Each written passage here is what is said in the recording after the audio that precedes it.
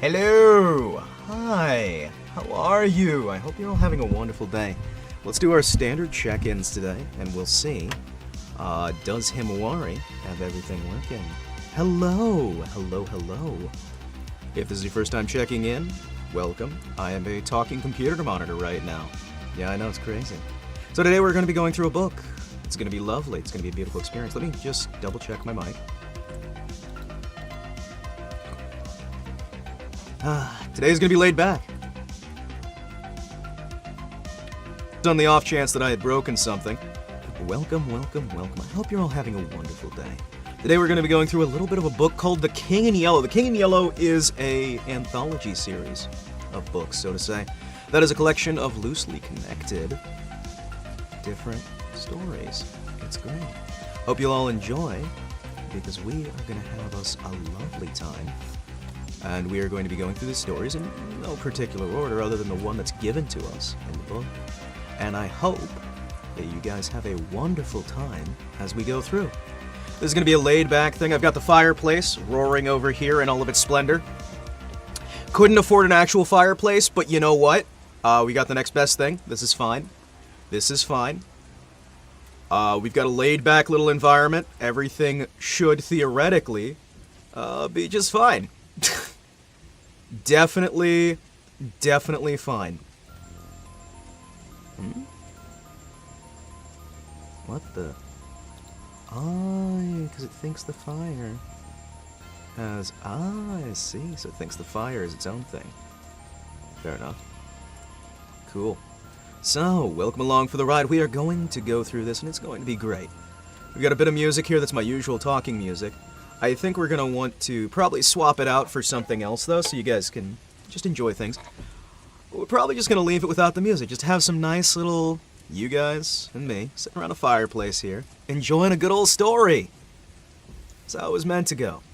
So, I've got right here the 1895 version of The King in Yellow, which should be good. Let's double check, make sure I'm live. I am live. Hello, I am live. How you are. How you are. This is what life is all about.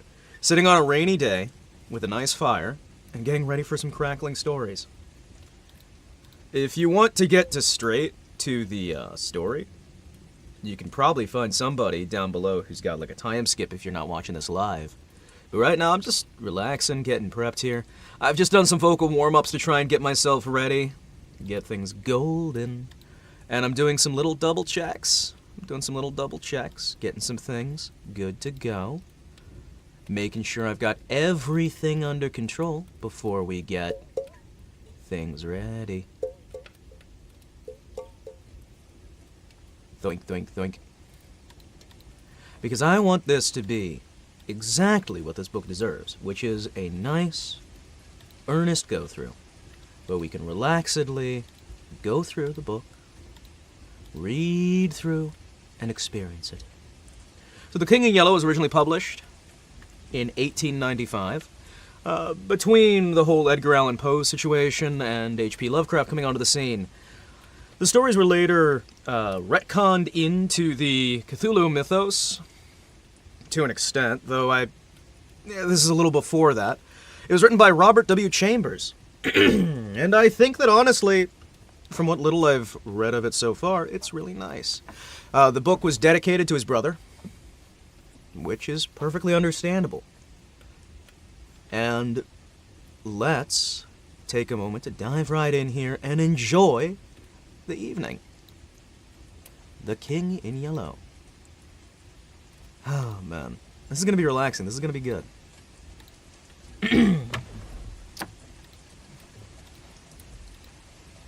Along the shore the waves break, the twin suns behind the lake, in shadows lengthen.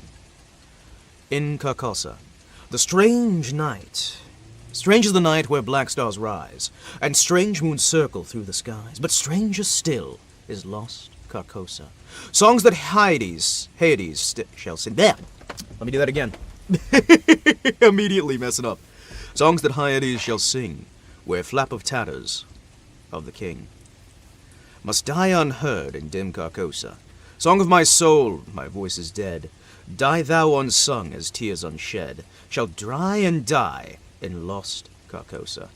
Casilia's song, in The King in Yellow. Act I, Scene 2. Act 1, Scene 2. The Repairier of Reputations. Don't read French, so that'll be fine. Towards the end of the year 1920, the government of the United States had practically completed the program.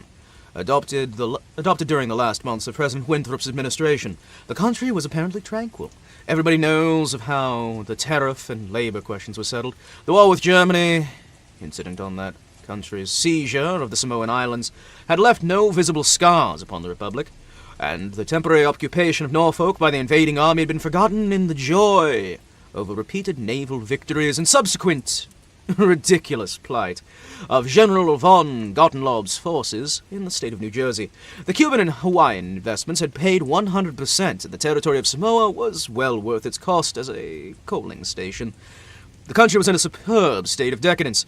Every coast city had been well supplied with land fortifications. The army, under the parallel eye of General Staff, organized according to the Prussian system, had been increased to 300,000 men, with a territorial reserve of 1 million. And 6 magnificent squadrons of cruisers and battleships patrolled the 6 stations of the navigable seas, leaving a steam reserve amply fitted to control home waters. The gentlemen from the West had at last been constrained to acknowledge that a college for the training of diplomats was a necessity, as law schools are for the training of barristers. Consequently, we were no longer represented abroad by incompetent patriots. The nation was prosperous. Chicago, for a moment paralyzed after a second great fire, had risen from the ruins. White Imperial and more beautiful than the whole city which had been built for its plaything in 1893. Everywhere good architecture was replacing bad, and even in New York a sudden craving for decency had swept through a great portion of the existing horrors. Streets had been widened, properly paved and lighted. Trees had been planted upon each corner, squares laid out, elevated structures demolished, and underground roads built to replace them. The new government buildings and barracks were fine bits of architecture, and the long system of stone quays, which completely surrounded the island, had been turned into parks, which provided a godsend to the populace. The subsidizing of the state theater and state opera brought its own reward. The United States Academy of Design was much like the European institutions of the same kind. Nobody envied the Secretary of Fine Arts, either his cabinet position or his portfolio. The Secretary of Forestry and Game Preservation had a much easier time, thanks to the new system of national mounted police. We'd profited well in the latest treaties with France and England. The exclusion of individuals as a measure of self-preservation. The settlement of the new independent state of Suwannee. The checking of immigration, the laws concerning naturalization, general centralization of power, and the executive all contributed to national calm and prosperity. When the government solved the Indian problem, and squadrons of cavalry scouts were substituted for pliable organizations, tackled onto the tail of skeletonized regiments of the former Secretary of War, the nation drew a long sigh of relief, when after the colossal Congress of religions, bigotry, and intolerance were laid in their graves, and kindness and charity began to draw warring sects together, many thought that the millennium had arrived, at least in the New World, which, after all, is a world all into itself. But self-preservation is the first law, and the states had to look on in helpless sorrow, as other nations, Germany, Italy, Spain, Belgium, writhed in the throes of anarchy, while Russia, watching from the Caucasus, stooped and bound them in, one by one. In the city of New York, the summer of 1899, it was signaled by the dismantling of the elevated railroads. The summer of 1900 will live on in the memories of the New York people for many a cycle. The Dodge statue removed in that year. In the following winter began the agitation for the repeal of laws prohibiting self-harm, which bore its final fruit in the month of April, 1920, when the first government lethal chamber was opened in Washington Square. I had walked down that day from Dr. Archer's house on Madison Avenue, where I began. It had been as a mere formality, really. Ever since that fall from my horse, 4 years prior, I had been troubled, at times, with pains in the back of my head and my neck. But now for months they had been absent, and the doctor sent me away, that day, saying there was nothing to be cured in me. It was hardly worth his fee to be told that. I knew it myself. Still, I did not begrudge him the money. What I minded was the mistake he'd made at first.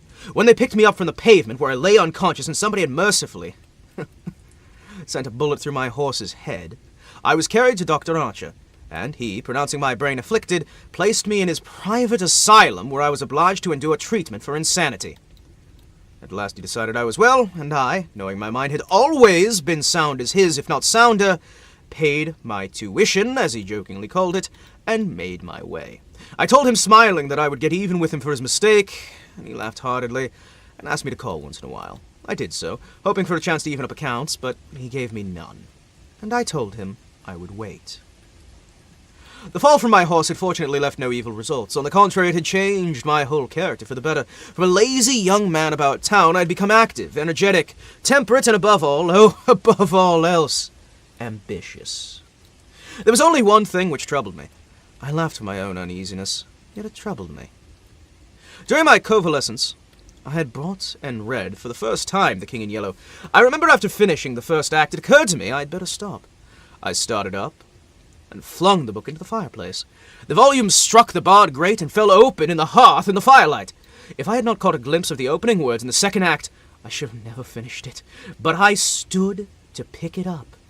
My eyes became riveted to the open page, and with a cry of terror, or perhaps it was joy, so poignant that I suffered in every nerve, I snatched the thing out of the coals and crept shaking to my bedroom, where I read it and reread it and wept and laughed and trembled with a horror which at times assails me of yet.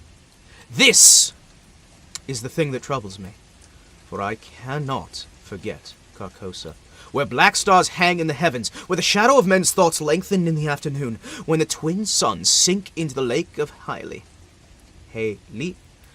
and my mind would bear forever the memory of the pallid mask. I pray God will curse that writer, as the writer has cursed this world with a beautiful serendipitous creation.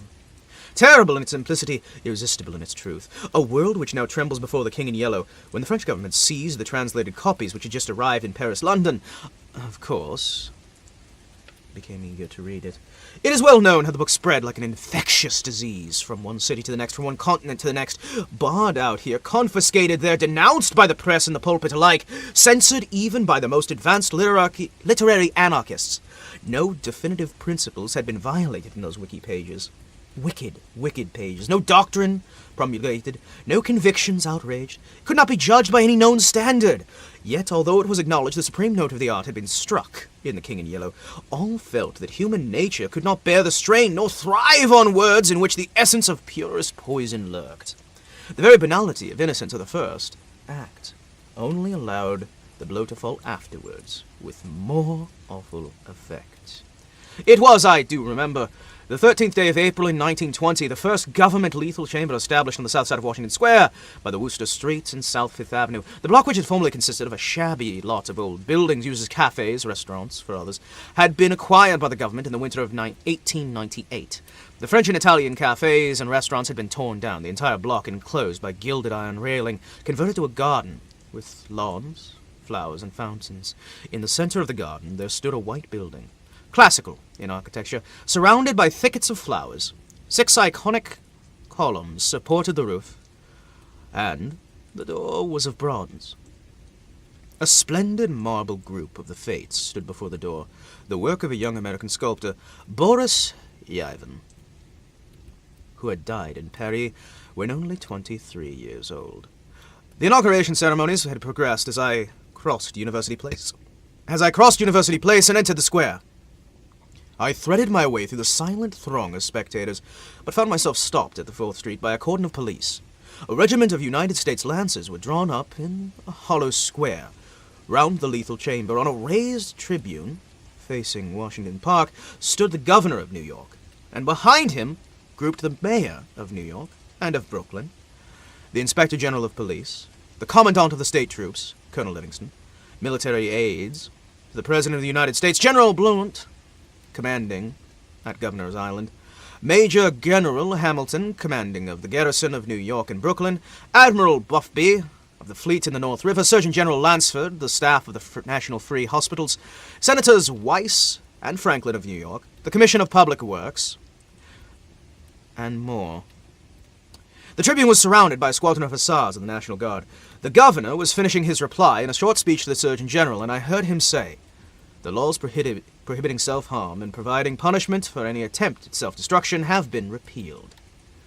The government has seen fit to acknowledge the right of man to end an existence which may become intolerable to him, though physical suffering or mental despair. Through physical suffering or mental despair. It is believed the community will be benefited by the removal of such people from their midst. Since the passage of this law, the number of incidents of such in the United States had not increased. Now, government is determined to establish a chamber in every city, every village, every place in the country. Remains to be seen whether or not that class of individuals whose desponding ranks, new victims of self-destruction, fall daily, will accept the relief thus provided. He paused. He turned to the wide lethal chamber.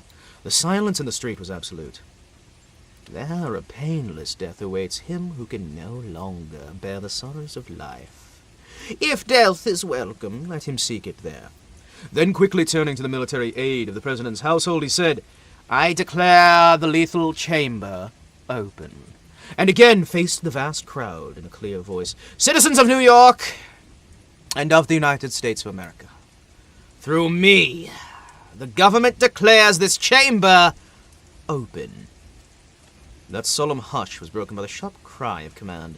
Squadrons of hussars filed after the governor's carriage. Lancers wheeled and formed along Fifth Avenue to wait for the commandant of the garrison. Mounted police followed them. I left that crowd to gape and stare at the white marble death chamber, and crossing Fifth Avenue, walked along the western side of the thoroughfare to Bleecker Street. Then I turned to the right and stopped before a dingy shop. It bore the sign, Harbrook, Armorer. I glanced in upon the doorway and saw Harbrook busy at his little shop at that end of the hall. He looked up, catching sight of me. He cried in that deep, hearty voice, "Come in, Mr. Castanar!" Ha ha! Constance's daughter rose to meet me as I crossed that threshold and held out her pretty hand, but I saw that blush of disappointment in her cheeks. I knew it was another one she'd expected. My cousin Louis. I smiled at her confusion and complimented her on the banner she was embroidering from a colored plate. Old Harbrook sat riveting. Riveting away the worn greaves of some ancient suit of armor, and the ting, ting, ting, ting of his little hammer sounded pleasanty in the quaint shop.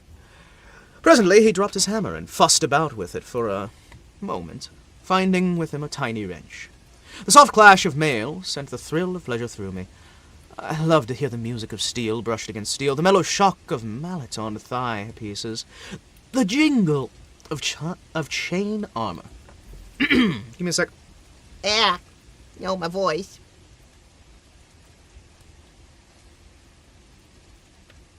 Had to cough. Give me a sec to get something to... Yeah.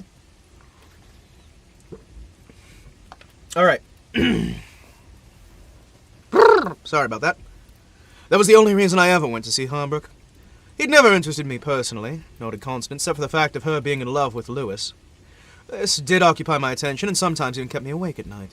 But I knew in my heart all would come all right, and I should arrange their future as I expected to arrange that of my kind doctor, John Archer.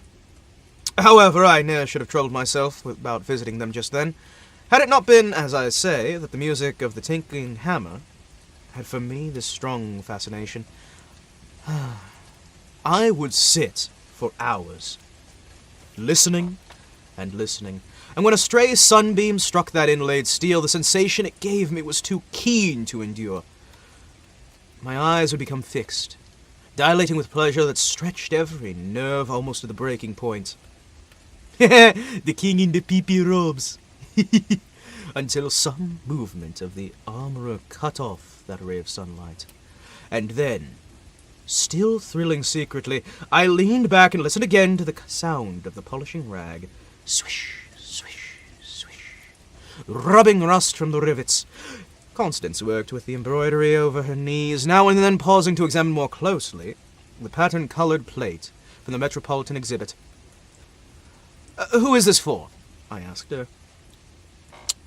Hawkbert explained that in addition to the treasures from the armorer in the Metropolitan Museum, of which he had been appointed the armorer, he had also had charge of several collections belonging to rich amateurs. This was the missing grave of a famous suit, which a client had traced to a little shop in Paris, on the Quai d'Orsay. He, Harburg, that is, had negotiated for it and secured the grave. Grieve, not grave, thank you. And now the suit was complete. He had lain down his hammer and read to me the history of the suit, traced from 1450, from owner to owner, till it was acquired by Thomas Stainbridge. When his superb collection was sold, the client of Harburg sought the suit. And since then, the search for the missing grieve had been pushed, until it was, almost by accident, located in Paris. Did you continue to search so persistently without any certainty of the grieve still even being in existence? I demanded of him. Well, of course, he replied coolly. Then for the first time I took a personal interest in Harburg. It was worth something to you, I ventured. No! My pleasure in finding it was my reward.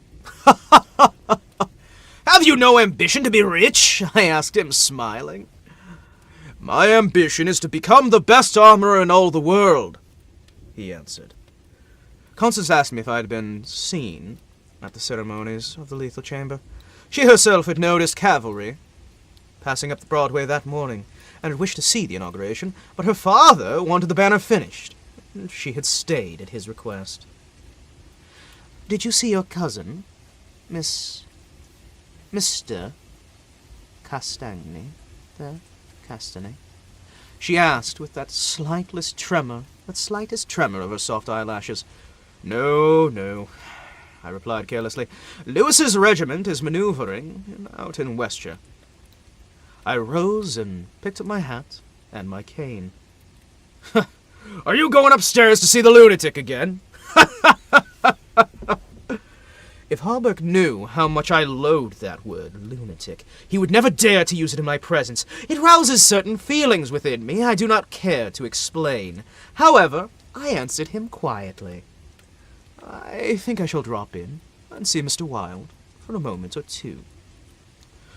Oh, poor fellow, said Constance, with a shake of her head.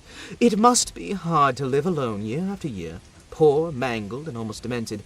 It is very good of you, Mr. Castagny, to visit him as often as you do. Oh, I think he's vicious, observed Harburg, beginning again with that hammer. I listened to that golden tinkle upon the grieve plates when he had finished. Finally did I reply, No, he is not vicious, nor is he in the least demented. His mind is a wonder chamber from which he can extract treasures you or I would give years of our lives to acquire.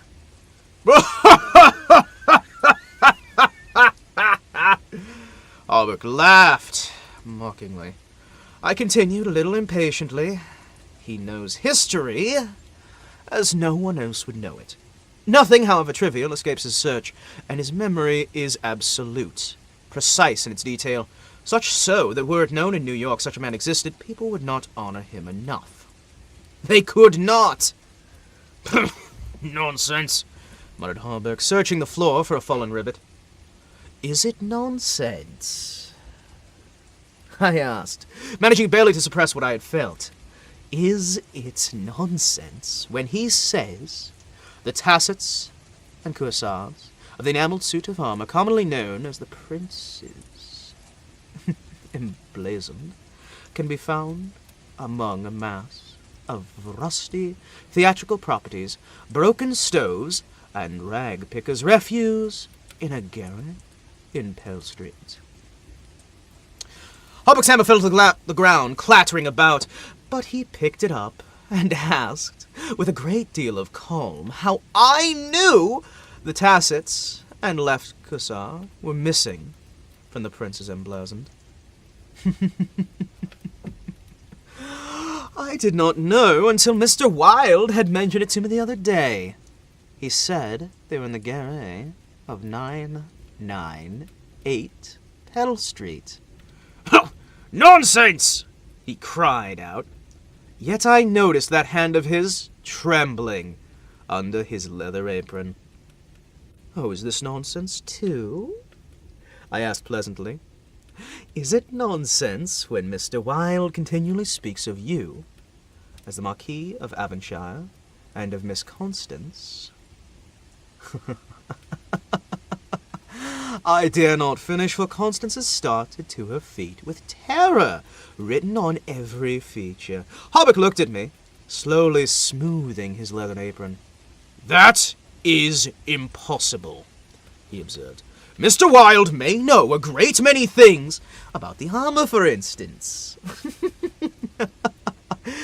And about the princes emblazoned." I interposed, smiling. "That's impossible. Yes, that's impossible. Yes," he continued quite slowly. "Yes. About armor also, maybe. But he's wrong in regard to the Marquis of Avonshire, who, as you know, killed his wife's trotter years ago and went to Australia, where he did not so long survive his wife." Mr. Wilde's wrong," murmured Constance, her lips blanched, but her voice sweet and calm. Yes. Yes.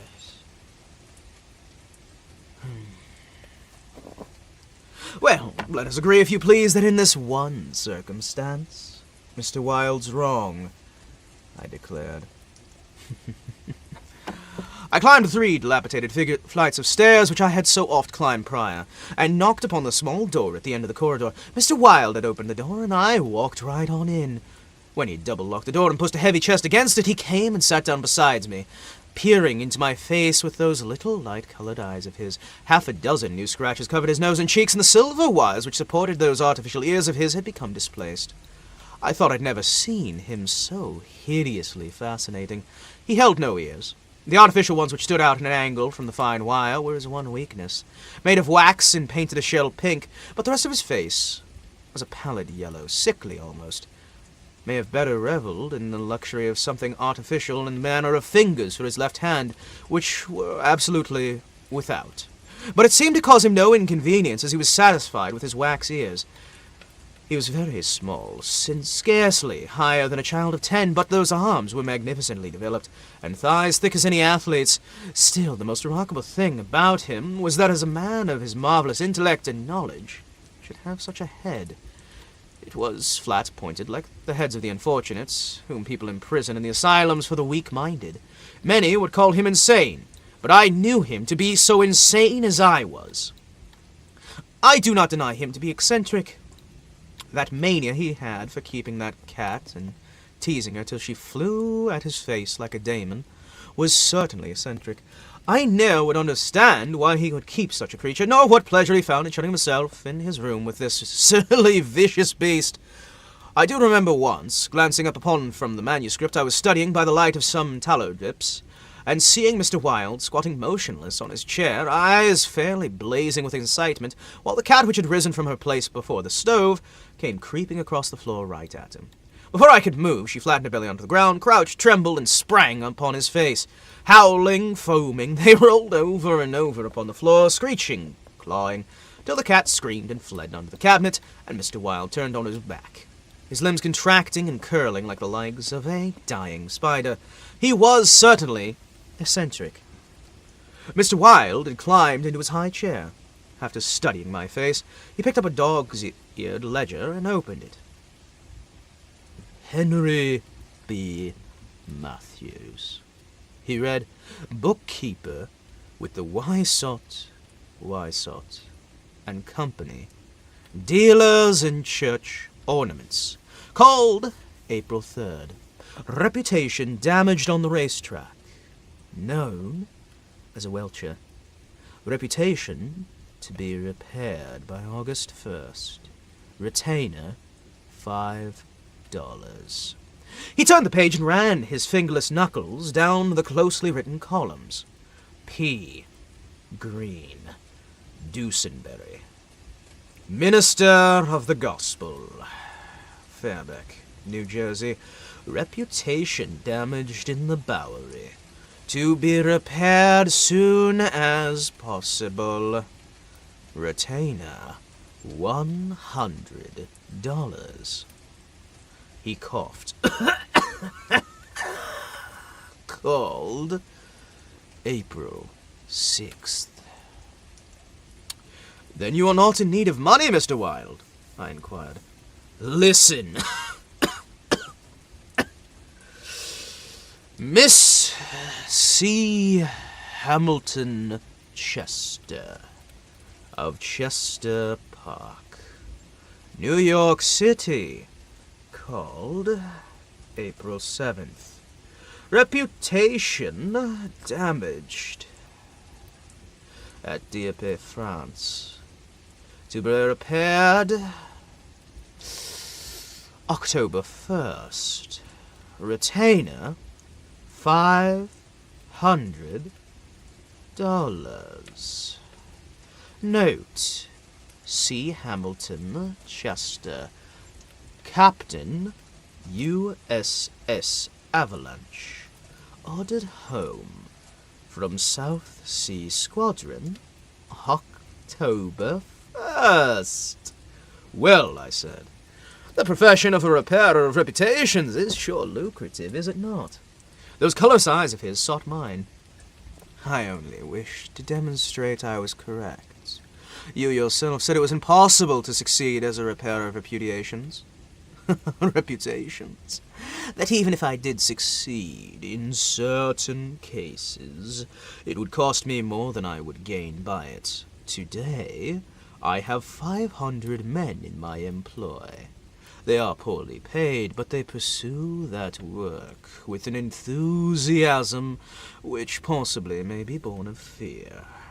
These men enter every shade and grade of society, some even pillars of the most exclusive of social temples, others the prop and pride of the financial world, still others hold undisputed sway amongst the fancy and the talent.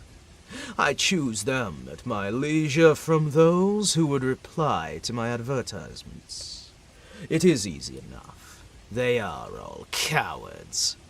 I could treble the number in 20 days if I wished. So you see, those who have in their keeping the reputations of their fellow citizens, I have in my pay.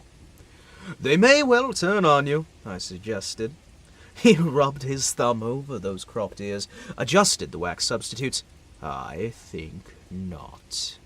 Murmuring to himself thoughtfully, I seldom need apply the whip, and then only once. Besides, they like their wages. And how do you apply the whip? I demanded. His face for a moment was awful to look upon, eyes dwindled to a pair of green sparks.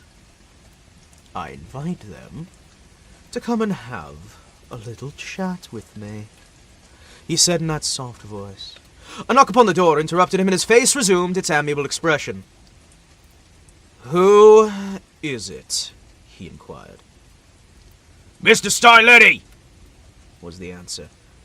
Come tomorrow, replied Mr. Wilde.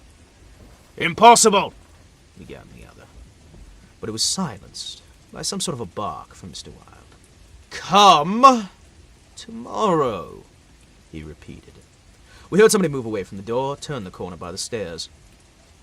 And who was that? Arnold Styletti, owner and editor-in-chief of the New York Daily.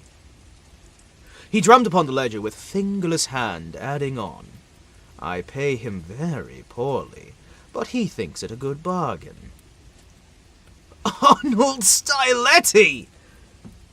Arnold Styletti! I repeated, amazed.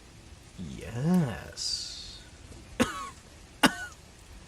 stated Mr. Wilde, with a self-satisfied cough. That cat which had entered the room as he spoke hesitated, looked upon him and snarled. He climbed down from the chair, squatting upon the floor, took the creature to his arms and caressed her. The cat ceased snarling and began a loud purring, seemingly increasing in timbre as he stroked her. Where are the notes? I asked. He pointed onto the table, and for the 100th time I picked the bundle of manuscript, entitled The Imperial Dynasty of America. One by one I studied upon the well-worn pages, worn only by mine own handing. And although I knew it all by heart from the beginning, read. When Fam Carcosa, the Hyades, Hosta, and Aldebaran. 2. Costany Louis Calvados, born December 19th, 1877. I read upon it with eager and rapt attention, pausing to repeat parts of it aloud, dwelling especially on Hildred de Calvados, only son of Hildred Costany and Edith Landis Costany, first in succession, etc., etc.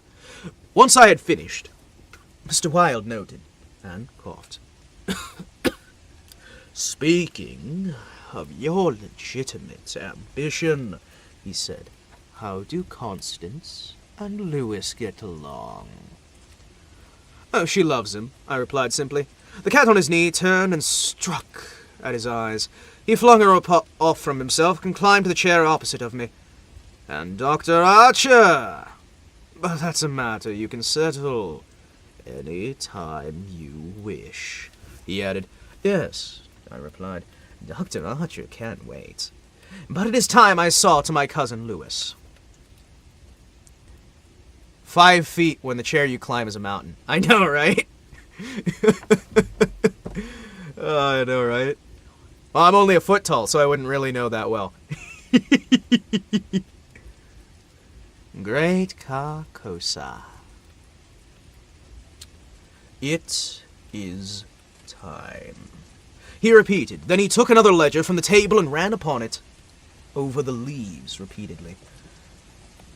We are now in communications with 10,000 men, he muttered upon himself. We can count on 100,000 within the first 28 hours. And in 48 hours the state will rise en masse. The country follows the state, and the portion that will not. To that I mean California and the Northwest.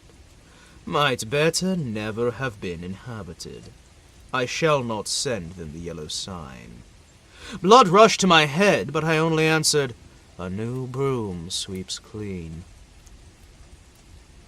The ambition of Kaiser and Napoleon pales before that which could not rest, till it had seized the minds of men, and controlled even their unborn thoughts, said Mr. Wilde. You are speaking of the King in Yellow, I groaned with a shudder. He is a king whom emperors have served. I am content to serve him, I replied. Yeah, it's a grand journey for you. I know, right? Like, I mean, it's like a 3 days journey to get to the top shelf. First I have to climb the chair. Then I have to climb towards the back of the chair. And that takes me like a day at least, right? To get to the top of the chair.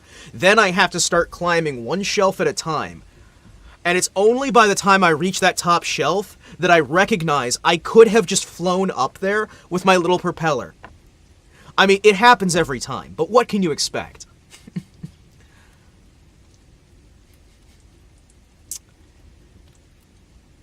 Surprised the hoverblades you have don't let you fully fly. They do. They do. They actually do.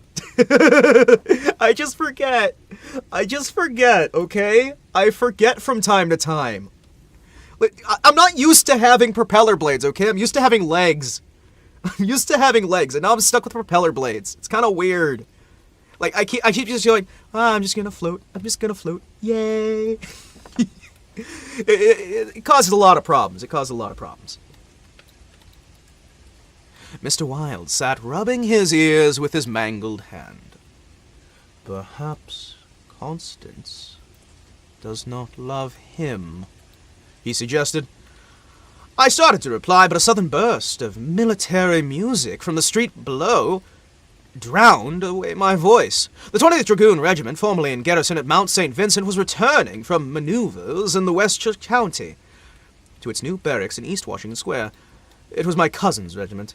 They were a fine lot of fellows in their pale blue, tight-fitting jackets, jaunty busbies, and white riding breeches with the yellow stripe, into which their limbs seemed molded. Every other squadron was armed with lances, from the metal points of which fluttered yellow and white pennons. The band passed, playing regimental march, then came the colonel and the staff, the horses crowding and trampling, while their heads bobbled in unison, and the pennons fluttered from their lance points. The troops who rode with the beautiful English seat looked down as berries from the bloodless campaign among the farms of Worcestershire, and the music of their sabres against the stirrups and the jingling of spurs and carbines was delightful to me. I saw upon Lewis, riding with his squadron. He was as handsome an officer as I have ever seen. Mr. Wilde, who had mounted a chair by the window, saw him too, but stated nothing. Lewis turned and looked straight upon Hawbuck's shop as he had passed, and I could see the flush on his brown cheeks. I think Constance must have been at the window. When last the troopers had clattered on by, and the last pennons vanished in towards South Fifth Avenue, Mr. Wilde clambered out from his chair and dragged upon the chest away from the door. "Yes," he said, "it is time that you saw your cousin Lewis." He unlocked the door, and I picked up my hat and stick, and stepped into the corridor. Those stairs were dark. Groping about, I set my foot upon something soft, which snarled and spit, and I aimed a murderous blow onto the cat, but my cane shivered to splinters against the balustrade, and the beast scurried back into Mr. Wilde's room. Oh, he attacks cats. What an ass. Don't fight the cat. Cats are lovely. Cats are lovely. Himawari's big dumb. Yeah, sometimes I am. One of these days I will borrow a full battle mech suit for you. Oh, that'd be so cool. That'd be so cool. I'd be so tall and awesome. He just broke his cane on a cat's skull. No, he missed the cat's skull and just slammed it against the banister, man. He went to hit the cat, missed, and just snapped his cane. Jerk had it coming, man. Cat's just like, now.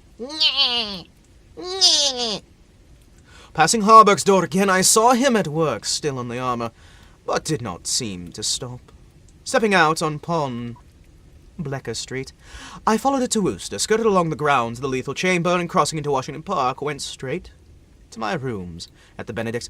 Here I launched comfortably, lunching away while reading the Herald and Meteor, and finally went to the steel safe inside of my bedroom, set the time combination. The 3¾ minutes which is necessary to wait while the time lock opens are to me golden moments. From the instant I set the combination to the moment where I grasp the knob and swing back those solid steel doors, I live inside the ecstasy of expectation. Those moments must be like moments passed in paradise. Oh, do I know what I am to find at the end of the time limit? I am well known of the massive safe's holdings, that which is secured for me alone, and upon the exquisite pleasure of wanting it's hardly enhanced. Once the safe opens, and thence I lift from its velvet crown a diadem of purest gold, blazoned with diamonds. I do this every day, and yet the joy of waiting and at last touching it again upon the diadem only seems to increase as these days pass. It is a diadem fit for a king amongst kings, an emperor amongst emperors. The king in yellow may scorn it, but it shall soon be worn by his royal servant. I held it inside of my arms till the alarm on the safe rang harshly, then tenderly, proudly, I replaced it and shut the steel doors. I walked slowly back into my study, which faces Washington Square, and leaned in upon the window sill. The afternoon sun poured inside of my windows. A gentle breeze stirred in the branches of the elms and the maples of the park, now covered with the buds of tender foliage. A flock of pigeons circled the tower of the Memorial Church, sometimes alighting on the purple-tiled roof, sometimes wheeling downward to the Lotto's fountain in front of the marble arch. The gardeners were busy with the flower beds around the fountain, and the freshly turned earth smelled sweet and spicy. A lawn-mower drawn by a fat white horse clanked across the garden square, and watering carts poured showers of spray over asphalt drives. Around the statue of Peter, which in 1897 had replaced the monstrosity supposed to represent Garibaldi, children played in the spring sunshine and nurse girls wheeled elaborate baby carriages with reckless disregard for the pasty-faced occupants, which could probably be explained by the presence of a half-dozen trimmed goon tupers languidly lolling about the benches. Through the trees, the Washington Memorial Arch glistened like silver in the sunshine, and beyond upon the eastern extremity of the square, the grey stone barracks of the dragoons and the white granite artillery stables were alive with colour and motion. More water. Man's a jerk, I'm telling you that right now. We need to, like, deal with this man. Give me a sec here. Yoink. Yoink. Egg.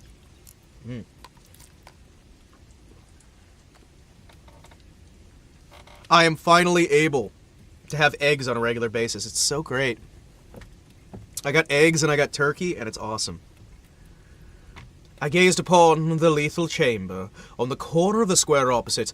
A few curious people still lingered about the gilded iron railing, but inside the grounds the paths were deserted. I watched the fountains ripple and sparkle. The sparrows had already found this new bathing nook, and basins were covered with the dusty feathered little things. 2 or 3 white peacocks picked their way across the lawns, and a drab-colored pigeon sat so motionless on the arms of one of those so-called fates, it seemed to be part of the sculptured stone. As I was turning carelessly away, a slight commotion in the group of curious loiterers around the gates attracted my attention. A young man had entered, and advancing with nervous strides along the gravel path which leads to the bronze doors of the chamber, he paused a moment before the fates, and as he raised his head to those 3 mysterious faces, that pigeon rose from its sculptured perch, circled about for a moment, then wheeled to the east. The young man pressed his hand to his face, then with an undefinable gesture, sprang up those marble steps, the bronze doors closed behind him, and half an hour later, the loiterers slouched away, and the pigeon returned to its perch in the arms of fate. I put upon me my hat, and went to walk the park, for a bit prior to dinner. As I crossed upon the central driveway, a group of officers passed, and of them one called out, "Hello there, Hildred!" and came back to shake hands with me.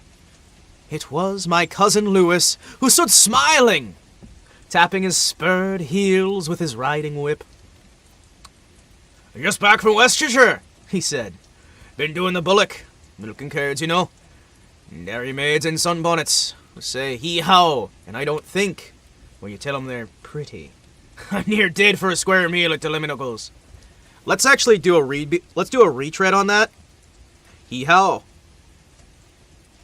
Hey-ow. Hey-ow. H-A-E-E-O-W. H-A-E... Let's try and read it with a New Yorker accent, since this is supposed to be in New York.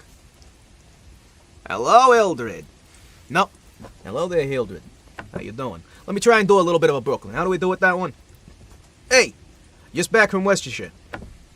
I've been doing the bullock. Bucolic. Milking curds, you know. Dairy maids in sunbonnets who say he-a-yow or whatever, you know. I don't think when you tell them they're pretty, you know. I'm nearly dead for a square meal at Delmonico's. So, what's the news?" "There is none," I replied pleasantly. "I saw your regiment coming in this morning." "Hey, did you? I didn't see you. Where were you?" "In Mr. Wilde's window." "Oh, hell. Come on! That man's stark mad. I don't understand. Why the fuck you..."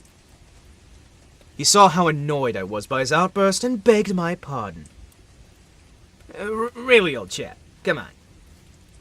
I don't mean to run down a man you like, you know. But for the life of me, I can't even see what the deuce you find in common with Mr. Wilde. He's not well-bred, put it generously, hideously deformed. He's got that sort of head that's kind of that criminally insane style, you know what I mean? Listen, you know him, you know yourself, he's been in the asylum. So have I." Lewis was startled and confused for a moment, but recovered, and then slapped me hardly on the shoulder. "You were completely cured." But I stopped him again. I suppose you mean I was simply acknowledged to have never been insane. Of course. It's what I meant. It's what I meant. I disliked his laugh because I knew it was forced. But I nodded gaily and asked him where he was going. Lewis looked after his brother officers, who had now almost reached Broadway. We'd intended the sample Brunswick cocktail, you know. Tell you the truth, I was just anxious for an excuse to go see Harbuck instead. Come along, I'll make you my excuse. We found old Harbuck, neatly attired in a fresh spring suit, standing at the door of his shop and sniffing upon the air.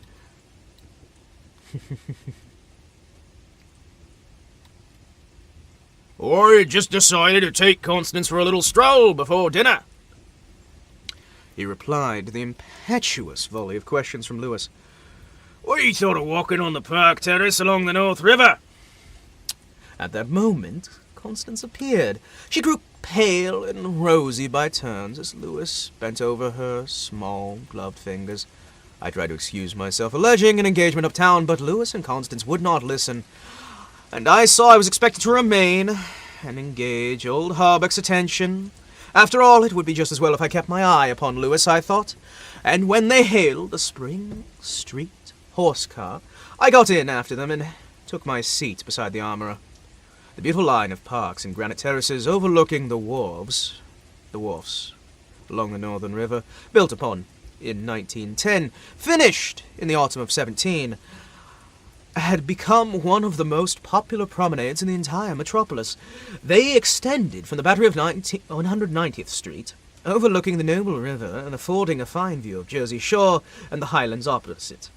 Cafes and restaurants were scattered here and there among the trees, and twice a week military bands from the garrison played in the kiosks and parapets. Hey, I'm walking here! Hey! Everyone else is like really posh, and they're really like great. His brother the soldier says, "Hey, what the fuck you talking about? Hey, I'm in the military! What the hell?" I'm butchering this poor story. It deserves so much more reverence.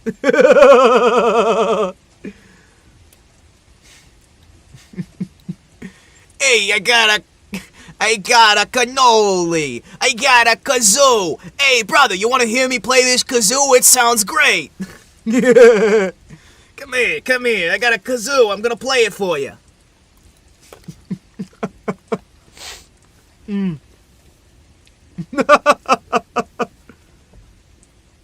Hey, come on. You want a kazoo? It'll be great. No, I do not want a kazoo, good sir. I do not want a kazoo. Thank you. Hey, give me a second to fix one quick thing that I've just noticed is busted.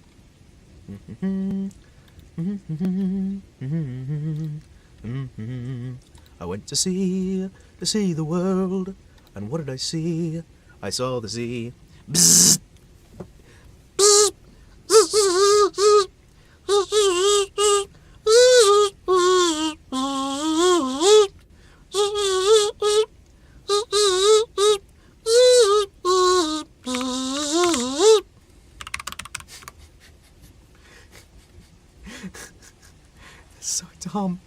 It's so dumb. I love it.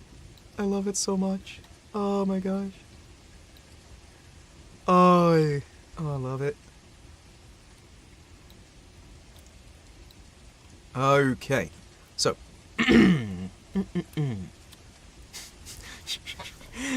I love that idea so much. Sorry. I had to fix a thing real quick.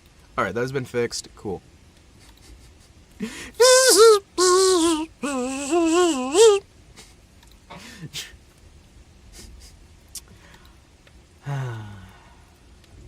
We sat down in the sunshine on the bench.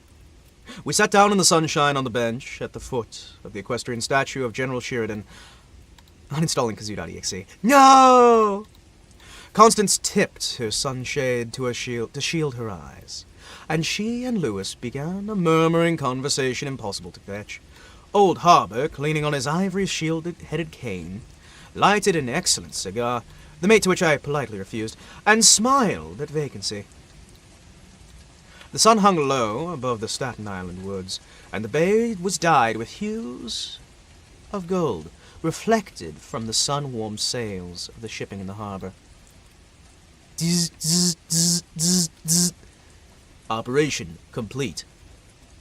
Our base is under attack. Nuclear launch detected. Low power. Harvester lost. Wait, no! We just uninstalled the kazoo! What's he doing? No! What's he doing? No!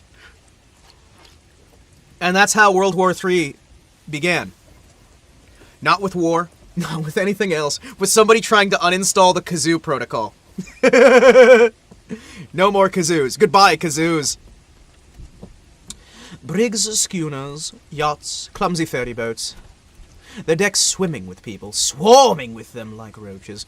Railroad transports carrying lines of brown, blue, and white freight cars, stately sound steamers, the-class tramp steamers, coasters, dredgers, scows, and everywhere, pervading the entire bay, impudent little tugs, puffing and whistling away officiously. These were the craft which churned the sunlight water as far as the eye could reach. In calm contrast to the hurry of sailing vessel and steamer, a silent fleet of white warships lay motionless in midstream.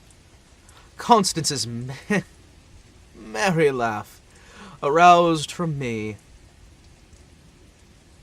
reverie. "What are you staring at?" she inquired. "Nothing. The fleet." I smiled. Then Lewis told us what the vessels were, pointing out each by its relative position to the old fort on Governor's Island. "Hey, that little cigar-shaped thing, that thing's called a torpedo boat," he explained. "There's 4 more lying close together. Those ones, those are the Tarpon, Falcon, Seaflax, and the Octopussy. You know what I'm talking about? The gunboats, right? The gunboats are the Princeton, Champlain, Stillwater, and the Erie. Like the Erie, you know, like the lake, right? And next to them lies the cruisers, Farragut, and the Los Angeles. Above them's the battleship California and the battleship Dakota. And, of course, the Washington, which is a flagship, right? Those 2 squatty-looking chunks of metal, those ones which are anchored off there, off the coast of Castle William, right? Those are the double-turreted monitors, the Terrible and the Magnificent. Behind them, that's the Ram, the Osceola. Constance looked upon him with a deep approval in those beautiful eyes of hers. "What loads of things you know for a soldier," she said, and we all joined in the laugh which followed. Presently Lewis arose, with a nod to us, and offered his arm to Constance, and they strolled away along the river wall. Hawberk watched them for a moment, then turned unto me. "Mr. Wilde was right," he said.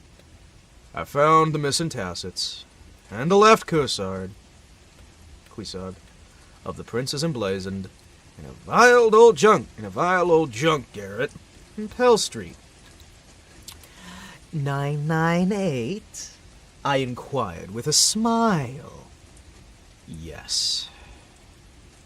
"Mr. Wilde is a very intelligent man," I observed. "I want to give him the credit of this most important discovery," he continued, "and I intend it shall be known he is entitled to the fame of it." "He won't thank you for that," I answered sharply. "Please just say nothing about it." "Do you know what it is worth?" said Hawberk. No, $50 perhaps." "It's valued at over 500, but the owner of the Princess Emblazoned will give $2,000 to the person who completes his suit. That reward also belongs to Mr. Wilde." "He doesn't want it! He refuses it!" I answered angrily, furious. "What do you know about Mr. Wilde? He doesn't need the money. He's rich, or rather will be, richer than any living man except myself. What will we care for money then? And what will we care, he and I, when... "When what?" demanded Hawberk, astonished. "Oh, you will see. You will see," I replied, on my guard once more. He looked at me narrowly, much so as Dr. Archer used to. and I knew he thought me to be mentally unsound. Perhaps it was fortunate for him he did not use the word lunatic just then.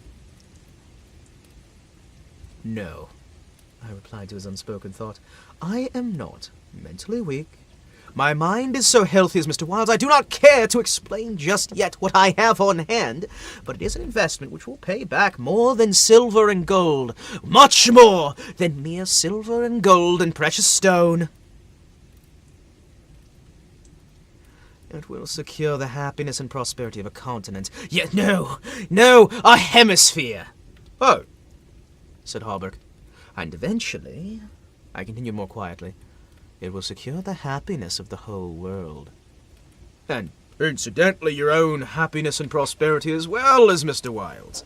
Exactly. I smiled, but I could have killed him in that moment for taking that tone. He looked upon me in silence for a while, and then said very gently, Why don't you give up your books and studies, Mr. Caston? Take a tramp along the mountains. Somewhere or another. You used to be fond of fishing. Take a cast or two with the trout and wranglies. I don't actually care for fishing anymore, I answered without a shade of annoyance in my voice. We'll see. In real life, usually results in absolutely nothing or a straight bank robbery. Yeah, it could be either. Let's be honest. We don't know, man. We don't know. You used to be so fond of everything, he continued. Athletics, yachting, shooting, riding. I have not cared to ride since my fall, I said quietly. Ah, yes, your fall. He dare not look at me. He looked away. I thought this nonsense had gone far enough, so I brought the conversation back to Mr. Wilde.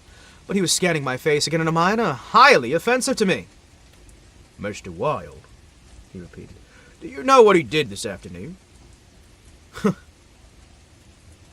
Came downstairs, nailed a sign over the hall door next to mine, which read, Mr. Wilde, repairer of reputations, third bell. Do you know what a repairer of reputations can be? I do. Oh, he said again. Oh, sorry, let me see this one. Do you know what a repairer of reputations can be? I do. I replied, suppressing that rage, building evermore the moment within me. Oh, he said again. Louis and Constance came strolling by and stopped to ask if we would join them. Hawberk looked upon his watch. At the same moment, a puff of smoke shot from the casemates of Castle Willem, and the boom of the sunset gun, rolled across the water and was re-echoed from the highlands opposite. The flag came running down from the flagpole, the bugles sounded upon the white decks of the warships, and the first electric light sparked out from the Jersey shore. As I turned to the city with Hawberk, I heard Constance murmur something to Louis, which I did not understand, but Louis whispered, My darling. Sorry, let me do that properly. But Louis whispered, Hey, my darling! Oh, that one was bad. No, I could do a better one. But Louis whispered, My darling, darling, darling, darling mine, in reply. Hey, how you doing, darling? Hey, I'm kissing your hand here. Yeah, that's him whispering. He just gets really loud when he whispers. He doesn't really understand the concept of whispering. He just gets loud. And again, walking ahead with Hawberk, I saw a square. With Hawberk through the square, I heard a murmur of sweetheart. And my own Constance. And I knew the time had finally arrived when I should speak of important matters with my cousin Louis.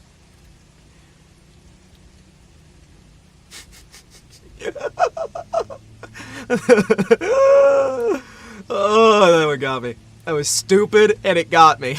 Hey, darling! Hey! Hey! Hey, darling! One morning early in May, I stood before the steel safe inside of my bedroom, trying on that gold and jeweled crown. The diamonds flashed fire as I turned to the mirror, the heavy beaten gold burning like a halo about my head. I remembered Camilla's agonized scream, and the awful words echoing through the dreamily lit streets of Carcosa. They were the last lines in the first act, and I dared not think of what followed, dared not even in the spring sunshine.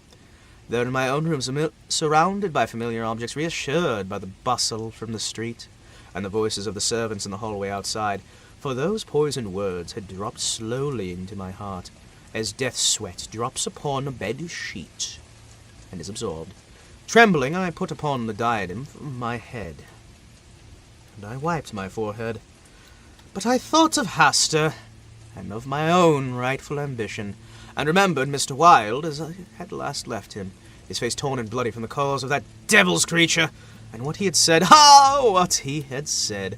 The alarm bell in the safe began to whirl harshly, and I knew my time was up, but I would not heed it. Replacing the flashing circlet upon my head, I turned defiantly to the mirror, stood for a long time absorbed in the changing expression of my own eyes. The mirror reflected a face like my own, but whiter, so thin I hardly recognized it, and all the time I kept repeating between my clenched teeth, "The day has come! The day has come!" while the alarm of the safe whirred and clamored, and the diamonds sparkled and flamed above my brow. I heard the door open, but did not heed it. It was only when I saw two faces in the mirror. I heard the door open, but I did not hear it. It was only once I saw two faces in the mirror, only when another face rose over my shoulder, and two eyes met mine. I whirred like a flash and seized the long knife from my dressing table. And my cousin sprang back, very pale, crying, "Hildred!" Sorry. "Hildred, for God's sake!" Then as my hands fell, he said, It's I. It's Louis. You know me?" I stood silent, could not have spoken for my life. He walked up, took the knife from my hand. What is all this?" Hey, what is all this?" he inquired in a gentle voice. Are you ill?" No, I replied. I doubt if he heard me. Come on, old fellow. Take off the brass crown, title in the study. You going to a masquerade? Well, it's with a theatrical tinsel, anyway." I was glad he thought the crown was made of brass and paste, yet I did not like him any better for thinking so. I let him take it from my hand, knowing it was best to humor him. He tossed the splendid diadem in the air, catching it, and turned, smiling to me. "It's dear at 50 cents. What's it for?" I did not answer, but took the circlet from his hands, placed it in the safe, and shut the steel door. The alarm ceased its infernal din at once. He watched upon me curiously, but did not seem to notice the sudden ceasing of the alarm. He did, however, speak of the safe as a biscuit box. Fearing lest he might examine the combination, I led the way into my study. Oh, he's crazy! He's crazy. He's got a biscuit tin, and he thinks he's got, like, a really cool safe. And the crown's made of nothing.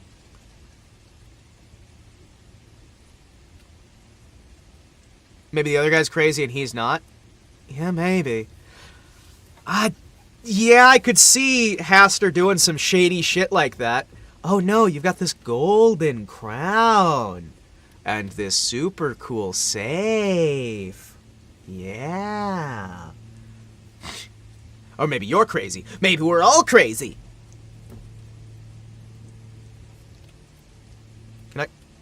Just for once, can you stop mowing the second I do this? Seriously. I swear, the other day, right? The other day, I lost so much sleep and so much time. So I normally wake up at about 3 in the morning and start my day, right? Okay, that's fine. The King in Yellow makes me think of a King of Rags. Yeah.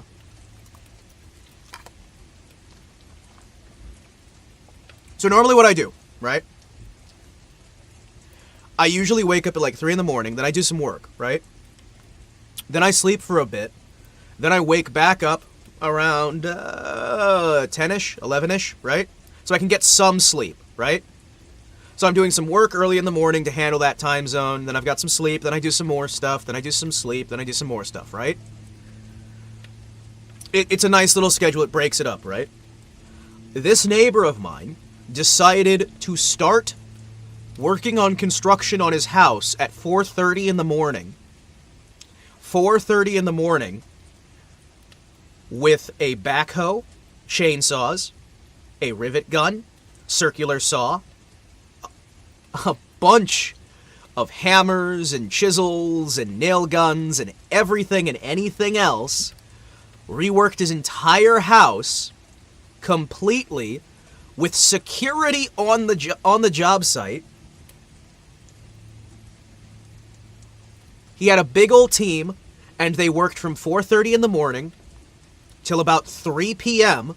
when my stream starts. So I had no sleep yesterday. I had like no sleep for yesterday. So yesterday's stream, I had like 0 sleep, and I was running on lemon juice, iced coffee, and Spite. Today, he's using his massive lawnmower. Massive lawnmower.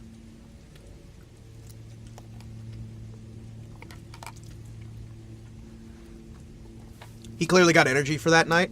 Yeah. Now he's got his big old lawnmower, which, despite the fact I'm in a lightly soundproof studio, is loud enough that it's picking up on my microphone. Ah, it's beautiful. It's beautiful. It's amazing. It's phenomenal.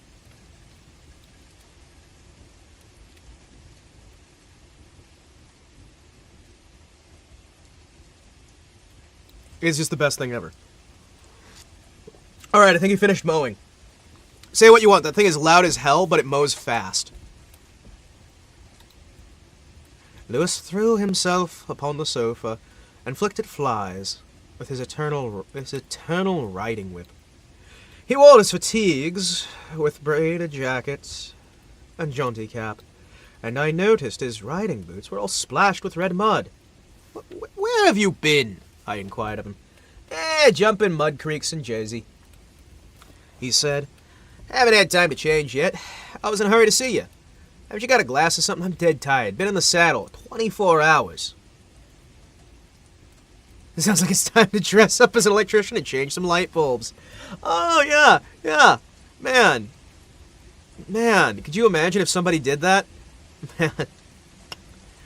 Jeez.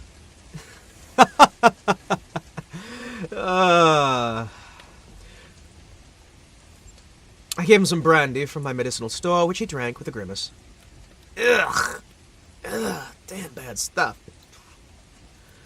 I'll give you an address where they sell brandy that's actually brandy. It's good enough for my needs, I said indifferently. I use it to rub my chest with. He stared and flicked at another fly. See here, good fellow, I've got something to suggest to you. It's 4 years now you've shut yourself up here like an... Oh, wait, no. He began, not I began. Hey, see here, good fellow, okay? I got something to suggest for you. 4 years now, you shut yourself up here like an owl. You never go anywhere, you never talk, take any healthy exercise, never do a damn thing but pore over the books up there on the mantelpiece. He glanced over the row of shelves. Napoleon. For heaven's sake, do you got nothing but Napoleon there? Hey, more Napoleon. You're not losing an inch every time you wake up. I'm not stealing your pieces. Gaslighting isn't real. You monster. How could you?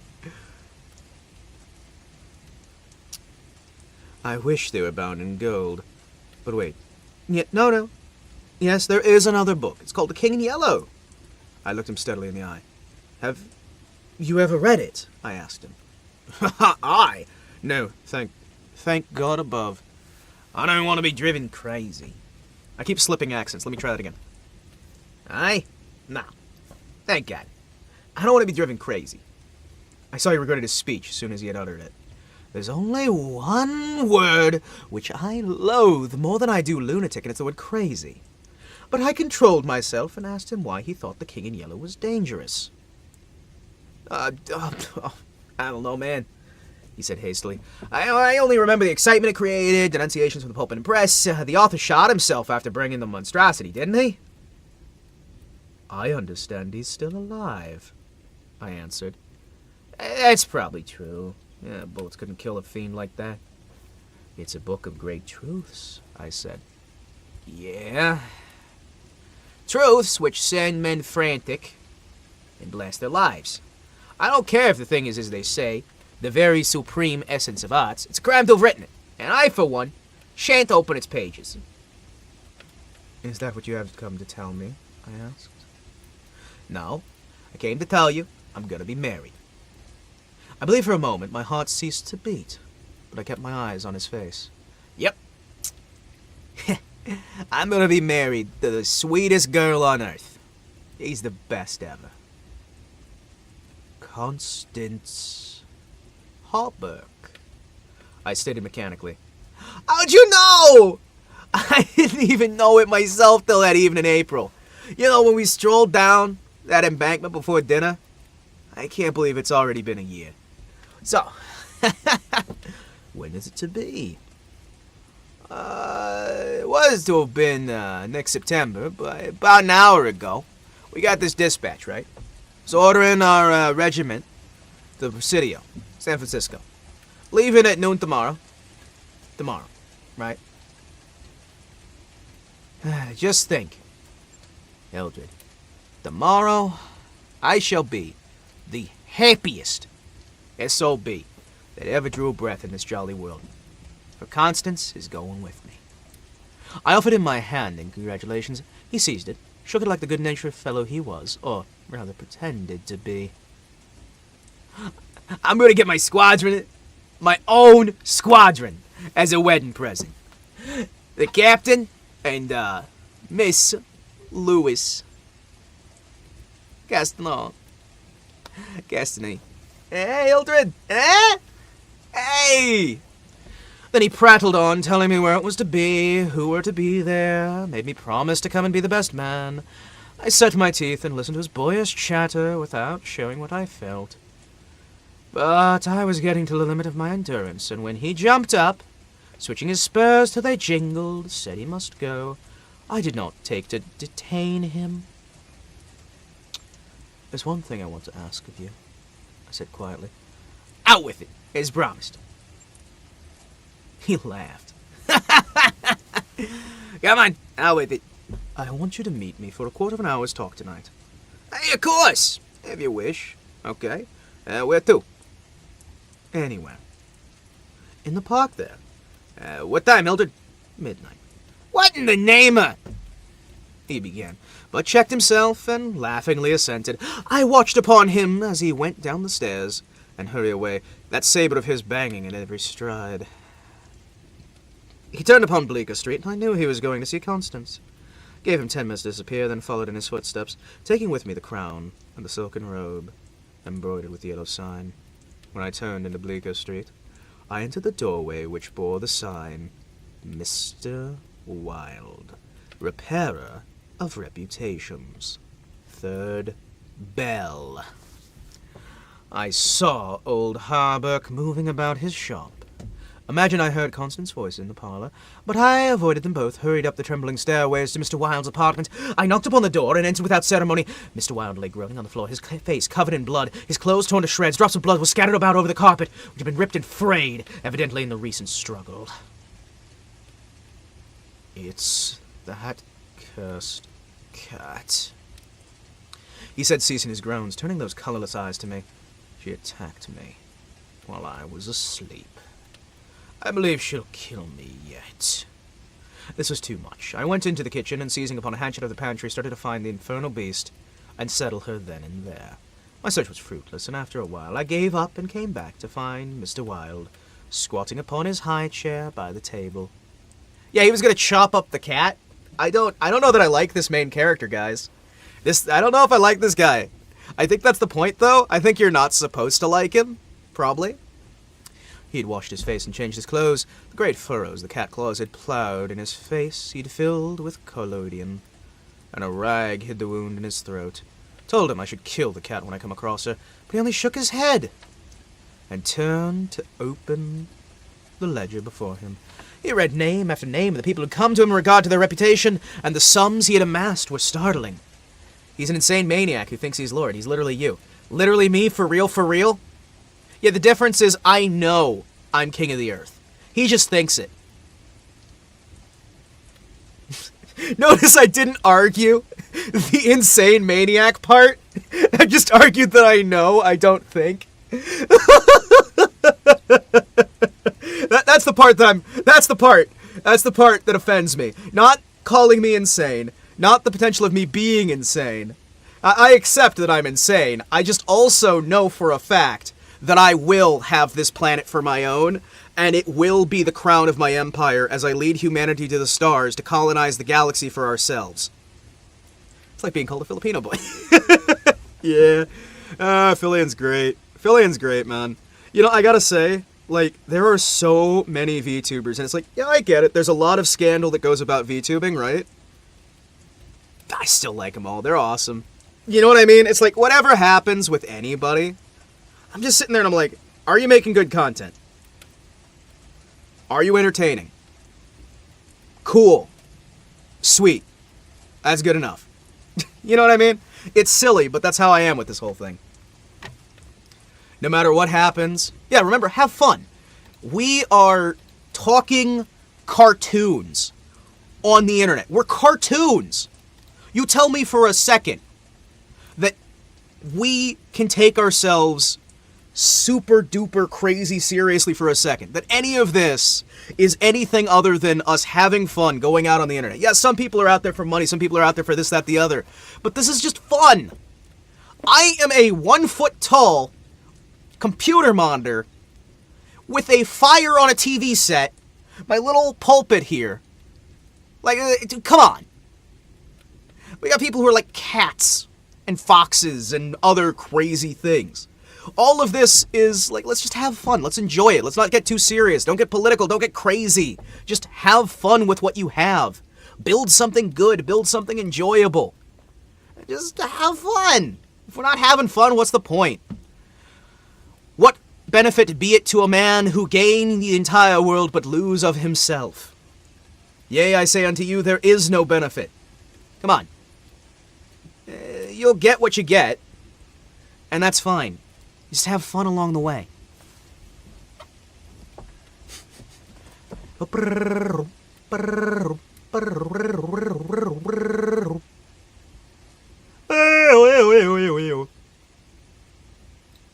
Yeah, it will get better. It always gets better. I put on the screws now and then. Sorry, let me read that properly. I put on the screws now and then, he explained. One day or another, one of these people, some of them maybe, even will assassinate you, I insisted. Do you think so?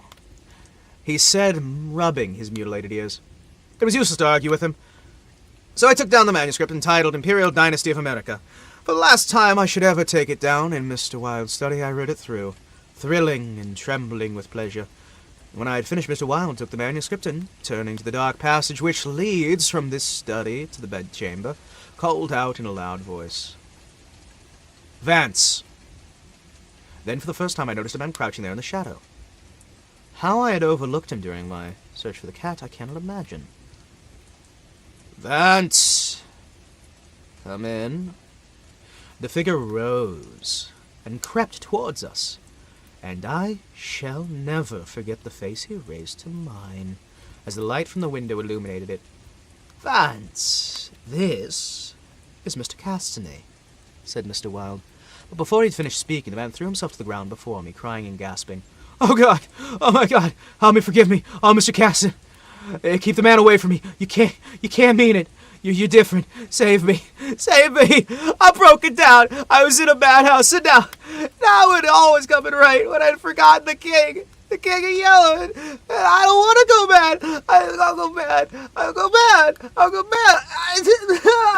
mad. His voice died into a choking rattle, for Mr. Wilde leapt on him, and his right hand encircled the man's throat. Vance fell to a heap on the floor. Mr. Wilde clambered nimbly into his chair again, rubbing those mangled ears of his with the stump of his hand, turned to me, and asked for the ledger.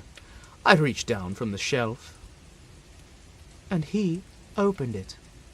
After a moment searching among the beautifully written pages, he coughed complacently and pointed the name Vance. Vance. Osgood Oswald Vance. At the sound of his name, the man on the floor raised his head and turned a convulsed face to Mr. Wilde, his eyes injected with blood, his lips tumefied. Called April 28th, continued Mr. Wilde. Occupation, cashier in the Seaforth National Bank. Has served a term of forgery at Sing Sing, from whence he was transferred to the asylum for the criminally insane. Pardoned by the governor of New York. Discharged from the asylum January 19th, 1918. Reputation damaged at Sheepshead Bay. Rumors he lives beyond his income. Reputation to be repaired at once. Retainer 1,500.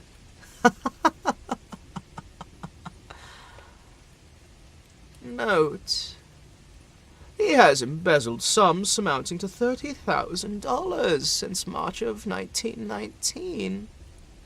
Excellent family. Secured present position through his uncle's influence. Father, president of Seaforth Bank. I looked upon the man on the floor. Get up, Vance, said Mr. Wilde in a gentle voice. Vance rose as if hypnotized.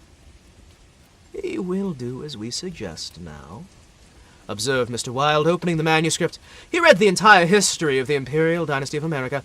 Then, in a kind, soothing murmur, he ran over the important points with Vance, who stood like one stunned.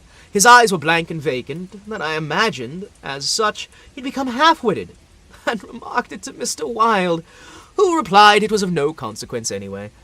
Very patiently we pointed out to Vance that his snare in the affair... what his snare in the affair would be, and he seemed to understand it for a while, at the very least. Mr. Wilde explained the manuscript using several volumes on heraldry to substantiate the result of his researches. He mentioned the establishment of the dynasty in Carcosa, the lakes which connected Hasta, Aldebaran, and the mystery of the Hades, spoke of Cassillida and Camilla, and sounded the cloudy depths of Demihe, and the lake of Haley. The scalloped tatters of the King in Yellow must hide. The scalloped tatters of the King in Yellow must hide ye till forever, he muttered. But I do not believe for an instant Vance had heard him. Then by degrees he led Vance along the ramifications of the imperial family, to Uhot and Tale, from Neotalba, and the Phantom of Truth, to Aldonis. Then, tossing aside the manuscript and notes, began the wonderful story of the last king. Fascinated and thrilled, I watched upon him. He threw back his head, his long arms outstretched in a magnificent gesture of pride and power, and his eyes blazoned deep within their sockets as two emeralds. Vance listened stupefied. As for me, when last Mr. Wilde had finished, and pointing to me, cried, "The cousin of the king!" My head swam with excitement. Hey! The cousin of the king. Huh. Who's his cousin? Who's the actual king? Not our crazy guy. Whoops. He's gonna be second fiddle, baby. You're being used, bucko. Controlling myself with superhuman effort, I explained to Vance why I alone was worthy of the crown, and why my cousin must be exiled or died. I made him understand my cousin must never marry, even after renouncing all his claims. How the least of all he should marry the daughter of the Marquis of Albanshire, and bring England to the question. I showed him a list of thousands of names Wilde had drawn up. Every man whose name was there received the yellow sign, which no human being dared discard. The city, the state, the whole land were ready to rise and tremble before the pallid mask. Here's the thing. King only applies to those who win, not to those with the right. True. Yes, you are correct. All you have to do is be the one who's left. Winners are not who's right, but the ones who are left. When all the shooting stops, you can rewrite it so you always had the right. Just how it works.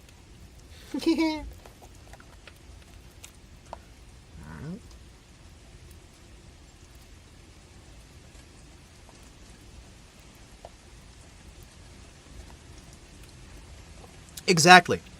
You can always retcon it to say that you always had the right. There's a line from Send the Marines by Tom Lear.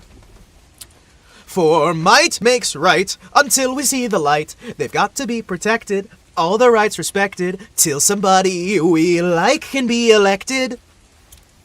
The time had come.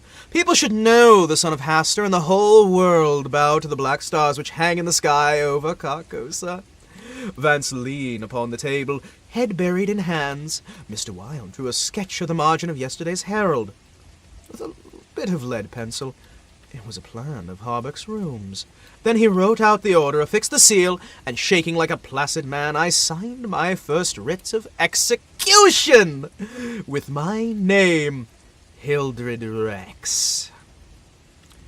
Mr. Wilde clambered to the floor and unlocked the cabinet, took a long square box from the first shelf.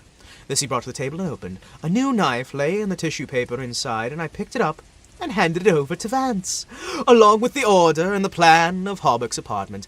Then Mr. Wilde told Vance he could go, and off he went, shambling upon like an outcast of the slums. I sat for a while, the daylight fade behind the square tower of the Judson Memorial Church, and finally, gathering upon my manuscript and notes, took upon my hat and started for the door. Mr. Wilde watched me in silence. When I had stepped in the hall, I looked back, his small eyes still fixed on me. Behind him the shadows gathered in the fading light. I then closed the door behind me and went out into the darkening streets. I had eaten nothing since breakfast, but for a fact I was not hungry. A wretched half-starved creature who looked across the street at the lethal chamber noticed me and came upon me to tell me a tale of misery. I granted to him money, I do not know why, and he went without thanking me. Hour later another approached and whined his story, had a blank bit of paper in my pocket which was traced to the yellow sign, handed upon it to him. He looked at it stupidly for a moment, then with an uncertain glance, folded it with exaggerated care, and placed it inside of his bosom. The electric lights sparkled among the trees, and the new moon shone in the sky above the lethal chamber. It was so tiresome waiting upon the square. I wandered from the Marble Arch to the artillery stables, then back again to the lotus fountain. The flowers and grasses exhilarated the fragrance which troubled me. The jet of the fountain played in the moonlight, and the musical splash of falling drops reminded me of the tinkle of chained mail in Harbuck's shop. It was not so fascinating, and the dull sparkle of moonlight on the water brought no such sensation of exquisite pleasure as when the sunshine played over that polished steel of a corselet upon Harbuck's knee. I watched the bats darting and turning above the water plants in the fountain basin, but their rapid, jerky flight set my nerves upon edge, and I went again to walk aimlessly to and fro among the trees. The artillery stables were dark, but in the cavalry barracks the officers' windows brilliantly lighted, and the sallyport was constantly filled upon by the troopers in fatigue, carrying straw and harness and basket filled with tin dish. Twice the mounted sentry at the gates was changed as I wandered up and down the asphalt walk. Looked upon my watch, and it was nearly time. The eyes in the barracks went out one by one.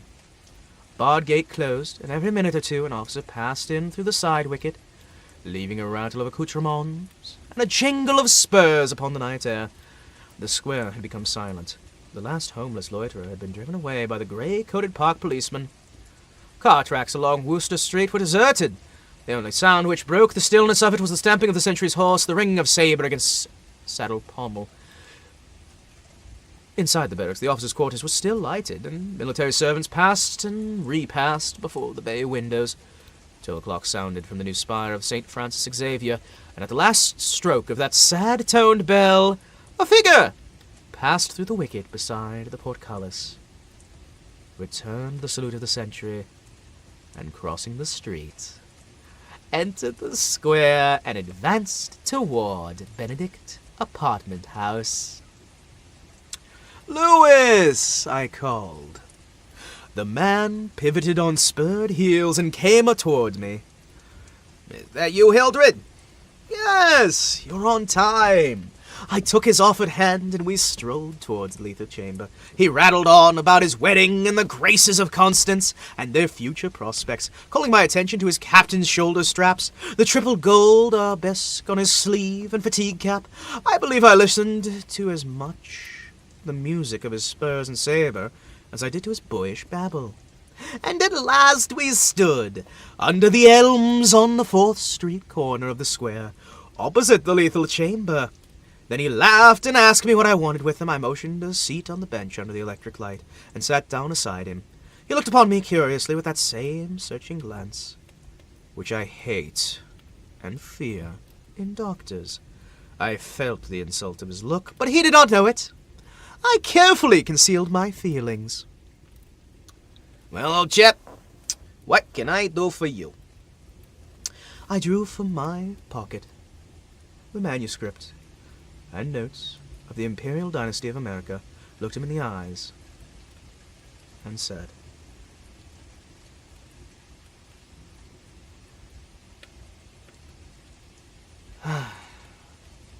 "I will tell you. On your word as a soldier, promise me to read this manuscript beginning to end, without asking a question. Just read the notes in the same way, and listen to what I have to say later." "Oh, I promise if you wish it," he said pleasantly. I promise if you wish it," he said pleasantly. "Give me the paper, Hildred." He began to read, raising eyebrows with a puzzled, whimsical air, which made me tremble with suppressed anger.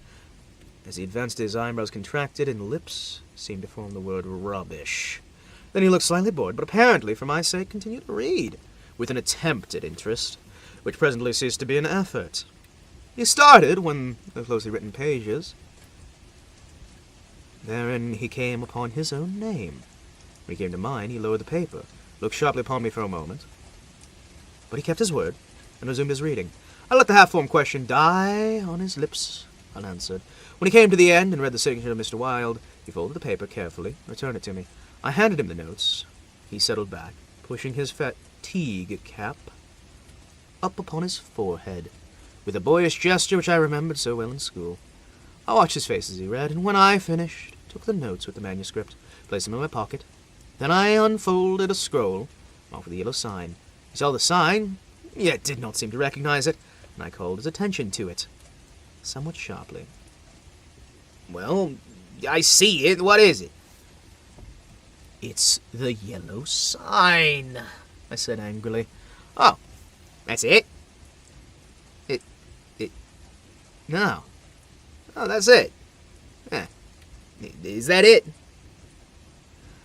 Louis spoke in that flattering voice Dr. Archer used to employ with me, and probably would have employed again had I not settled his affair for him. I kept that rage down, unanswered, steadily as possible. "Listen, have you engaged your word?" "Hey, I'm listening, old chap," he replied smoothingly. I began to speak very calmly. Dr. Archer, having by some means become possessed of the secret of the imperial succession, attempted to deprive me of my right, alleging that because of a fall from my horse 4 years ago I had become mentally deficient, presumed to replace me under restraint in his own home in hopes of either driving me insane or poisoning me. I have not forgotten it. I visited him last night, and I assure you the interview was final. Lewis turned pale and didn't move. All the color drained from his face. I resumed triumphantly. There are yet 3 people to be interviewed in the interest of Mr. Wilde and myself. They are my cousin Lewis, Mr. Harbuck, and his daughter Constance.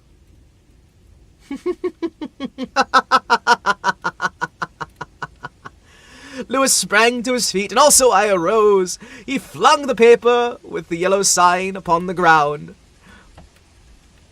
No, I don't need that to tell you what I have to say.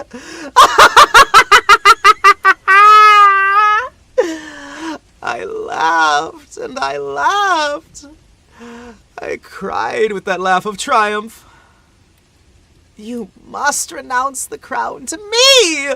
Do you hear? To me! Yes! Lewis looked at me with a startled air, but recovering himself, he said kindly, yeah, of course I renounce the, what was it I renounce?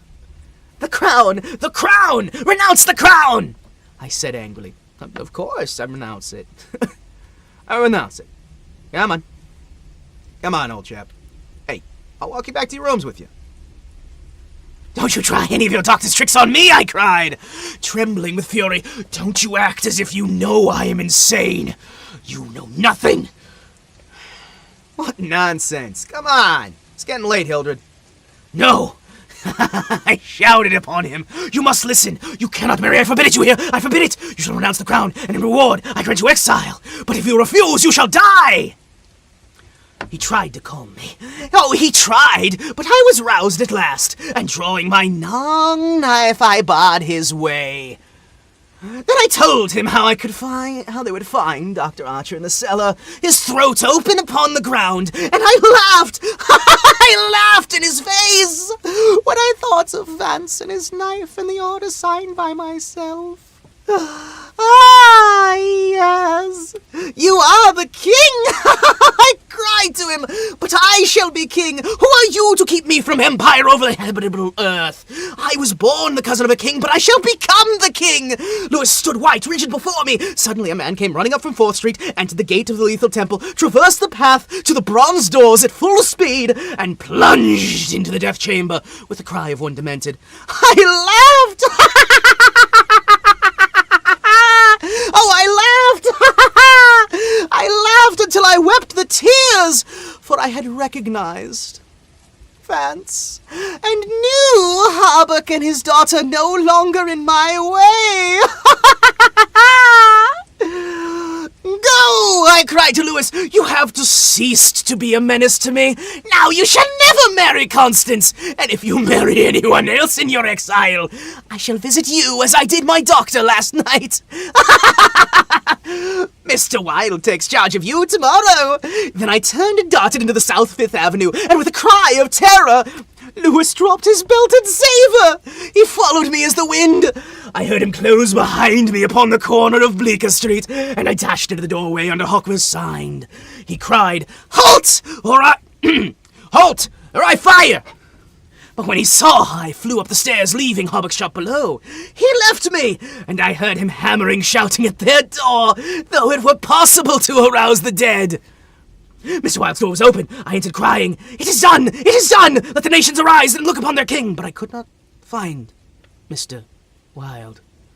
So I went to the cabinet, took the diadem from its case, and I drew on the white silk robe embroidered with the yellow sign, and placed the crown on my head. At last I was king. King by my right and Hasta. King because I knew the mystery of Hyades, and my mind had sounded the depths of the lake of Hyley. I was king. The first great pencilings of the dawn would raise a tempest which would shake 2 hemispheres. Then as I stood, every nerve pitched to the highest tension. I was faint with the joy and splendor of my thought. Without, in the dark passage, a man groaned. I seized the tallow dip and sprang to the door. That cat passed me as a demon, and the tallow dip went out. My long knife flew swifter than she, and I heard her screech. I knew my knife had found her. For a moment I listened to her trembling, thumping about in the darkness. Then, when her frenzy ceased, I lit the lamp and raised it above my head. Oh, Wild lay on the floor with his throat torn clean open. At first I thought he dead, but as I looked upon him, a green sparkle came to his sunken eyes. Mutilated hand trembled, and a spasm stretched from his mouth. One ear to the other. By the way, we are reading The King in Yellow. It's great, it's so much fun. For a moment, my terror and despair gave place to hope.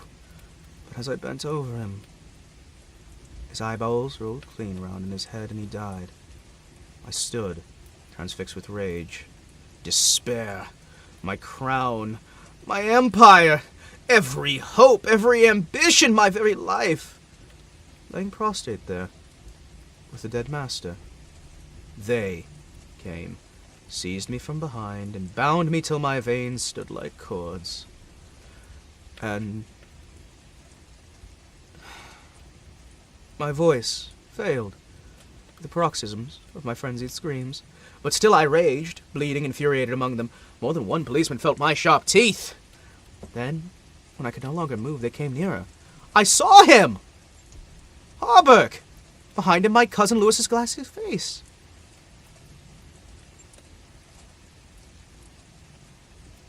And further away in the corner, a woman, Constance, weeping softly. Ah, I see it now! I shrieked. You have seized the throne of the Empire. Woe! Woe to you who are crowned with the king! In Yellow's crown. Yeah. That's how that story ends. Man went insane. The guy who was leading him died to his cat. He stabbed a cat. And then was locked in the asylum for the criminally insane. Yep. He's the king of the asylum, boys. He's the king of the asylum. Man, that goes insane near the end. All right, the next one of the short stories is The Mask. I say short stories, but that one was actually pretty decently length. I'm the king of the asylum, and you're all dirty assholes. Himawari Joker arc? I mean, it could be.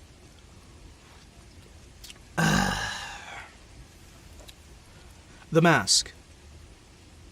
This shiv makes me king, exactly. I got a shiv. Guys, have you not seen my shiv?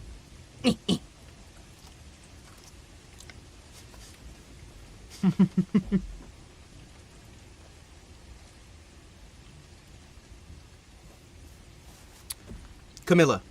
You, sir, should unmask. Stranger. Indeed. Casilda. Indeed, it is time. We have all laid disguise aside, but you. Stranger. I wear no mask. Camilla, terrified, aside to Casilda. No mask! No mask! Although I knew nothing of chemistry, I listened fascinated. He picked up an Easter lily, which Genevieve had brought down that morning from Notre Dame. He dropped it into the basin. Instantly the liquid lost its crystalline clearness. For a second, the lily was enveloped in a white milk foam. About white as milk. It disappeared, leaving the fluid opalescent. Changing tints of orange and crimson played over the surface. Then what seemed to be a ray of pure sunlight struck through the bottom where the lily was resting. At the same instant, he plunged his hand into the basin and drew out the flower. Oh, there's no danger, he explained. If you choose the right moment, that golden ray is the signal. He held the lily towards me, and I took it in my hand. Turned to stone, purest marble. You see, he said, it is without flaw. What sculptor could reproduce it? The marble was white as snow, but in its depths the veins of the lily were tinged with palest azure, and a faint flush lingered deep in its heart. Don't ask me the reason for that. He smiled, noticing my wonder. I have no idea why the veins and heart are tinted, but they always are. Yesterday I tried one of Genevieve's goldfish. There it is. The fish looked if it was sculptured by marble. But if you held it in the light, The stone was veined, beautifully so, with a faint blue. Somewhere within there was a rosy light, as the tint which slumbers in an opal. I looked into the basin, and once more it was filled with the purest crystal, clear as could be.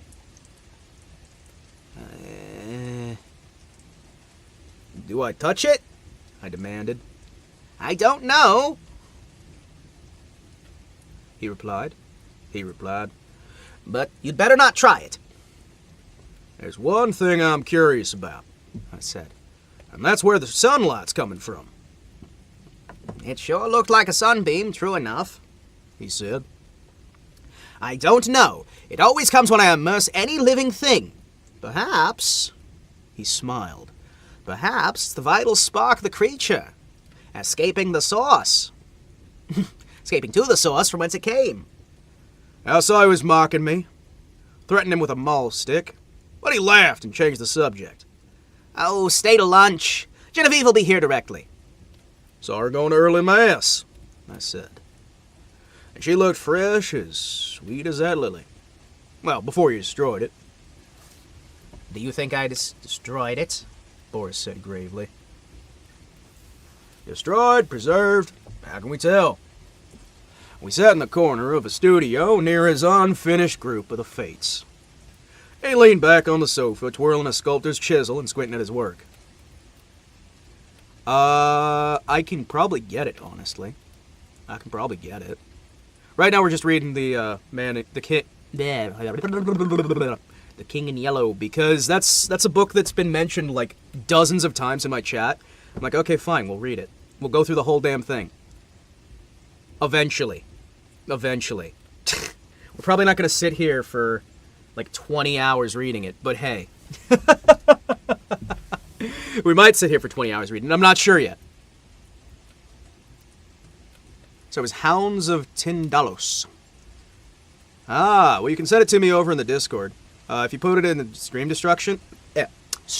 discussion, I'll be able to get around to it. I'm going to be doing more of these like reading streams where we just read stories. It'll be nice. We got the fire over there. We got the rain outside. Yeah, all good. I'm going to turn up the background noise a little bit. Hope you guys don't mind. Yep.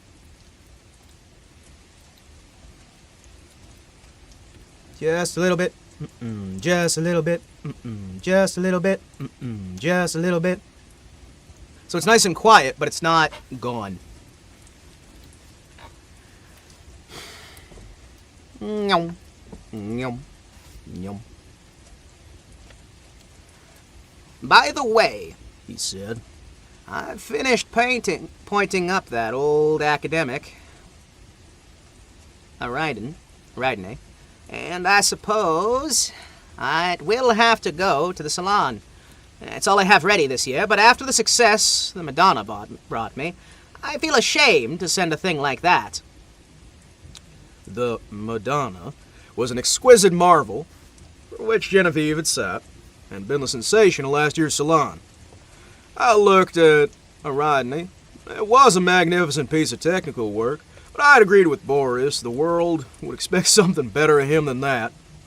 Still, it's impossible to think of finishing in time for the salon, that splendid, terrible group of half-shrouded in the marble. Those fates would have to wait. We were proud of Boris. Ivan, he was great. Claimed him and he claimed us on the strength of his having been born in America, though his father was French and his mother was Russian. Every one of the Beaux Arts called him Boris, yet there were only two of us who addressed him in the same familiar way. Jack Scott and myself. Perhaps my being in love with Genevieve had something to do with his affection for me. Not had ever been acknowledged between us. After all was settled, he told me with tears in her eyes it was Boris who she loved. I went over to his house, congratulated him. Perfect cordiality of that interview didn't deceive either of us. Always believed, oh, to one at least, it was great comfort. Don't think he and Genevieve ever spoke of the matter together, but Boris knew. Genevieve was lovely. Madonna-like purity of her face might have been inspired by the Sanctus in the Gonads Mass, but I was always glad when she changed that mood for what we called her April maneuvers. She's often as variable as an April day. In the morning grave, dignified and sweet. At noon, laughing, capricious at evening. Do whatever one least expected. I preferred her, so rather than that Madonna-like tranquility which stirred the depths of my heart, I was dreaming of Genevieve when he spoke again. Well, what do you think of my discovery, Alec? Well, I think it'd be wonderful. I shall make no use of it, you know, beyond satisfying my own curiosity so far as may be, and the secret will die with me. Well, that'd be quite the blow to sculpture, wouldn't it? Painters lose more than we ever gain by photography. Boris nodded. Boris nodded at me. He was playing with the edge of that chisel. This new vicious discovery would corrupt the world of art. No, I shall never confide the secret to anyone, He said slowly. It would be hard to find anyone less informed about such phenomena than myself. But, of course, I'd heard of mineral springs so saturated with silica the leaves and twigs which fell in them was turned to stone after a time. I dimly comprehend the process, how silica replace vegetable matter atom by atom, the result being a duplicate of the object in stone. I confess, though, the whole thing never interested me greatly. Well, as for the ancient fossil, ugh, those fossils disgusted me. Boris, though, he was curious instead of repulsed. He investigated the subject, accidentally just stumbled on a solution which, attacking the immersed object with a ferocity unheard of, in a second did the work of years. That's all I could make out of the strange story he'd been telling me. He spake again after a long silence. I am almost frightened when I think of what I have found. Scientists would go mad over the discovery. It was so simple, too. It discovered itself. When I think of those formulae, and that new elemental precipitated in the metallic scales... What new element, Doc? Oh, I haven't thought of naming it, and I don't believe I ever shall. There are enough precious metals now in the world to cut throats over. I pricked up my ears. You struck gold, Boris? No, better. But see here, Alec. He laughed and started up. You and I have all we need in this world. Ah, how sinister and covetous you look already. I laughed too and told him I was devoured by the desire for gold, and we better talk of something else. So when Genevieve came in short after, we turned our backs on alchemy. Genevieve found herself dressed in silver gray from head to foot, light glinting along them silver curves of her fine, fair hair. As she turned her cheek to Boris, and she saw me, returned my greeting. She never failed to blow me a kiss on the lips of her white fingers prior, and I complained of the omission. Well, she smiled and held out her hand, dropped almost before it touched mine. And then she said, looking at Boris, You must ask Alec to stay for luncheon. This was also something new. She always asked me herself until today. I did, said Boris shortly. And you said yes, I hope. She turned to me with a charming conventional smile. Might have been an acquaintance the day before yesterday. I made her a low bow.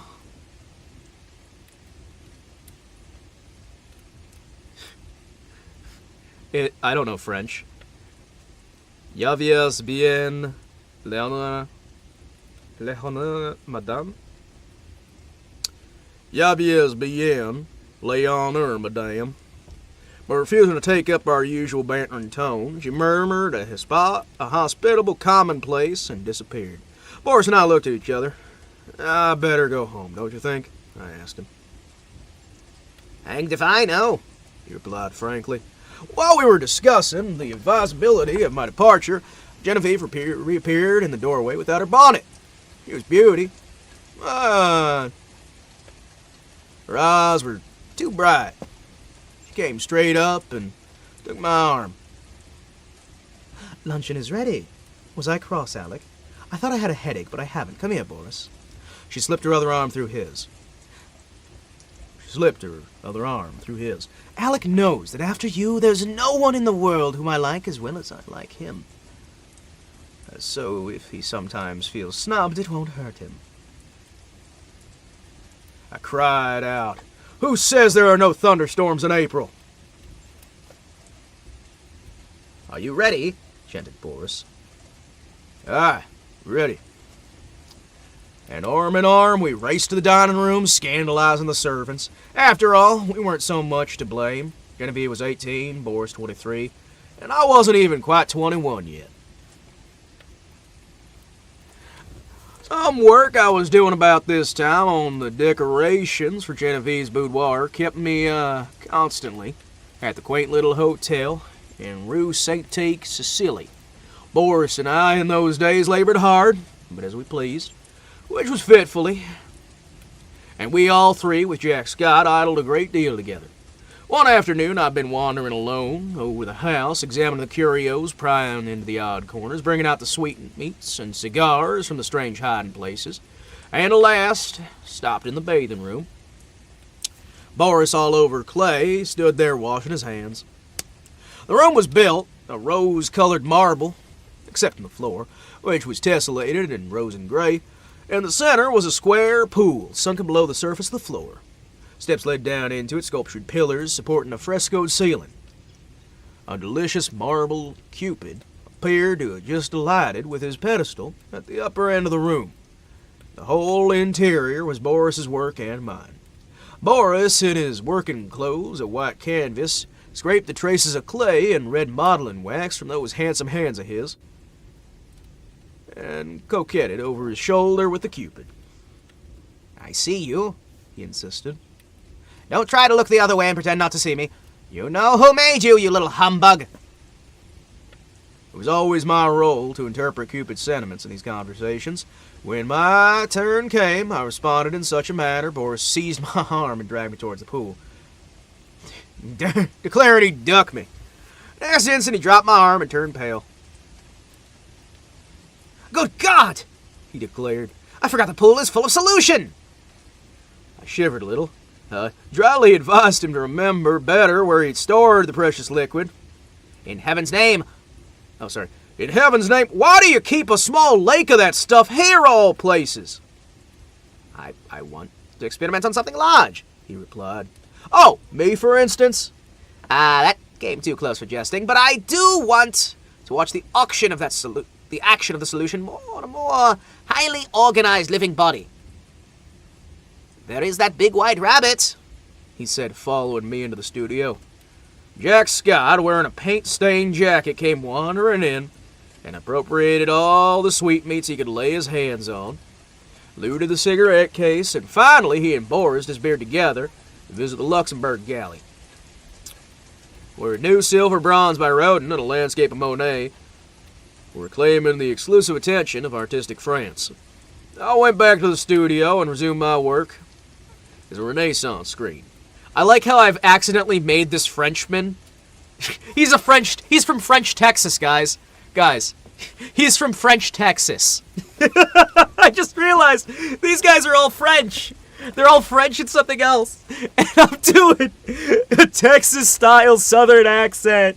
No, they're French Texan. They're French Texan. How dare you? How dare you make French Texans? Listen, Texas toast and French toast are similar enough. So I feel like, it's good enough.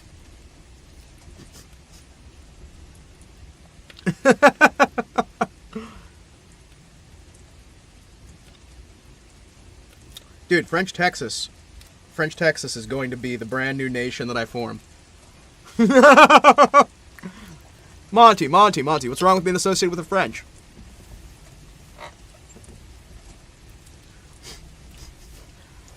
From now on, all of these characters in this one are Southern. Every last one of them. This is French Texas. That's where this is set. I've redecided. It's actually in Paris, Texas.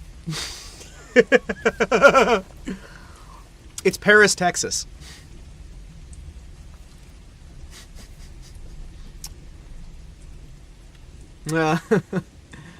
Okay.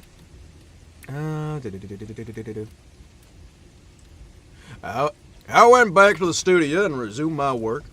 It was a Renaissance screen, which Boris wanted me to paint for Genevieve's boudoir, but the small boy who was unwillingly dawdling through a series of poses for it today refused all bribes to be good. Never rested an instant in the same position. And inside of 5 minutes, I had many different little outlines of the bugger.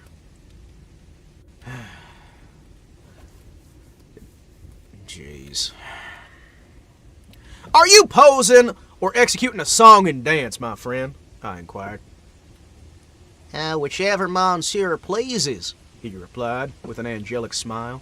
Of course, I dismissed him for the day, and of course I paid him for the full time. That being the way we spoil our models. After the young imp had gone, I made a few perfunctory daubs at my work, but was so thoroughly out of humor it took me the rest of the afternoon to undo the damage I'd done. So at last I scraped my palette, stuck my bushes in the bowl of black soap, and I strolled out into the smoking room. I really believe, except in Genevieve's apartments, no room in the house was so free from the perfume of tobacco as this one. There's a strange chaos of odds and ends, hung with threadbare tapestry. A sweet-toned old spinet in good repair stood by the window. There were stands of weapons, some old and dull, the others bright and modern. Festoons of Indian and Turkish armor over the mantel, 2 or 3 good pictures, and a pipe rack. It was over here that we used to come along for new sensations in smoking. That if any pipe ever existed which wasn't represented on the rack. When we selected one, we carried it somewhere else and smoked it there. For the place was, on the whole, more gloomy and less inviting than any in the house, but this afternoon the twilight was soothing. The rugs and skins on the floor looked brown and soft and drowsy. A big couch piled up with cushions. Well, I found my pipe and I curled up there for an unaccustomed smoke. Actually inside the smoking room. I chose one with a long, flexible stem. Lighting it, fell to dreaming. After a while it went out, but I didn't stir. Dreamed and pleasantly fall asleep.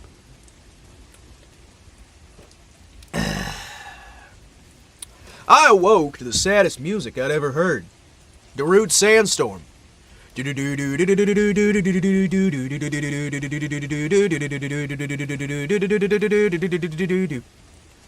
made me cry. It was so sad. The room was quite dark, and I had no idea what time it was. A ray of moonlight silvered one edge, the old spinet, and the polished wood seemed to exhale the sounds as perfume floats above a box of sandalwood. Someone rose in the darkness and came away weeping quietly, and I was fool enough to cry out, "Genevieve!" She dropped in my voice. I had time to curse myself while I made a light and tried to raise her from the floor. She shrank away with a murmur of pain. She was quiet and asked for Boris. Carried to the Daven. Went to look for him. He wasn't in the house. Servants were gone to bed. Perplexed, anxious, I hurried back over to Genevieve. She was there where I left her. She was looking white. "Hey, I can't find Boris, nor any of the servants." "Oh, I know," she answered faintly. "Boris has gone to the Ept with Mr. Scott. I didn't remember when I sent you for him just now." "He can't get back in that case before tomorrow. In the afternoon, and are you hurt? I frightened you into falling? Oh, what an awful fool I am. I was only half awake." "Boris thought you'd gone home before dinner. Do please excuse us for letting you stay here all this time." "I've had a long nap." I laughed and had a good one. So sound, I didn't even know whether I was still asleep or not when I found myself staring at somebody moving towards me. Called out your name. "You been trying the old spinet?" Must have played very softly. I'd tell 1,000 more worse lies than that one to see the look of relief that came to her face. She smiled adorably, said in her natural voice, "Alec, I tripped on the wolf's head, and I think my ankle is sprained. Please call Marie, then go home." I did as she bade me, and left her there when the maid came in. This is Southern French. This is Southern France, guys. This is what people in Southern France sound like, translated to English. What have I done? What have I done? I'm going to ruin this short story. As if I don't ruin everything I read. It's great. At noon the next day, when I called, I found Boris walking restlessly about his studio. Genevieve is asleep just now, he told me. Well, the sprain is nothing, but why should she have such a high fever? The doctor can't account for it, or else he won't. Genevieve has a fever? I asked. I should say so. And has actually been a little lightheaded at intervals all night. The thought of it. Gay little Genevieve without a care in the world. She keeps saying her heart's broken and she wants to die. My own heart stood still. Boris leaned against the door of his studio, looking down, his hands in his pockets, his kind, keen eyes clouded, a new line of trouble drawn over the mouth's good mark that made a smile. The maid had orders to summon him. The instant Genevieve opened her eyes, we waited and waited. Boris, grown restless, wandered about, fussing about with modeling wax and red clay. Suddenly, he started for the next room. Now come see my rose-colored bath full of death, he cried. Is it death? I asked, humorous mood. You're not prepared to call it life, I suppose, he answered. And as he spake, he plucked a solitary goldfish swimming and twisting out of its globe. We'll send this one after the other, wherever that is, he said. There was a feverish excitement in his voice. A dull weight of fever lay on my limbs and on my brain as I followed him to the fair crystal pool with that pink tinted side. He dropped that creature in, falling, its scales flashed with a hot orange gleam in its angry twistings and contortions. The moment it struck, the liquid became rigid, sank heavy to the bottom. Then came the milky foam, splendid hues radiating the surface. Then the shaft of pure, serene light broke through them seemingly infinite depths. Boris plunged his hand in and drew out an exquisite marble thing, blue-veined, rose-tinted, and glistening with opalescent drops. "A child's play," he muttered. It looked wearily, longingly at me, as if I could answer such questions. But Jack came in and entered into the game, as he called it, with an ardour. Nothing would do but to try and experiment on the white rabbit then and there. I was willing Boris should find a distraction from his cares, but I hated to see life go out of a warm, living creature like that, and I declined to be present for what they were going to do to Pippa. Picking up a book at random, I sat down in the studio to read. Alas, I found The King in Yellow. After a few moments, which seemed like ages, I was putting it away with a nervous shudder, when Boris and Jack came in, bringing their marble rabbit. "No, Pippa, why? Pippa, why? How could they? No! No!" Ah, man. At the same time, the bell rang above. Cry came from the sick room. Boris was gone like a flash, and the next moment he called. "Jack, run for the door. Bring him back with you. Alec, come here." I went and stood at her door. Frightened maid came out in haste and ran away to fetch some remedy. Genevieve, sitting bolt upright with crimson cheeks and glittering eyes, babbled incessantly and resisted Boris's gentle restraint. He called me to help. My first touch, she sighed and sank back, closing her eyes, and then as we bent over her, she opened them again, looked straight into Boris's face. That poor, poor fever-crazed girl. Told her secret. Same time, that instant, our lives turned into new channels.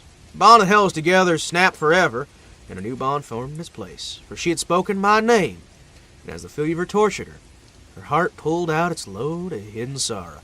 Amazed and dumbed, I bowed my head, while my face burned like a live coal, and the blood surged in my ears, stupefying me with its clamor. Incapable of movement, incapable of speech, I listened to her feverish words in an agony of shame and sorrow. I couldn't silence her. I couldn't look at Boris. Then I felt an arm on my shoulder, and Boris turned a bloodless face to mine. "It's not your fault, Alec. Don't grieve so, she loves you." But he couldn't finish. The doctor stepped in swiftly into the room, saying, "Ah, the fever." I seized Jack Scott and hurried him into the street, saying Boris would rather be alone.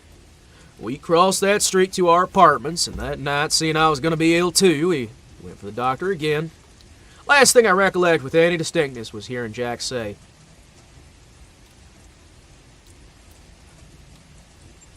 "For heaven's sake, Doc! What's ailing him to wear a face like that?" And I thought of the King in Yellow and the Pallid Mask. I was very ill, for the strain of 2 years which I'd endured since that fatal May morning when Genevieve murmured, "I love you, but I think I love Boris best," told on me at last. I'd never imagined that it could become more than I could endure. Outwardly tranquil, I'd deceived myself, though an inward battle raged night after night as I lay alone in my room. I'd gladly fuck the no frogs for me. No, it's fine. Why are they putting chemicals in the water that turn the frickin' French? Why are they putting chemicals in the water supply that turn the frickin' French Southern? Do you understand that? They're turning the frickin' French Southern. They're turning the friggin' French Texan. I love the idea of that. I love the idea of that alternate timeline. I cursed myself for my rebellious thoughts unloyal to Boris and unworthy of Genevieve.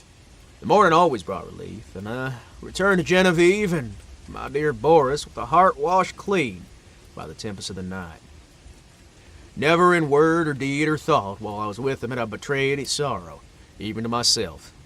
Cursed I am, with the knowledge of them turning the friggin' French Southern, using their chemicals in the water supply. The mask of self-deception was no longer a mask for me. It was a part of me, not lifted it. Laying bare the stifled truth below, there was no one to see but myself. When day broke, the mask fell back again on its own accord. Thoughts passed through my troubled mind as I lay sick. But they were helplessly entangled with visions of strange white creatures, heavy as stone, crawling about in Boris's basement. Of the wolf's head on the rug, foaming and snapping at Genevieve, who lay smiling beside it. I thought, too, of the King in Yellow, wrapped in the fantastic colors of the tattered mantle, and that bitter cry of Casilda. "Not upon us, King! Oh, our King, not upon us!" Give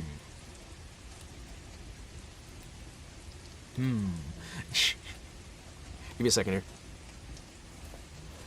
here. Fixed a thing, I think. No, I didn't fix a thing. Darn it! I can't ever fix things. There's always things breaking. Feverishly, I struggled to put it from me. But I saw the lake of Haley, thin and blank, without ripple or wind to stir it, and I saw the towers of Carcosa behind the moon. Aldebaran, the Hyades, Alar, Hastur glided through the cloud rifts, which fluttered and flapped as they passed like the scalloped tatters of the King in Yellow. Among all these, one sane thought persisted, never wavered, no matter what else was going on in my disordered mind, that my chief reason for existing was to meet some kind of requirement of Boris and Genevieve. What this obligation was, its nature was never clear. Sometimes it seemed to be protection, support, through some great crisis. Whatever it seemed to be for the time, its weight only rested on me. And I was never so ill nor so weak that I did not respond with my whole soul. There were always crowds of faces about me, mostly strange, but a few I recognized, Boris among them. Afterwards they told me this could not have been, but I know at least once he bent over me. Only a touch, faint echo of his voice. The cloud settled back on my senses, and I lost him. But he did stand there and bend over me at least once. And last one morning I awoke to find the light falling across my bed, and Jack Scott was reading beside me. I didn't have the strength to speak out loud, neither could I think, much less remember, but I could smile feebly as Jack's old eyes met mine. And when he jumped up and eagerly asked if I wanted anything, I could whisper, "Yeah, Boris." Jack moved to the head of my bed and leaned down to arrange my pillow. I didn't see my face, but he answered heartily, "You must wait, Alec. You're too weak to even see Boris." I waited and I grew strong. In a few days I was able to see whom I would, but meanwhile I thought and remembered.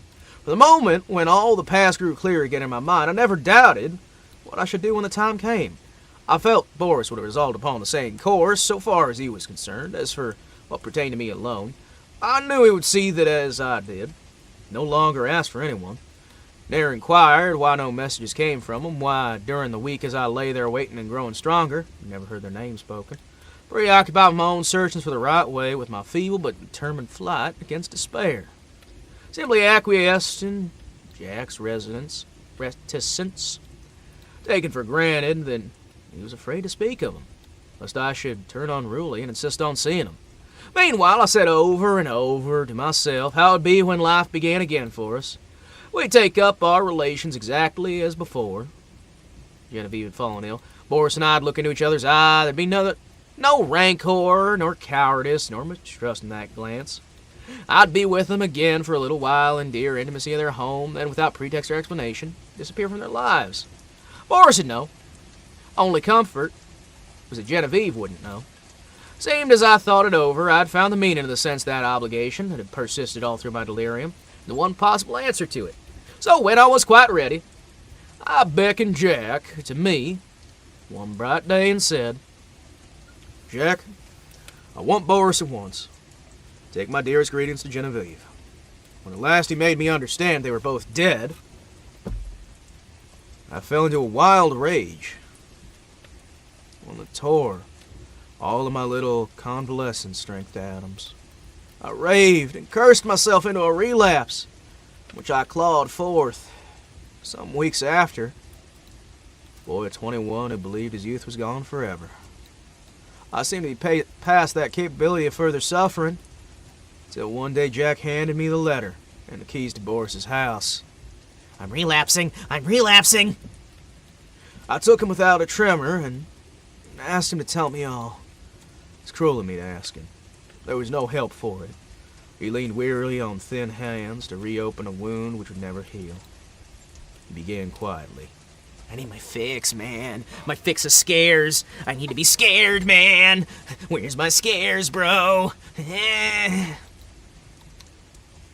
Alec, unless you have a clue that I know nothing about, you won't be able to explain any more than what's happened. I suspect you'd rather not hear the details, but you must learn them. Else I'd spare you the relation. God knows I wish I could. I wish I could be spared of the telling. I'll use a few words. The day when I left you in the doctor's care and came back to Boris, I found him working on the fates. Genevieve was sleeping on the influence of drugs. Been quite out of her mind, he said. He kept on working, but he wasn't talking no more. And I watched him. Before long, I saw that third figure of the group.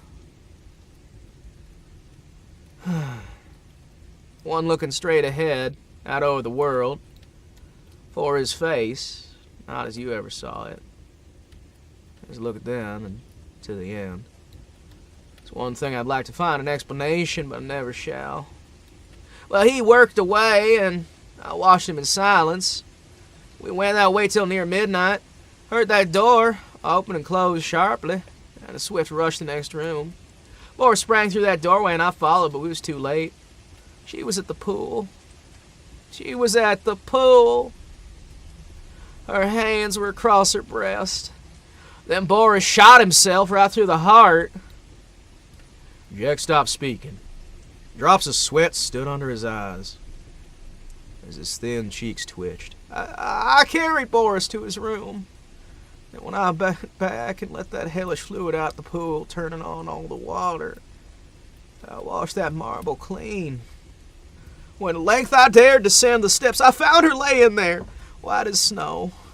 At last, when I decided what was best to do, went to the laboratory, emptied the solution in the basin to the waste pipe, and poured the contents of every jar and bottle after it. There's wood in the fireplace, so I built a fire, and I broke those locks, and I burnt every single one of them papers, every single notebook and letter, everything. I burnt the lot of them. With a mallet from the studio, I smashed to pieces all them empty bottles. I loaded them in the coal scuttle, carried them to the cellar, and threw them in that red-hot bed of the furnace. 6 times I made that journey. And that last one, not a single vestige remained of anything which might aid in seeking that formula Boris found. Then at last I called the doctor. He's a good man. We did our best to keep it from the public. Without him, I never could have succeeded.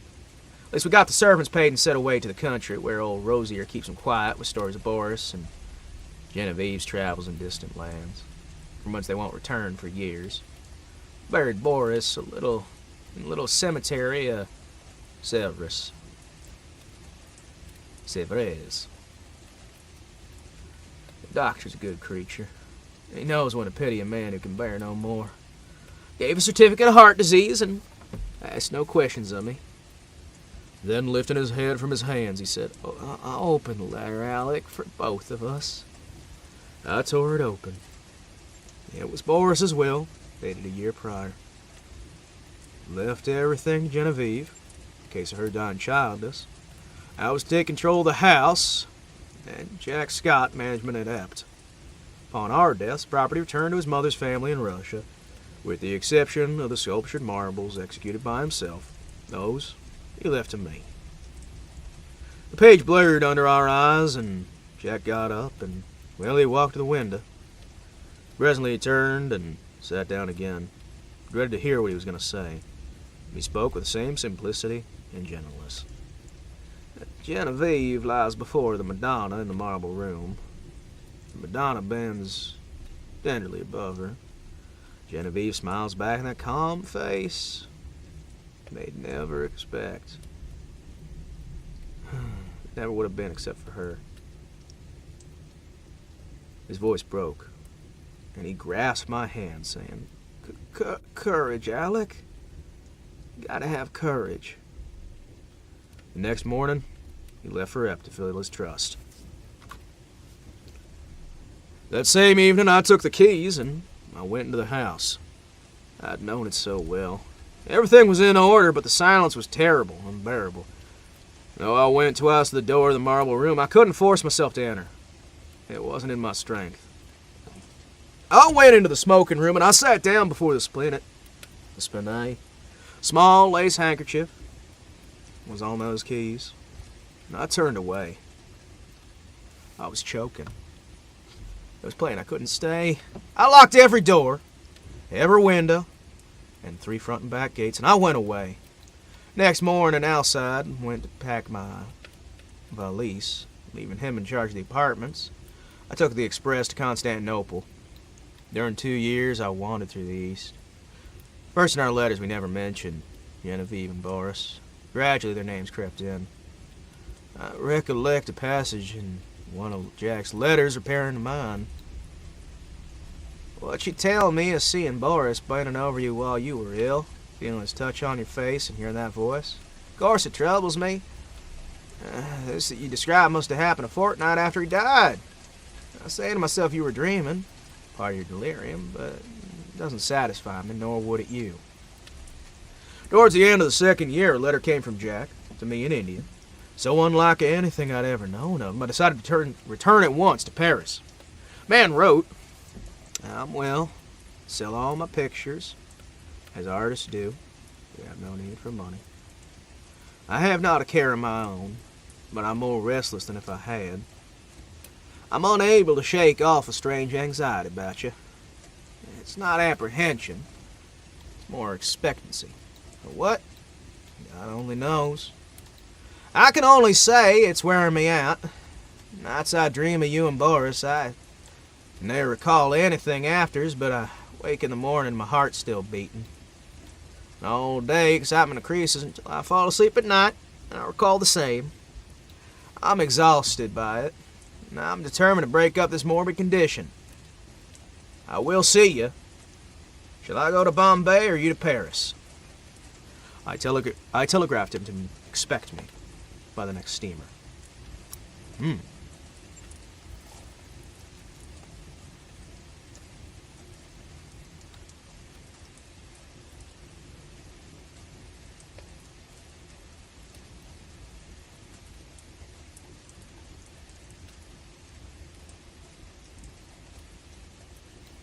You okay, TV Man?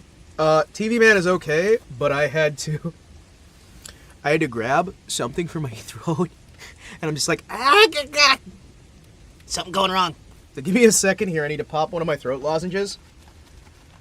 I have to be very careful with what kind of medicated stuff I use in general, just for medical reasons. So I've got these little things that are supposed to help my throat and help me keep stable and steady. I need to make sure... Actually, I need to be right back real quick. Yeah. I need to be right back real quick. I'll leave you guys with some music. Some completely appropriate music for this creepy... None of that carbonated stuff. I'm not drinking the carbonated stuff today. I'm drinking the lemon ginger stuff. I am gonna get some actual like water. I've got lemon and ginger inside of a little container that I've been using because it actually very much helps my throat. What you want to do is you want to make sure that your drink is lukewarm, about room temperature, maybe hotter. You want to make sure that it's got a bit of lemon, a bit of pickled ginger if you've got it. And you want to take that, mix it together with decent percentage of the ginger. Actually takes care of some of the bitterness of the lemon, which makes it easier to drink. And both of them will cut through phlegm and other things inside of your, basically inside of your throat. And it makes it a lot easier to talk in general. But I have run out of the water that I drink with it, because you don't want to be drinking exclusively that, because it's bad for your teeth. So I'm going to grab some actual, like, water.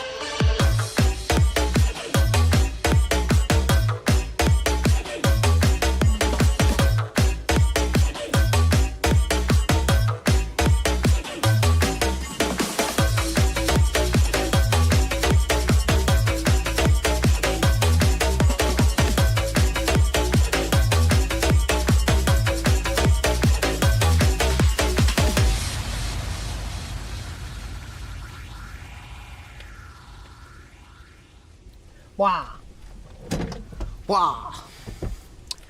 Yes, highly appropriate for a book from the 1890s. Very, very appropriate. Perfectly appropriate. Wow. Wow. Wow. Incredibly, insanely appropriate. It's perfect. Let me just walk back in.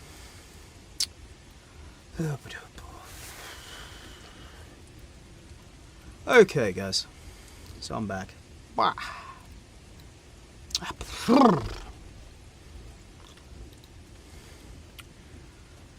Back to the story. Highly appropriate. Highly appropriate. Okay. Hi. Hello. Hello. Hello. How are ya? Good day to everybody. How you getting? Let's go back into the story.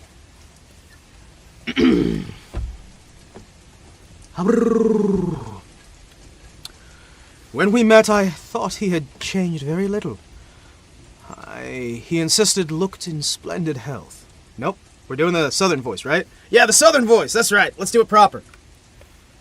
Well, when we met, I thought he'd changed very little. He insisted looked in splendid health, and it was good to hear his voice again.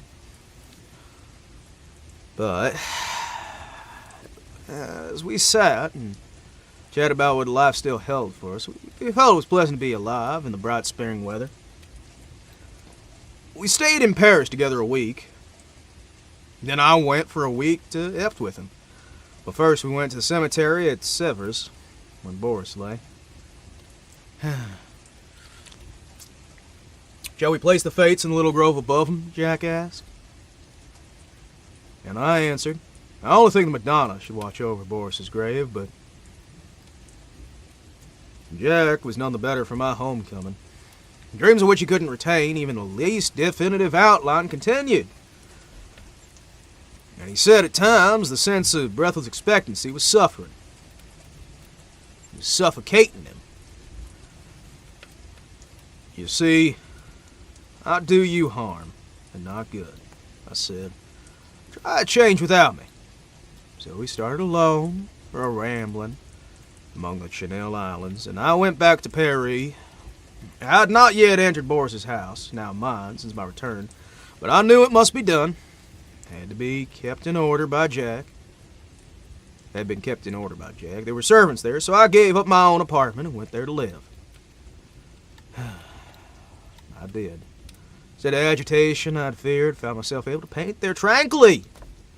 I visited all the rooms, well, all but one. I never could bring myself to enter that marble room where Genevieve lay, and yet I felt the longing growing daily to look upon her face and just kneel beside her. One afternoon I lay dreaming in the smoking room, just as I had 2 years prior, and mechanically I looked among the tiny eastern rugs for that wolfskin. At least I distinguished the pointed ears of that flat, cruel head. Thought of my dream when I saw Genevieve lying beside it. Helmet still hung against the threadbare tapestry. Among them, old Spanish morion, which I'd remember Genevieve had once put on when we were amusing ourselves with the ancient bits of mail. I turned my eyes to the spinnet. Her yellow keys seemed eloquent of her crescent hand. And I rose, drawn by the strength of my life's passion, to the sealed door of the marble room. The heavy doors swung inward under my trembling hands. Sunlight poured through the window, tipping with the gold wings of Cupid, and lingered like a nimbus on the brows of Madonna. Her tender face bent in compassion over a marble form so exquisitely pure that I knelt inside myself. Genevieve lay in the shadow under the Madonna, and yet, through her white arms, I saw that pale azure vein. And beneath her softly clasped hands, the folds of her dress were tinged with rose, as if from some faint, warm light within her breast. Bending with a breaking heart, I touched the marble drapery with my lips, then crept back into the silent house. A maid came and brought me a letter, and I sat down, a little conservative, to read it. As I was about to break the seal, seeing the girl lingering, I asked her what she wanted. She stammered something about a white rabbit caught in the house, and asked what should be done with it. Told her to let it loose in the garden behind the house, and opened my letter.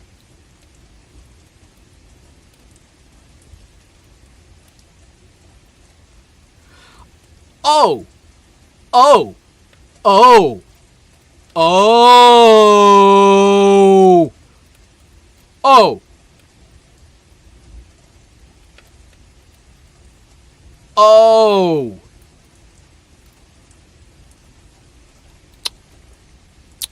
A white rabbit. Pippa's free!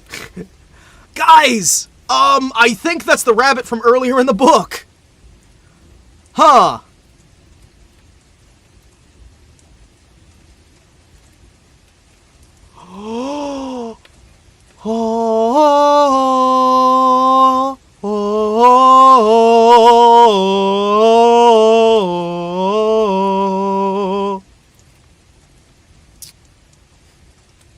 It was from Jack, but it was so incoherent I thought he must have lost his reason.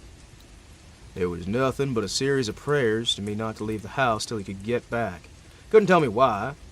There were the dreams, he said. He could explain nothing, but he was sure I must not leave the house in the Rue Santa Celia. Halo? No, that was Hellfire. That was Hellfire. As I finished reading... what was it? It's been so long since I've heard the Halo theme. It's been so long. What was that one?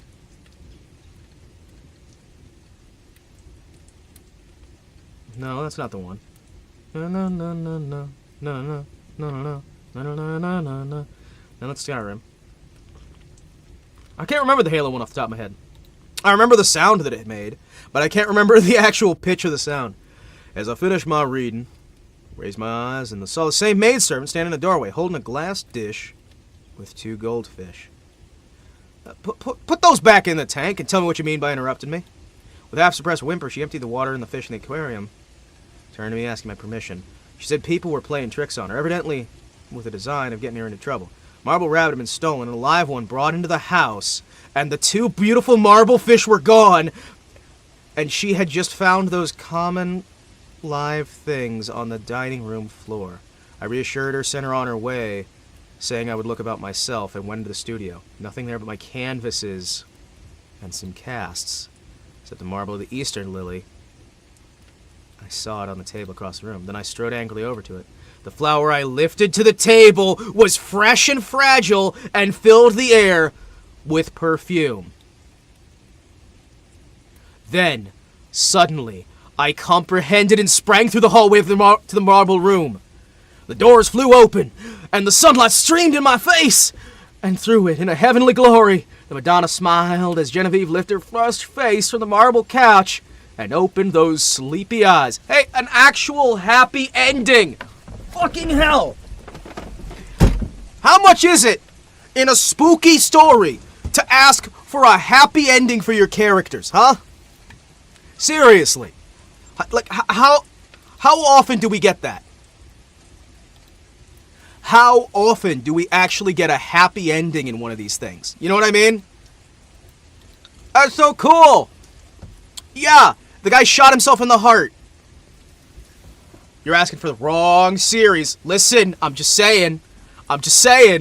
That was a happy ending. She's not dead. She's not dead. The guy was going insane.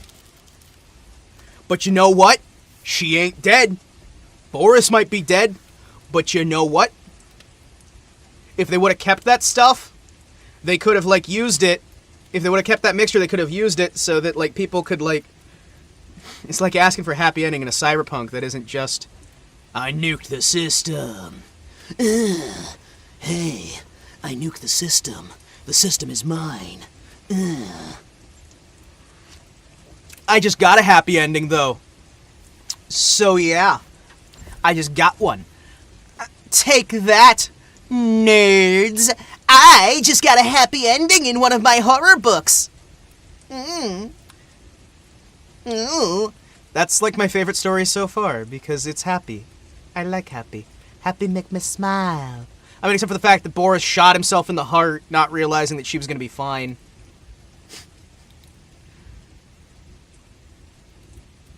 This PAI is getting real sassy. Real sassy. I'm already super sassy. Thank you for noticing. I'm all sassy. I'm full of sass. Yoink, yoink, yoink.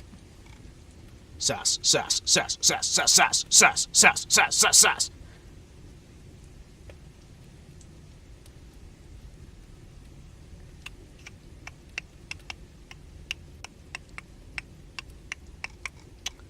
Sus, sus, sus, sus, sus, sus, sus, sus, sus, sus, sus. Oh, mongoose. We are 2 stories in, and there's like a dozen more stories. Hey, Monty, you missed it. There was a happy ending to that last story. Monty, the guy's... Okay, so there's Boris, right? And there's his wife. And there's the friend who's the main character. And it was like... They like took away 2 years away, right? The rabbit came back to life. The goldfish all came back to life. The flower was fresh. And... What? No, she was alive. She's alive. Like, she didn't die. It was a happy ending. She's not dead. The friend's grieved, but now she's fine. She's alive. 2 of the, like, 4 people are alive and fairly sane, fairly stable. Yeah, 3 of the 4. The only one who died is Boris, who shot himself in the heart.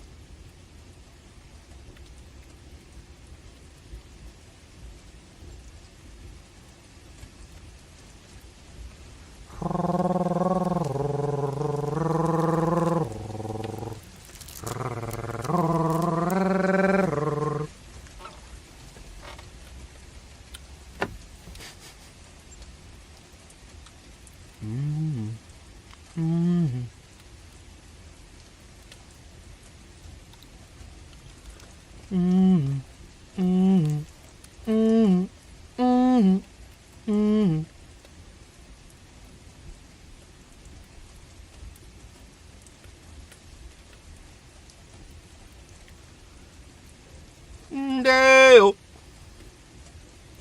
No.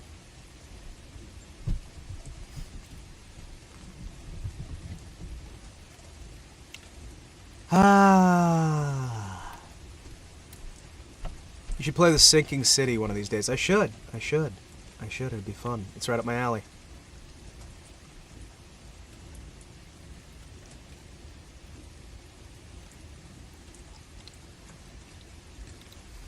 There are so many good games out there that I really want to play. I like my horror to be spooky.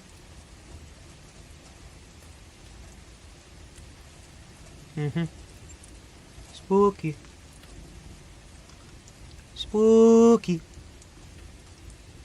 Spooky.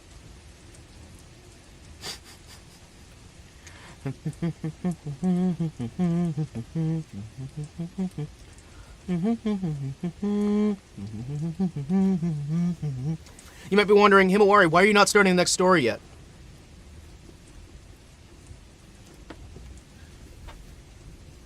What? Why are you not starting the next story yet? It's because I'm waiting for my throat to adjust. My throat's like...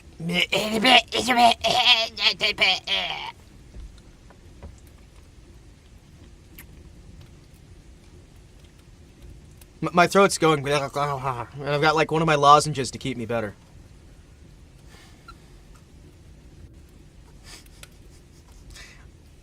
You have to live here for 1 year. You'll have unlimited food but can bring one thing. What is it? A bridge. Yeah. Don't they make a spray for that? Do not use the sprays. This can actually permanently damage your throat. The good thing about the one that I'm using is that it's just basically honey. But it's menthol, honey, and a few other little bits and bobs. And that works together in a good way that actually just kind of soothes it without doing a numbing of it. The spray that they make for that numbs your vocal cords, which actually can cause you to damage your vocal cords because you don't know you're hurting them. So you can do permanent damage. Yeah. Yep. Yep.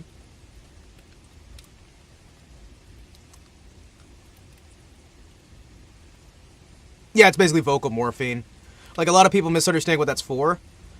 You are going to hurt yourself more if you use those sprays, just because most of them, not all of them, but most of them, it's just going to hide the fact that you're still damaging it. You're not going to have a better voice, you're not going to have anything working. You're just going to get damaged without knowing you're getting damaged.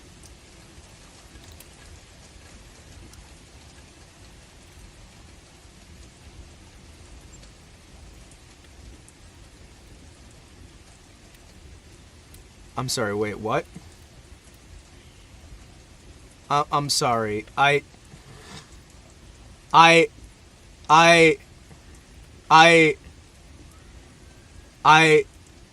just saw something incredibly horrifying from Moonshine Animation's channel. I hate it. I hate it. I absolutely hate it. I did. I hate it. And I feel bad for Fishman. I'm not gonna show it on stream. I hate it. I hate it. I hate it. I hate it. I hate it. I hate it. I hate it. I hate it. Okay, so you know The Thing, right? You know The Thing, the 1980s classic movie? Well, now that you've got that in your mind, consider the following phrase. Could somebody combine me with the other phase girls' praying symbol?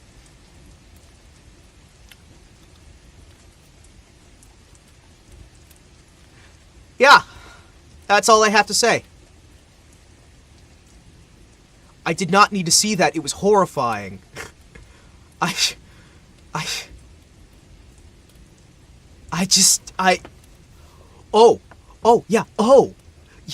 Oh, interesting. No, it's cool. It's really cool. I like the effects he's using. I like the fact that he had the actual action figure from The Thing for the dog.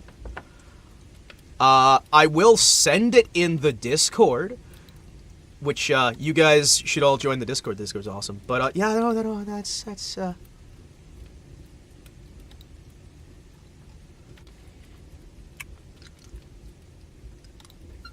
Give me a sec.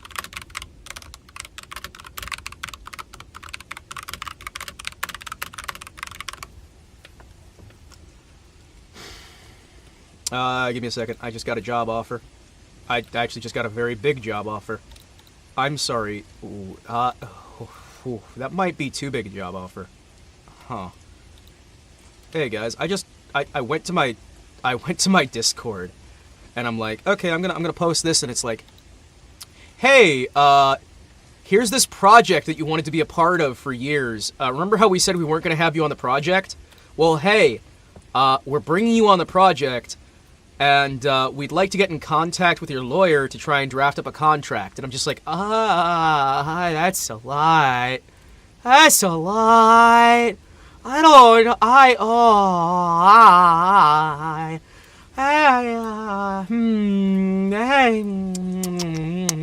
Tasty. Tasty. I'm very tempted. I'm very tempted. The problem is, that is one big job, and if it was one big job, it's probably going to be one big job that pays just enough to screw me over. So I'm looking there and I'm like,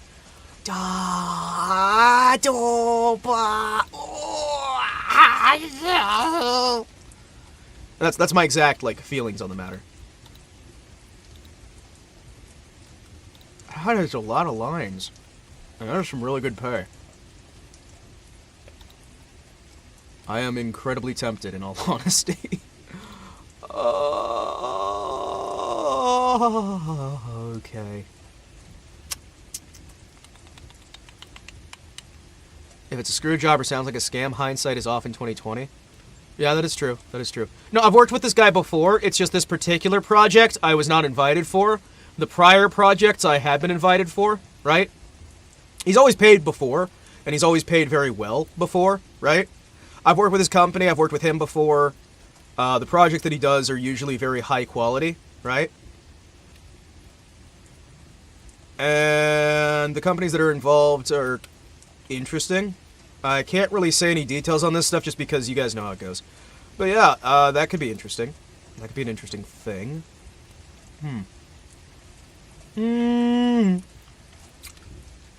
Yeah, NDAs are a thing. But yeah, no, what I can say is that is a lot of zeros. That is a lot of zeros. That is a lot of zeros. No, I'm being vague enough to just be like, huh, okay, that's cool. There's a thing. I'm not gonna give you guys any details on it, it's fine. Besides, I haven't signed any contract on this one yet. And it's not exactly a thing that anyone in my audience is going to recognize. Yeah, that'll be interesting. I'll think about it more on if I'm going to take it. Oh, no, I always do. I have a lawyer on retainer. That's why I'm, like, I know I can talk about this, this, and this. You know what I mean? I've done that kind of work for many years. Okay, let's get back into the book. Read and relax. All right.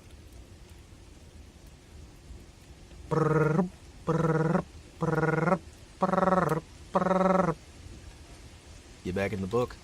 Yeah, no, there's nothing in there that I said that I can't say. I know how far I can talk about these things without crossing a line.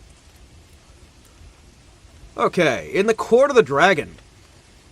Well, what kind of gimmick do I want to use on the voicing here? I got no idea. We'll figure it out as we go. What character is really me for real besides Patrick Bateman? Patrick Bateman or Travis Touchdown? For real, no cap on jaw. For real. Not sure, man. Not sure, man. It's so me, for real. No cap on jaw. In the Court of the Dragon. O thou who burn'st in heart, for those who burn in hell, whose fires thyself shall feed in return. How long be crying mercy on them, God? Why, who art thou to teach, and he to learn? In the Church of St. Barnaby, vespers were over. The clergy left the altar, and the choir boys flocked across the chancel and settled into the stalls. A Swiss in rich uniform marched down the south aisle, sounding his staff at every fourth step on the stone pavement. Behind him came the eloquent preacher and good man, Monsignor C. My chair was near the chancel rail. I now turned towards the west end of the church. The other people between the altar and the pulpit, too. There was little scraping and rustling while the congregation seated itself again. The preacher mounted the pulpit stairs, and the organ voluntarily ceased. I always found the organ playing at St. Barnaby's highly interesting. Learned and scientific it was. Too much for my knowledge. But expressing a vivid, if cold, intelligence. Moreover, it possessed that French quality of taste. Taste reigned supreme. Self-controlled, dignified, reticent. Today, however, in the first chord, I felt a change for the worst. It was a sinister change. During the Vespers, it had been chiefly the chancel organ which supported the beautiful choir, but now and again, quite wantonly as it seemed, from the west galley, where the great organ stands, a heavy hand struck across the church. The serene peace of those clear voices. It was something more than harsh and dissonant, but it betrayed no lack of skill. It returned again and again. It set me thinking what my architect's books would say about the custom in early times. To consecrate the choir as it was built, and then the nave, being finished sometimes half a century later, often didn't get a blessing at all. I wondered idly if that had been the case at St. Barnaby, and whether something not usually supposed to be at home in a Christian church might have entered undetected and taken possession of the West Galley. I'd read of such things happening, too, but not in works on architecture. And I remembered St. Barnaby was not more than 100 years old, and smiled at the incongruous association of medieval superstitions with that cheerful little piece of 18th century rococo. But now, Vespers were over, and there should have followed a few quiet chords fit to accompany meditation while we waited for the sermon. Instead, the discord at the lower end of the church broke out with the departure of the clergy, as if now nothing could control it. I belong to those children of an older, simpler generation who don't love to seek for psychological subtleties in art. And I've always kind of refused to find music in anything more than melody and harmony. I felt, though, in that labyrinth of sounds now issuing from that instrument, there was something being hunted. Up and down, the pedals chased him, while the manuals blared approval. Ah, the poor devil. Whoever he was, there didn't seem any hope of escape. My nervous annoyance changed to anger. Who was doing this? How dare he play like that in the middle of a divine service? I glanced over the people near me. No one appeared to be in the least disturbed. The placid bows of the kneeling nuns, still turned towards the altar, lost none of the devout abstraction under the pale shadow of their white headdress. A fashion lady beside me was looking expectantly at him. Yeah, for all her face betrayed, the organ must have been singing Ave Maria. But now, at last, the preacher made the sign of the cross and commanded silence. I turned to him gladly. Thus far I hadn't found any of the rest I'd counted on when I entered this place in the afternoon. I was worn out, just worn to my wits' end by 3 nights of physical suffering and mental trouble. The last had been the worst. It was an exhausted body, a mind numbed and yet acutely sensitive. It brought me to my favorite church for healing, for I had been reading The King in Yellow. The sun ariseth, they gather themselves together and lay down in their dens. Monsignor C. delivered his text in a calm voice. He was glancing quietly over the congregation. My eyes turned, and I didn't know why. It was the lower end of the church. The organist was coming from behind his pipes and passed along the gallery on the way out. Saw him disappear by a small door that led to some stairs, descended directly to the street. Slender man, face white as his coat was black. Pfft, good riddance, I thought. With your wicked music, I'll be an assailant. I'll be play the closing voluntarily. Closing voluntary. With a feeling of relief, with a deep, calming feeling of relief, I turned back to the mild face in the pulpit and settled myself in for a listen. Here at last was that ease of mind I'd hoped for. "My children," said the preacher, "one truth the human soul finds hardest of all to learn, that it has nothing to fear. It can never be made to see anything that can really, truly harm it. Nothing can." Oh, curious doctrine, I thought. For a Catholic priest, let's see how he reconciles that with the Fathers. Nothing can really harm the soul. He went on, his coolest, clearest tones, because... But I never heard the rest. My eye left his face. I don't know why, for what reason, and sought the lower end of the church. The same man was coming out from behind the organ, and was passing along the gallery the same way. There wasn't time for him to come back, and if he had come back, I must have seen him. I felt that chill. My heart sank. Yet his going and coming was no affair of mine. I looked at him. I couldn't look away from his black figure and his white face. When he was exactly opposite to me, he turned and stood across the church, straight into my eyes. It was a look of hate, intense and deadly. I've never seen any other like it. Would to God I might never see it again. Then he disappeared by the same door. I saw him depart less than 60 seconds before. I sat and tried to recollect my thoughts. My first sensation was that of a young child, badly hurt. When it, catches his breath before crying out. Suddenly finding myself the object of such hatred was exquisitely painful, and the man was an utter stranger. Why did he hate me? Me! I'd never seen him before. For the moment, all of the sensation was merged into this one pang. Even fear was subordinate to grief, and for that moment, I never doubted. But in the next, I began to reason, and a sense of the incongruous came to my aid. As I said, St. Barnaby's a modern church, small, well-lit. One sees all over it in a single glance. The organ gallery gets a strong white light from a row of long windows in the clerestory, which have not been even made with colored glass. The pulpit, being in the middle of the church, it followed that I was turned towards it. Whatever moved to the west could not easily fail to attract my eye. When the organist passed, it was no wonder I saw him. I simply miscalculated the interval between his first and second passing. He'd come in that last time by the other side door, as for a look which had so upset me. There'd been no such thing, and I was a nervous fool. I looked about. This is likely a place to harbor some supernatural horrors. That clear-cut, reasonable face of the pastor. His collected manner and easy, graceful gestures. Were they not just a little discouraging to the notes of some gruesome mystery? I glanced above his head and I almost laughed. That flyaway lady, supporting one corner of the pulpit canopy, she looked like a fringed damask tablecloth in a high wind. The first attempt of a basilisk to pose up there in the organ loft, she'd point her gold trumpet at him and just go poof, right out of existence.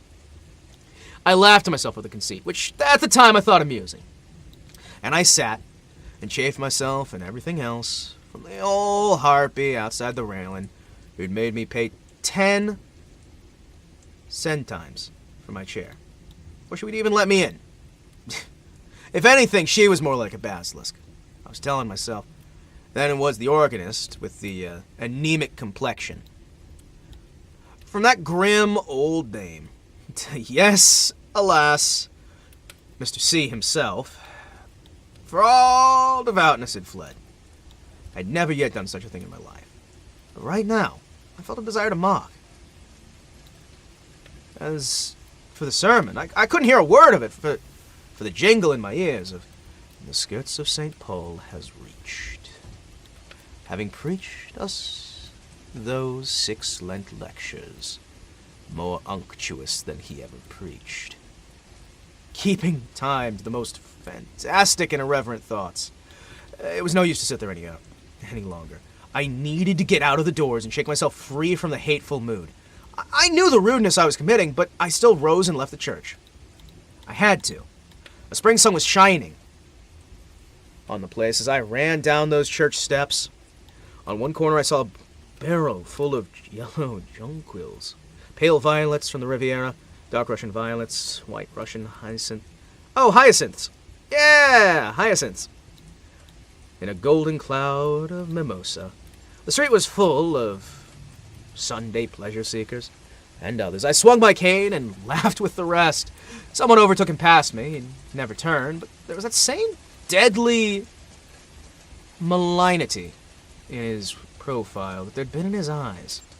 I watched him as long as I could see him. His lithe black expression, his lithe back expressed the same menace. Every step that carried him away from me seemed to bear him on some errand connected with my destruction. Malignancy? Malignant. What is the definition on that one? Let's look it up real quick.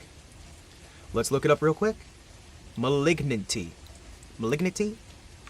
Let's look it up. When in doubt, instance of malignant or malicious behavior.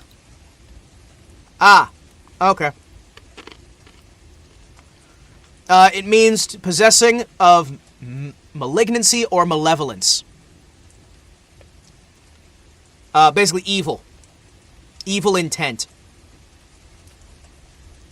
Possessing of the strong desire to see another experience pain, suffering, injury, distress, or death.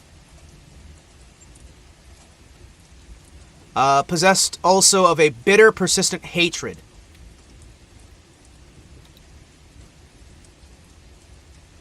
It's the same word, but you have to remember English is a weird language where the same thing can mean like 30 different things, and it's really weird. That just means he's got evil intent. The guy's got evil intent.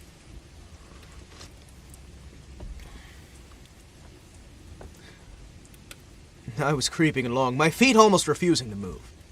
There began to dawn on me a sense of responsibility for something long forgotten. It began to seem as if I deserved that which he threatened. It had reached a long way back. A long, long way back. I'm not ESL, unfortunately, I don't have that excuse. I do. Hello. It had lain dormant all these years, but it was there, though, and presently it would rise up and confront me, but I would try to escape. And I stumbled best as I could into the Rue de Rue de Rivoli, across the Place de la Concorde, and onto the quay. I looked with sick eyes upon the sun, shining through that white foam of the fountain, pouring over the backs of the dusky bronze river gods. On the faraway arc, a structure of amethyst mist. On the countless vistas of grey stems, bare branches faintly green. Then I saw him, again, coming down one of those chestnut alleys. I left the riverside, plunged blindly across, and turned towards the arc. The setting sun was sending its rays along the green sward of the Rond Point. In the full glow, he sat on a bench. Children and young mothers all about him. He was nothing but a Sunday lounger like the others, like myself. I said the words almost aloud, and all the while I gazed on the malignant hatred of his face. But he wasn't looking at me. I crept past and dragged my laden feet up the avenue. I knew every time I met him brought him nearer the accomplishment of the purpose of my fate. And I tried still to save myself. Balls! Balls! Balls! The last rays of sunset were pouring through the giant arc. I passed under it and met him face to face. I had left him far, far down the Champs-Élysées, and yet he came in with a stream of people who were returning from the Bois de Boulogne. Boulogne. Yeah. He came so close that he brushed me. His slender frame felt like iron inside those black coverings. Showed no signs of haste, nor fatigue, nor any human feeling. His whole being expressed one thing: the will and power to work me evil. Balls! Hey! Hey, balls! Anyone listening to this for the actual book is going to be like, what are you doing? Just read the damn book. Just read the book. You're here to read, not to talk with your chat. I'm just like, no, I'm here to talk with my chat, not to read. I'm not here for the book. I'm here to hang out. In anguish, I watched him, where he went down the broad, crowded avenue. And that was all flashing with wheels and trappings of horses and the helmets of the Guard Republican. He was soon lost to sight. Then I turned and fled, into the Bois and far out beyond it. I know not where I went entirely, but after a long while it seemed to me night had fallen, and I found myself sitting at the table before a small cafe. I wandered back into the Bois. It was hours now since I'd seen him. Physical fatigue and mental suffering left me no power to think or feel. I was tired. I was so tired. I longed to hide away in my own den. I resolved to go home. But that was a long way off yet. I live in the Court of the Dragon, a narrow passage that leads from one place to the next. It is an impasse, traversable only for foot passengers. Over the entrance is a balcony, supported by an iron dragon. Within the court, tall old houses rise either side, and close the ends that give on the two streets. Huge gates, swung back during the day into the walls of the deep archways, close this court after midnight, and one must enter, then, by ringing at certain small doors on the side. The sunken pavement collects unsavory pools. Steep stairways pitch down to doors that open into the court. The ground floor is occupied by shops of second-hand dealers and ironworkers. All day long the place rings with the clink of hammers, the clatter of metal bars. Unsavory as it is below, there's a cheerfulness and comfort and honest hard work above. 5 flights up are the altars and the architects and painters and hiding places of the middle-aged students like myself who wish to live alone. When I first came here to live, I was young and not alone. I had to walk a while before any conveyance appeared, but at last, when I had almost reached the Arc de Triomphe again, an empty cab came along, and I took it. I'm here for the balls! Shout out. Balls! Balls! I'm here for the Himawari reading a book. Exactly. Like, I get some trouble, right? I'm gonna take a break here just to say, I get some trouble because people are like, hey, listen, focus on one thing and do it. But if I intentionally focus on no one thing and instead I'm jumping between, yes, I will have slower growth, but the growth I have will be people who aren't here for a book. They're not here for a game. They're not here for some random nonsense. You're here because you enjoy hanging out, right? You're here because you like the sound of the voice, you like the comedy, you like whatever, right? I'm providing something, and it's slow growth, but it's fine. Like, you don't have to do everything optimally to get a good result. Yes, optimally would be better, but I make up for it in other ways. Like being dumb. And the more people I filter, the better. I'm gatekeeping my community by being dumb. From the Arc to the Rue de Rene is a drive of no more than half an hour, especially when one is conveyed by a tired cab horse that's been at the mercy of Sunday fate makers. There'd been a time before I passed under the dragon's winds to meet my enemy over and over again, but I never saw him once, and now refuge was close at hand. Before the wide gateway, a small mob of children were playing. Our concierge and his wife walked among them, with their little dark poodle. Keeping order, some couples were waltzing on the sidewalk. I returned their greetings and hurried in. As Mayoshi would say, don't worry about it. Exactly. Don't worry about it. All the inhabitants of the court had trooped out into the street. The place was quite deserted, lighted by a few lanterns hung up in which the gas burned dimly. My apartment was at the top of a house, halfway down the court, reached by a staircase which descended almost into the street, with only a bit of passageway intervening. I set foot on the threshold of open door. The friendly old ruinous stairs rose before me, leading up to the rest and shelter I desired. Looking back over my shoulder, I saw him, but 10 paces off. Must have entered the court with me. He was coming straight on, neither slowly nor swiftly, but straight on me, and right now he was looking at me. For the first time our eyes encountered across the church. They met now again. And I knew time had come. Retreating backward down the court, I faced him, meant to escape by the entrance on the Rue du Dragon. His eyes told me I never should escape. It seemed ages while we were going, I retreating, he advancing down the court in perfect silence, but at last I felt the shadow of the archway, and the next step brought me within it. I had meant to turn here and spring through down into the street, but the shadow was not that of an archway, that of a vault. The great doors of Rue du Dragon were closed. I felt this by the blackness which surrounded me. At the same instant I read it on his face, how his face gleamed in the darkness, drawing swiftly nearer. The deep vaults, the huge doors closed, their cold iron clamps all on his side. The thing which he threatened had arrived. It gathered and bore down upon me from the fathomless shadows to the point at which it would strike his infernal eyes. Hopeless, I set my back against the barred doors and defied him. There was then a scraping of chairs on the stone floor, a rustling as the congregation rose. I could hear the Suisse's staff in the south aisle preceding Mr. C to the scarcity. The kneeling nuns roused the devout abstraction, made their reverence and went away. The fashionable lady, my neighbor, rose also with graceful reserve. As she departed, her glance flitted over my face in disapproval. Half dead, or so it seemed to me, yet intensely alive to every trifle, I sat among the leisurely moving crowd. Then I moved too and went towards the door. I had slept through the sermon. Had I slept through the sermon? I looked and saw him passing along the gallery to his place. Only his side I saw. The thin, bent arm in its black covering looked like one of those devilish nameless instruments which lie in the disused torture chambers of medieval castles, but I'd escaped him. Through his eyes had said I should not. Had I escaped him? That which gave him power over me to come back out of oblivion, where I'd hoped to keep it. For I knew him now.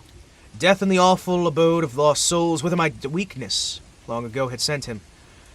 They had changed him for every other eye, but not for mine. I had recognized him almost to the first. I had never doubted what he was come to do, and now I knew, while my body sat safe in that cheerful little church, he'd been hunting my soul in the court of the dragon. I crept to the door. The organ broke out overhead with a blare. A dazzling light filled the church, blotting the altar from my eyes. The people faded away. The arches, the vaulted roof vanished. I raised my seared eyes to the fathomless glare, and I saw black stars hanging in heavens. Wet winds from the lake of Halai chilled my face. Now far away over the leagues of tossing clouds, I saw the moon dripping with spray. And beyond the towers of Carcosa rose behind the moon, death in the awful abode of the lost souls, whither my weakness long ago had sent him, had changed him for every other eye but mine. And now I heard his voice, rising, swelling, thundering through the flaring lights. And as I fell, radiance increasing, poured over me in waves of flame. Then I sank into the depths, and I heard the King in Yellow. He whispered to my soul, "It is a fearful thing to fall into the hands of the living God." Ooh, spoopy.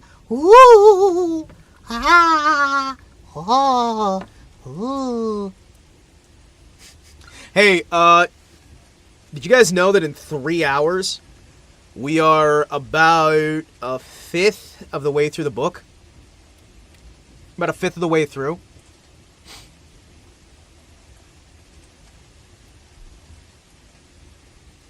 Yeah, I just looked at how far we are through. Yeah, this is a full-length book. Huh. For some reason, I thought it was going to be like a shorter one, that I probably shouldn't have because I saw the number of names. I'm going to keep going. We're going to keep doing this. It's going to be great. We's going to keep going.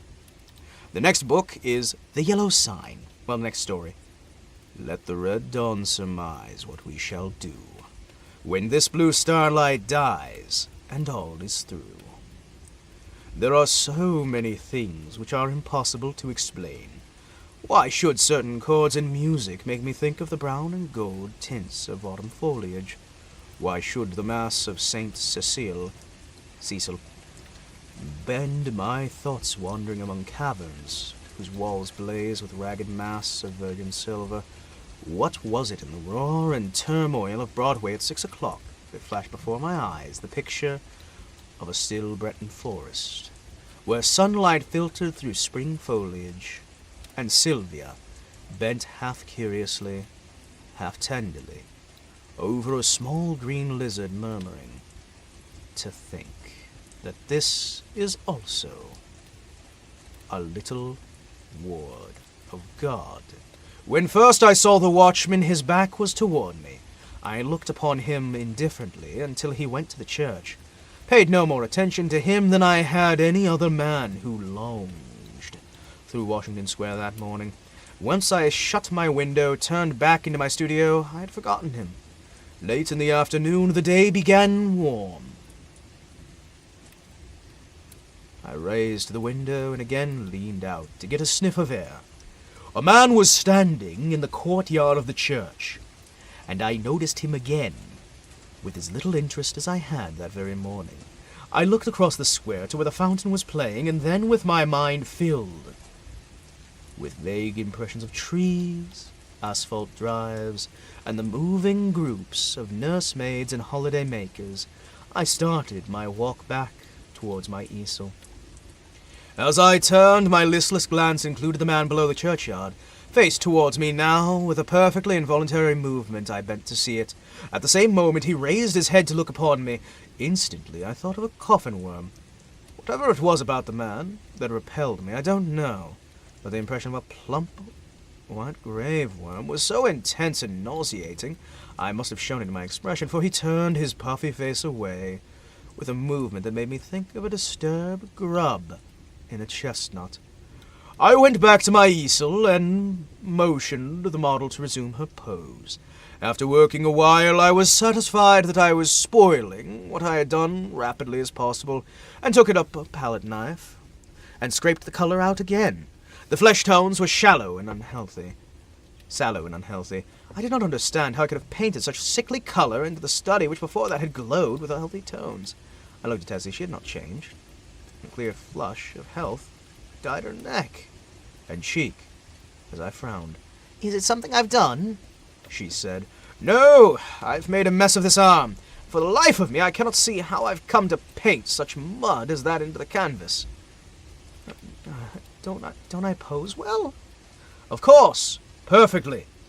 Then it's not my fault. No, it is my own. I am very sorry.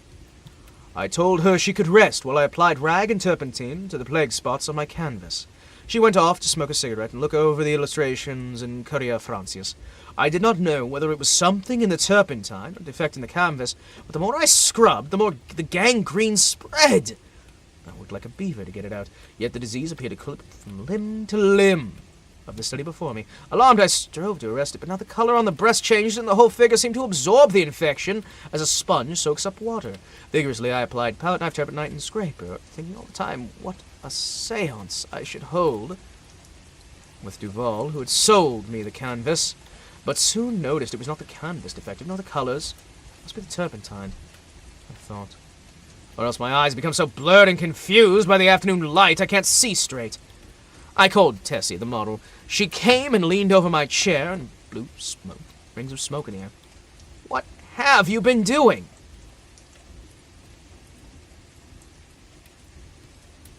Nothing, I growled. It must be this turpentine.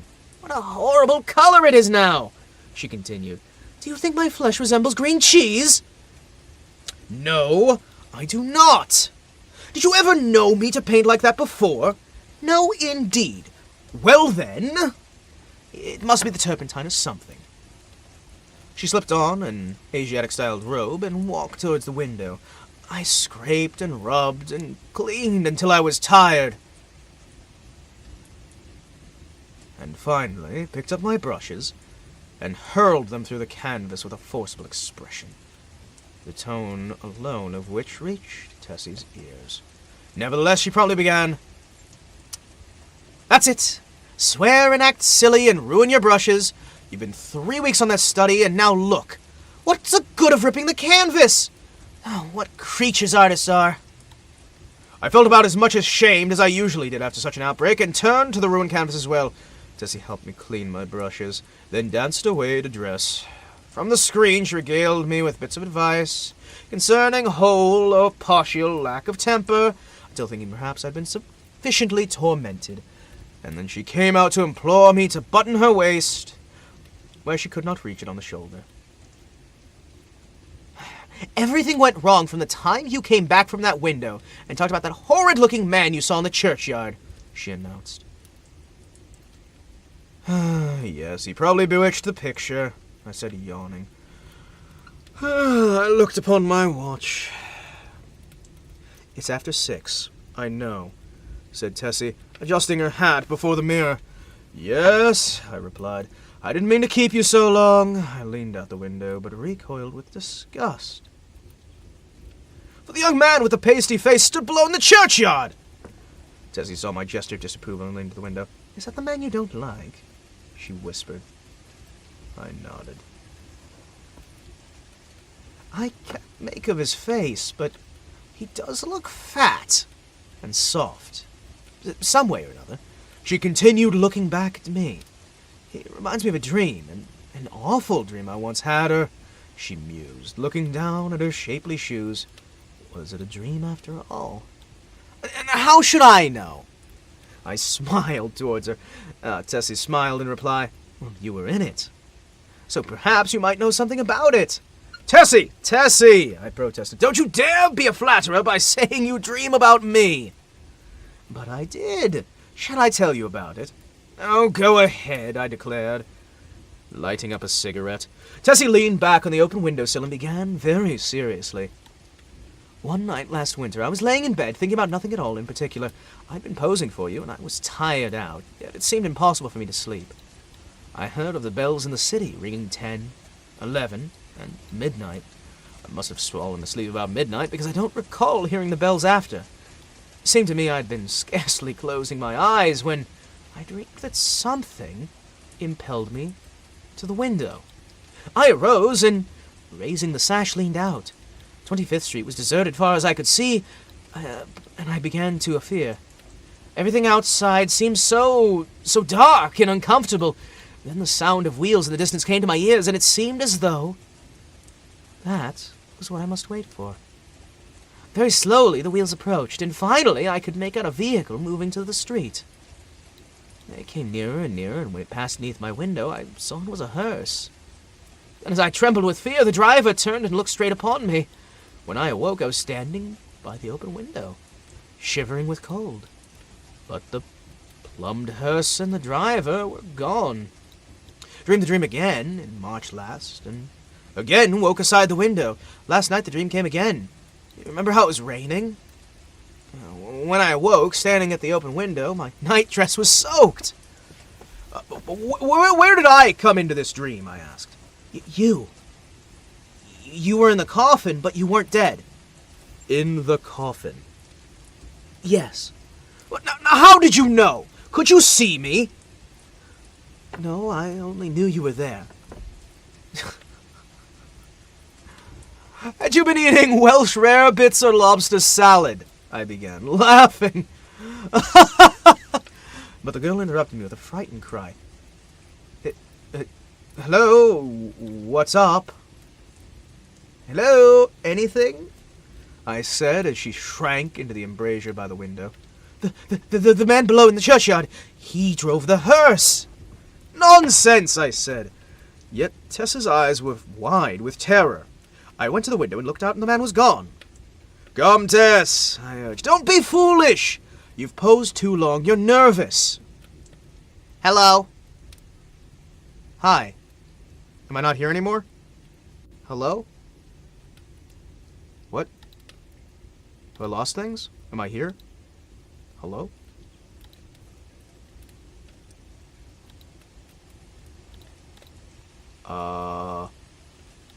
I hear me. Do you not hear me? You were saying hello? Oh. I was saying hello.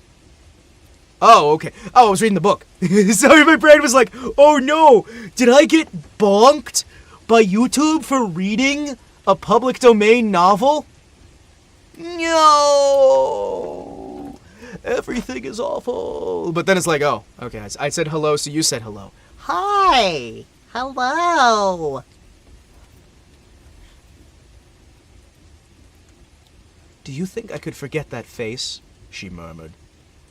3 times I saw that hearse pass below my window. Every time, the driver turned and looked up at me. Oh, his face was so soft. It looked dead, as if it had been dead a long time. I induced the girl to sit down and swallow a glass of masala. A glass of masala? Yes, thank you. A glass of masala. Then I sat down beside her and tried to give her some advice. Now look here, Tess.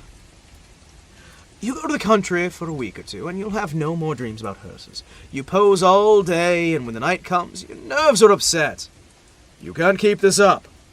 Then again, instead of going to bed when your work's done, you run off for picnics at Solzer's Park, or go to the El Dorado or Coney Island. Then, when you come down here the next morning... I've never seen that word used that way. I have never seen that word used that way. That is an interesting use of a word that I can't say on YouTube.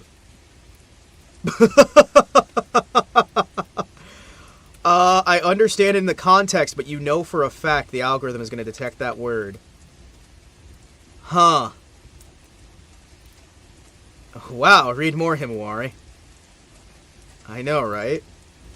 That is a very interesting usage of the word. Huh. Well, this was 1895, so times have changed. Back then it meant more a bundle of sticks. I'm trying to find out from the context clues. I have to reboot. Well, hey, come back when you come back. Huh. When you come down here next morning, you are out. Interesting. I've heard it used for cigarettes. I've heard it used for bundles of sticks. Of course, the slur against homosexuals, all that fun stuff. But I've never heard it used to describe somebody who's just tired and worn down. Also, I love this. There was no real hearse. There was a soft-shell crab dream. The fuck does that mean? Is that a common phrase for folks that I just haven't heard? A soft-shell crab dream?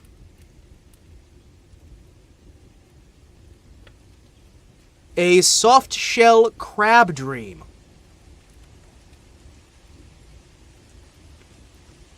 Huh.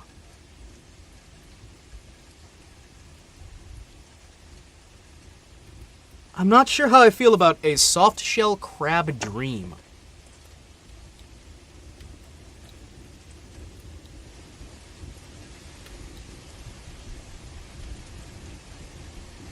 What? Can you...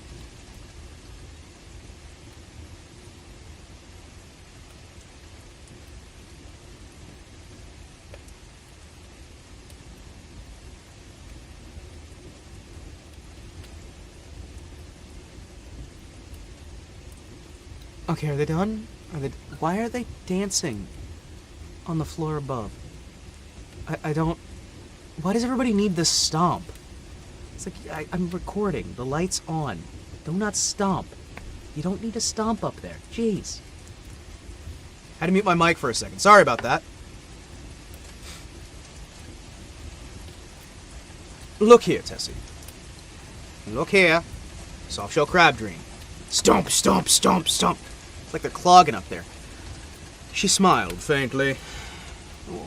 What about the man in the churchyard? Oh, he's only an ordinary, unhealthy, everyday creature.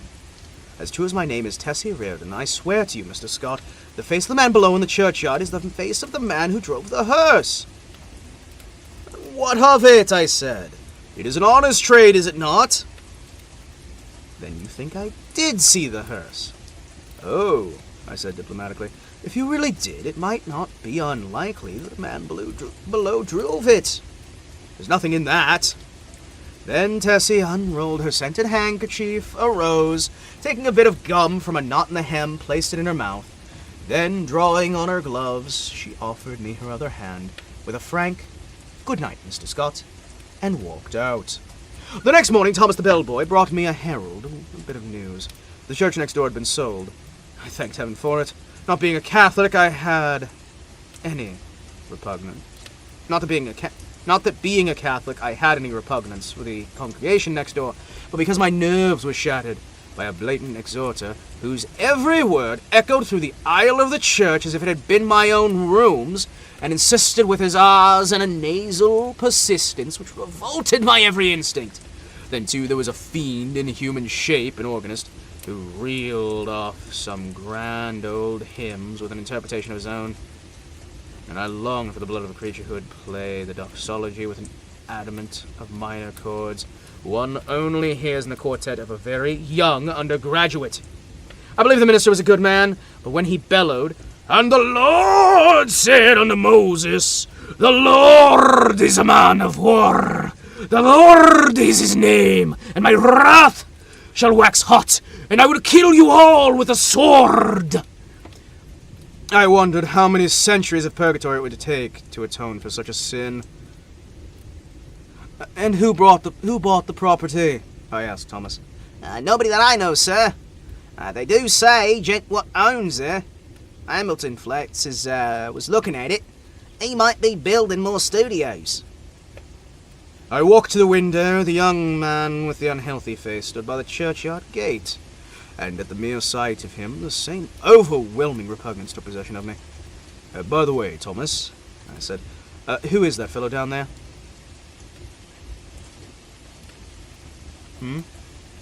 Thomas sniffed. That there worm, sir. He's night watchman of the church, sir.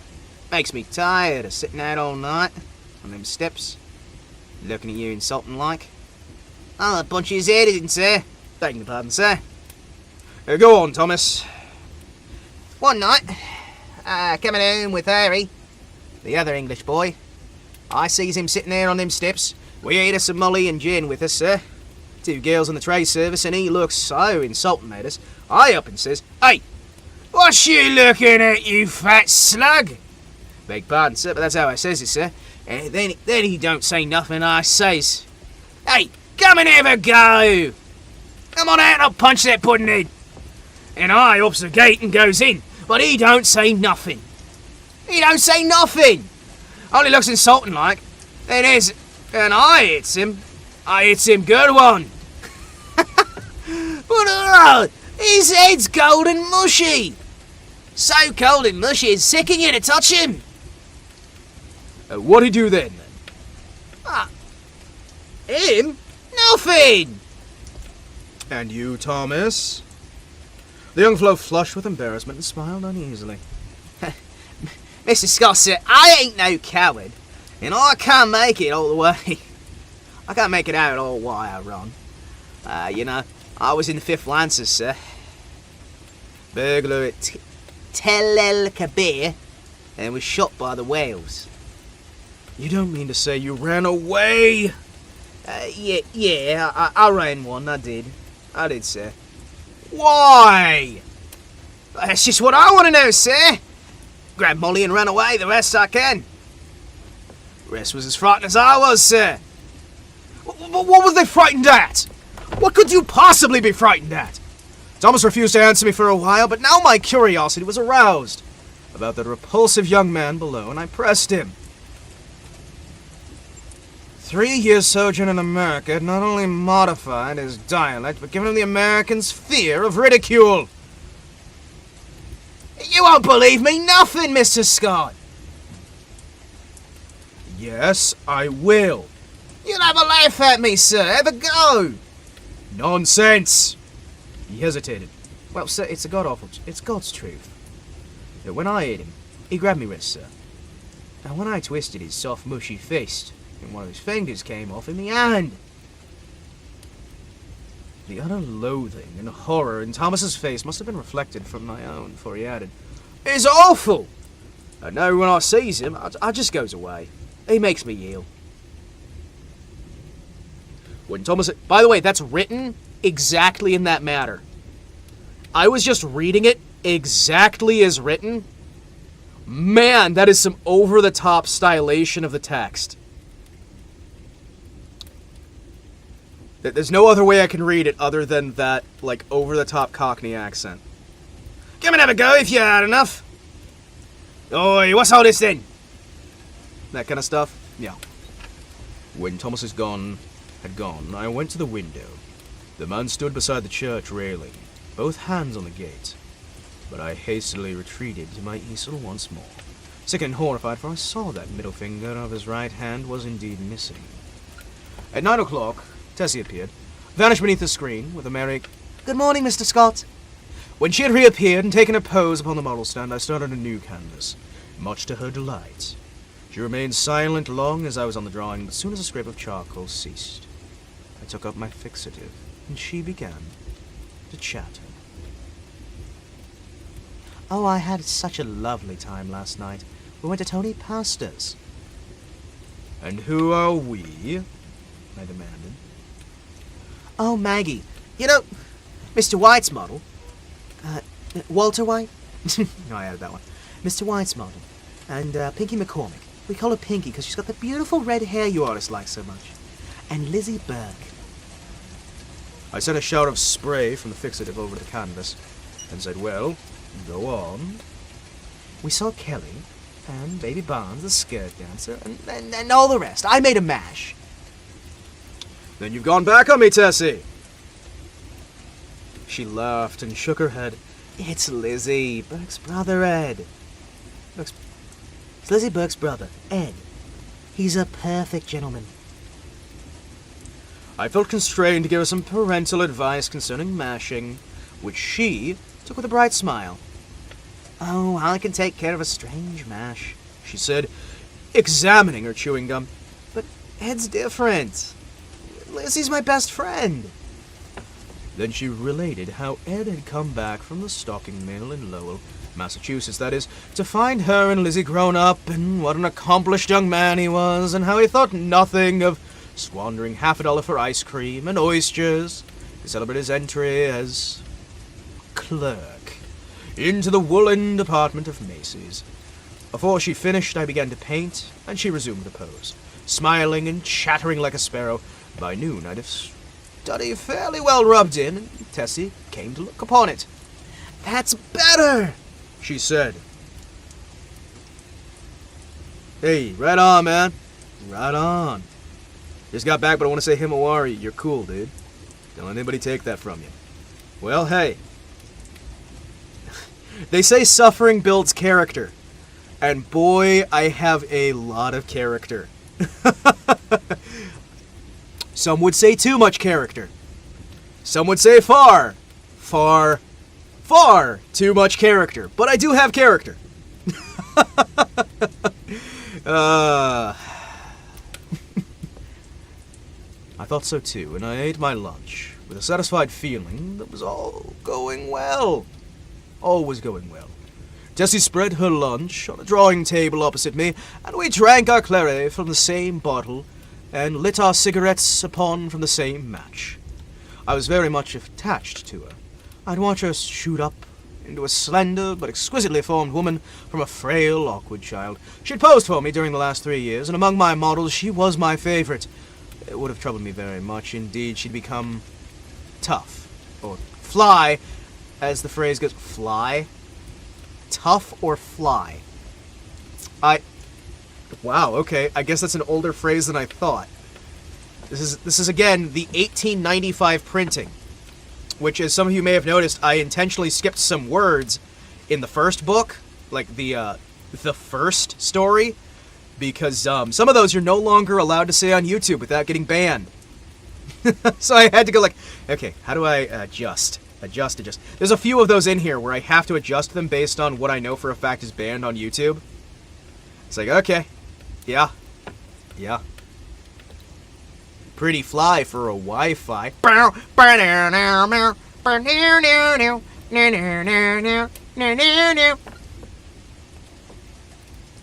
And all the goyim say I'm pretty fly for a rabbi. Weird Al.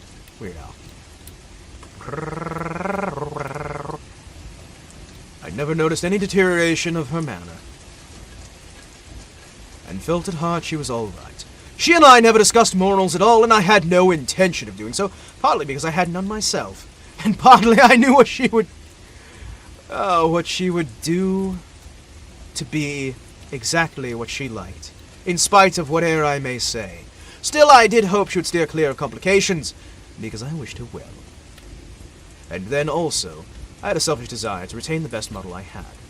I knew the mashing, as she termed it, had no significance with girls like Tessie, and that such things in America did not resemble in the least the same in Paris. Yet, having lived with my eyes open, I also knew somebody would take away Tessie one day, in one manner or another. And though I professed myself that marriage was nonsense, I sincerely hoped in this case there'd be a priest at the end of the vista. I am a Catholic. When I listen to High Mass, when I sign myself, I feel everything, including myself, to be more cheerful, and when I confess, it does me good. A man who lives much alone as I do must confess to somebody. Then again, Sylvia was Catholic, and it was reason enough for me. But I was speaking of Tessie, which is different. Tessie also was Catholic, and much more devout than I, so taking it all in all, I had little fear for my pretty model, until she would fall in love. But then, I knew fate alone would decide her future for her. And I prayed inwardly that fate would keep her away from men like me, throw her into nothing, and throw her into a path nothing but Ed Burke's and Jimmy McCormick's. Bless her sweet, sweet face. Tessie sat, blowing rings of smoke up into the ceiling and tinking the ice of a tumbler. You know that I also had a dream last night, I observed. Oh, not about that man. She laughed. Exactly. A dream similar to yours, only much worse. Far worse. It was foolish and thoughtful and thoughtless of me to say this, but you do know how little tact the average painter holds. I must have fallen asleep about 10 o'clock. I carried on, and after a while I dreamt that I lay awoke. So plainly did I hear the midnight bells, the wind in the tree branches, and the whistle of the steamers from the bay, that even now I can scarcely believe I was not to be awake. I dreamed to be lying in a box with a glass cover. Dimly I saw the street lamps as I passed, for I must tell you, Tessie, the box in which I reclined appears to lie in a cushioned wagon, which jolted me over a stony pavement. For a while I became impatient and tried to move, but the box was too narrow. My hands were crossed across my breast, so I could not raise them to help myself. I listened, then tried to call, and my voice was gone. I could hear the trample of the horses attached to the wagon, and even the breathing of the driver. Then another sound broke upon my ears like the raising of a window sash. I managed to turn my head just a tad, and found that I could look not only through the glass cover of my box, but also the glass panes in the side of the covered vehicle. I saw houses empty and silent, with neither life nor light about any of them excepting one. In that house, a window was open on the first floor, and a figure in white stood and looked down upon the street. It was you! Tessie had turned her face away from me, and leaned on the table with her elbow. I could see your face, I resumed, and it had seemed to me to be very sorrowful. Then we passed on, and turned into a narrow brick lane. Presently the horses stopped. I waited and waited, closing my eyes with fear and impatience, but it was all silent as the grave. After what seemed like hours, I felt uncomfortable, a silence, a sense that someone close to me made me close my eyes. Then I saw a white face, the hearse driver looking at me through the coffin lid. A sob from Tess interrupted me. She was trembling like a leaf. I saw I'd made an ass of myself, and attempt to assuage and repair the damages. But why, Tess, I only told you this to show you what influence your story might have on another person's dreams. You don't suppose I really lay in a coffin, do you? What are you trembling for? Don't you see the dream in my unreasonable dislike for that inoffensive watchman of the church set my brain working soon as I fell asleep? She lay her head between her arms, sobbed as if her heart should break. What a precious triple donkey I made of myself. But I was about to break my record. I went over and put my arm about her. Tessie, forgive me, I said to her. I had no business to frighten you with such nonsense. You're too sensible a girl, too good a Catholic to believe in dreams. Her hand tightened around mine, and her head fell back upon my shoulder. But she still trembled, and I petted her head and comforted her. Come now, Tess, open your eyes and smile! Her eyes did open with a slow, languid movement, and met mine. But her expression was so strange, I hastened to reassure her again. It's all humbling. It's all humbug, Tessie. Surely you're not afraid any harm should come to you because of that. No. She said it, but her lips quivered, those scarlet lips of hers. Then what is of the matter? Be you afraid? Yes. Not for myself. Oh, for me, then? I demanded gaily. For you. She murmured in a voice almost inaudible. I care for you. At first I started to laugh, but thence I understood her. A shock passed through me, and I sat like one turned to stone. This was the crowning bit of idiocy I'd committed. During the moment which elapsed between her reply and my answer, I thought of 1,000 responses to that innocent confession. I could pass it by with a laugh. I could misunderstand her and assure her as to my health. I could simply point out that it was impossible she could love me, or reply I was quicker than my thoughts, that I might think, and think now, when it was too late, for I had kissed her upon the mouth. That evening I took my usual walk in Washington Park, pondering the occurrences of the day, and I was thoroughly committed. There was no back out now. I stared to the future straight in the face. I was not good. I was not scrupulous. But I had no intent of deceiving her or myself. The one passion of my life lay buried in the sunlit forest of Brittany. Was it buried forever? Hope cried, no! For 3 years I had been listening to the voice of hope, and for 3 years I had waited for a footstep on my threshold. Had Sylvia forgotten? No! Cried hope. I said I was no good. That is true, but still I was not exactly a comic opera villain. I had led an easy-going, reckless life, taking what invited me of pleasure, deploring and sometimes bitterly regretting consequences. In that one thing alone, except for my painting, was I serious. And that was something which lay hidden, if not lost, in Breton forests.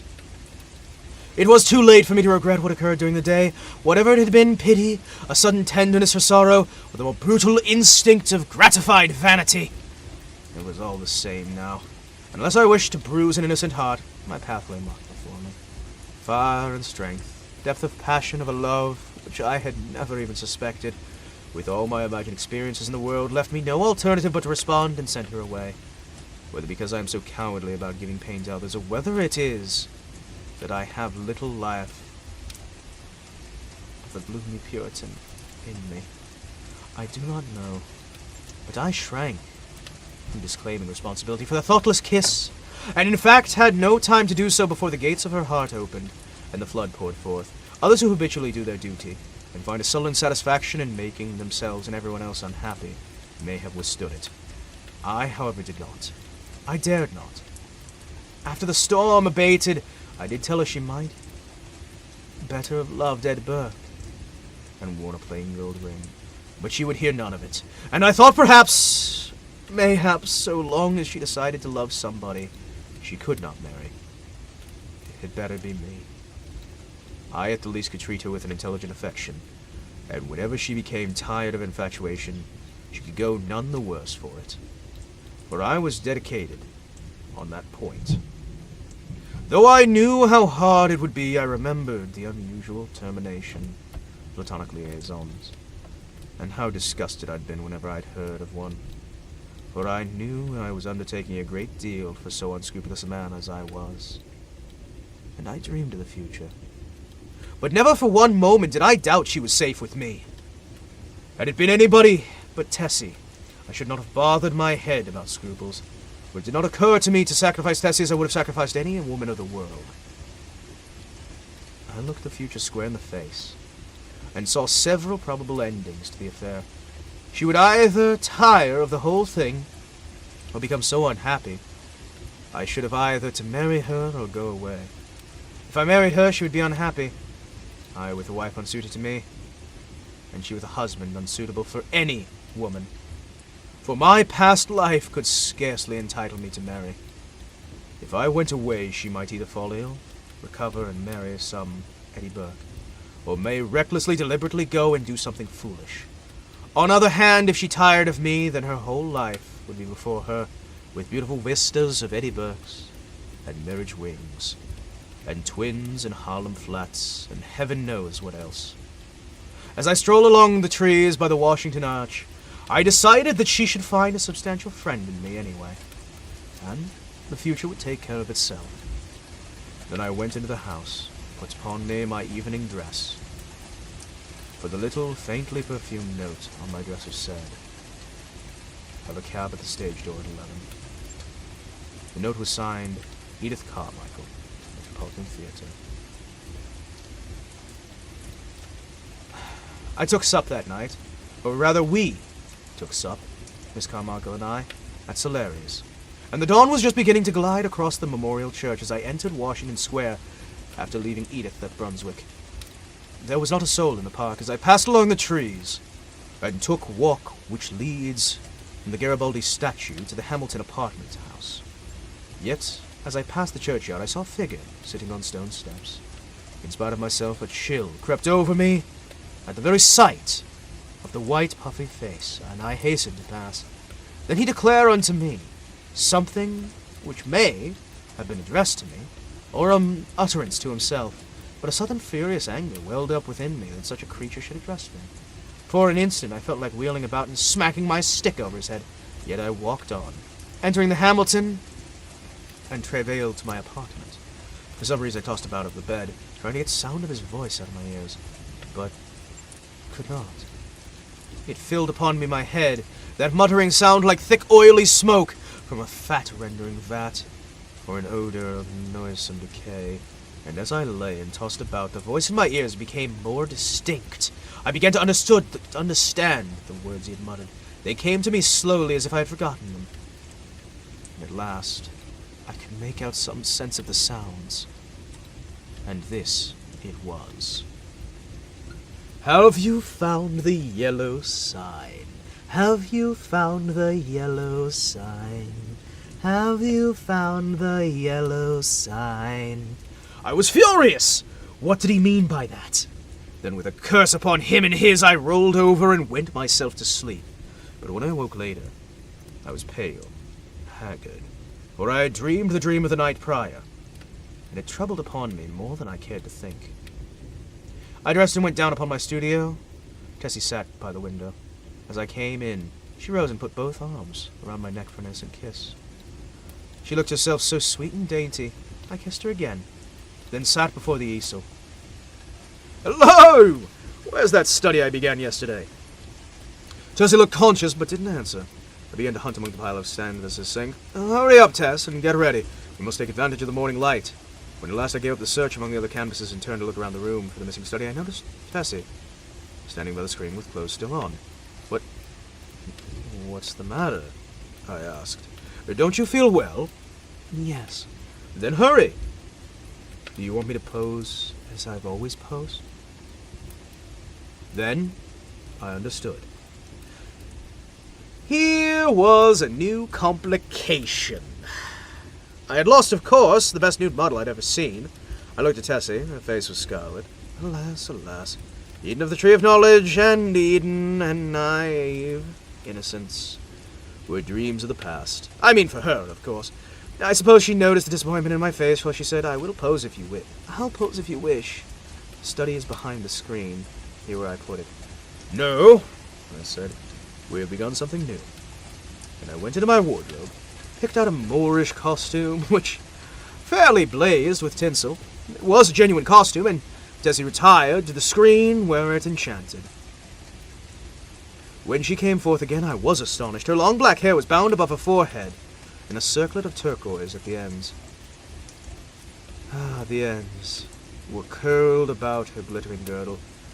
Her feet were encased in the embroidered, jointed slippers, and the skirt of her costume curiously wrought with arabesques of silver. They fell to her ankles. The deep metallic blue vest embroidered with silver and the short Morosque jacket, spangled and sewn with turquoise, became her wonderfully. She came up upon me and held her face smiling. I slipped my hand into my pocket, drawing out a gold chain with a cross attach, dropped it over her head. It is yours, Tessie. Mine? Yours. Now go and pose. Then, with radiant smile, she began to run behind the screen, and presently reappeared with a little box on which was written my name. I had intended to give it to you when I went home tonight, but I cannot wait now. I opened the box. On the pink cotton inside lay a clasp of black onyx, on which was inlaid curious symbol and letter in gold. Neither Arabic nor Chinese, nor, as I found out afterwards, did it belong to any human script. It's all I had to give you for a keepsake. She spoke timidly. I was annoyed, but I told her how much I should prize it, and promised to wear it always. She fastened it upon my coat beneath the lapel. How foolish, Tess, to go and buy such a beautiful thing as this, I declared to her. I did not buy it. She laughed and laughed. Well, where did you get it? Then she told me how she found it one day, coming from the aquarium, the Barrée, how she had advertised it and watched the papers, but at last gave up upon any and all hopes of finding the owner. That was last winter, she said. In the very last day I had the first horrid dream about the hearse. The very last day I had the first horrid dream about the hearse. I remembered my dream the previous night, but said nothing, and presently my charcoal was flying over a new canvas, and Tessie stood motionless on the model stand. Chapter 3. Yum.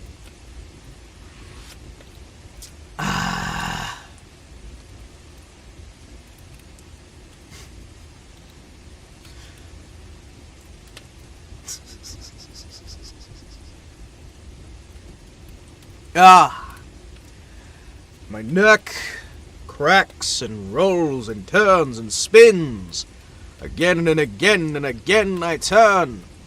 And whence do I find myself? In a moment distracted. Nope, that's not even written on the book. I'm just saying stuff, man.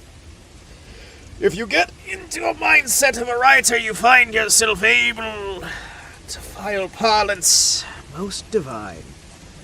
Why am I being pinged? Hello. Yes.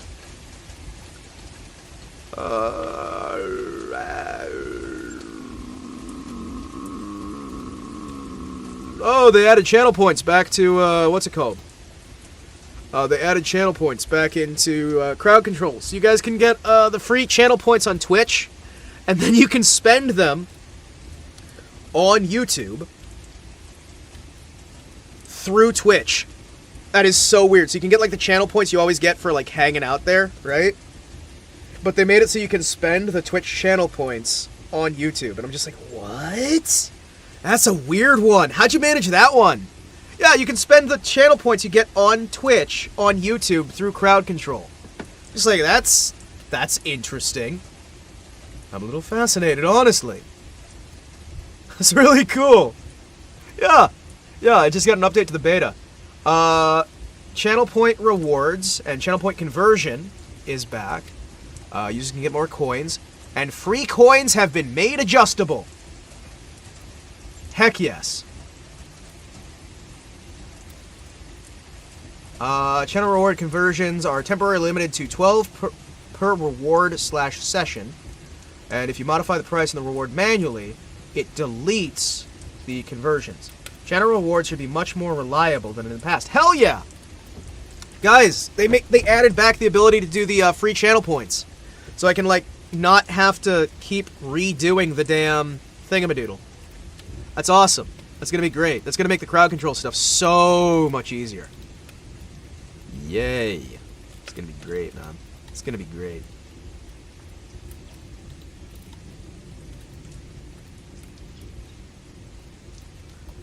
I can hear that through my microphone.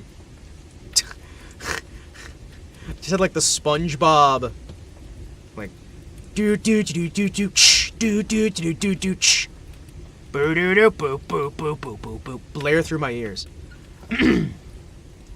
The following day was a disastrous one for me. While moving a framed canvas from one easel to another, my foot slipped on polished floor.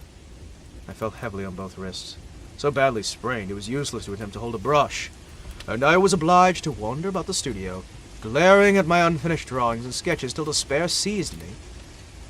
I sat down, smoked, and twiddled my thumbs with rage. Rain blew against the windows and rattled on the roof of the church, driving me to a nervous fit with its indeterminable patter. Tessie sat sewing by the window, and every now and then raised her head and looked at me with such innocent compassion I felt ashamed of my irritation. Looked about for something to occupy me. I had read all the papers and books in the library, but for the sake of something to do, I went to the bookcases and shoved them open with my elbow. Nope, nope, nope, nope, nope, nope, don't do it. Don't do it. Don't do it, buddy. Don't do it. I knew every volume by its color and examined them all, passing slowly about the library and whistling to keep my spirits. I was turning to go into the dining room when my eye fell upon a book in serpent skin, standing in a corner of the top shelf of the last bookcase. I did not remember it, and from the floor could not decipher the pale lettering upon the back. So I went to the smoking room and called Tess. She came in from the studio and climbed up to reach the book. What is it? I asked. The King in Yellow. I was dumbfounded. Who had placed it there? How came it to be in my room? I had long ago decided I should ne'er open the book, and nothing on earth could have changed or persuaded me to buy it. Fearful lest curiosity should tempt me to open it, I had never even looked at it in the bookstore. If ever I had curiosity to read it, the awful tragedy of young Castany, whom I had known, prevented me from exploring its wicked pages. Hey, that's the guy from the first story! Yeah, Castany! Yeah! He's in the asylum, right?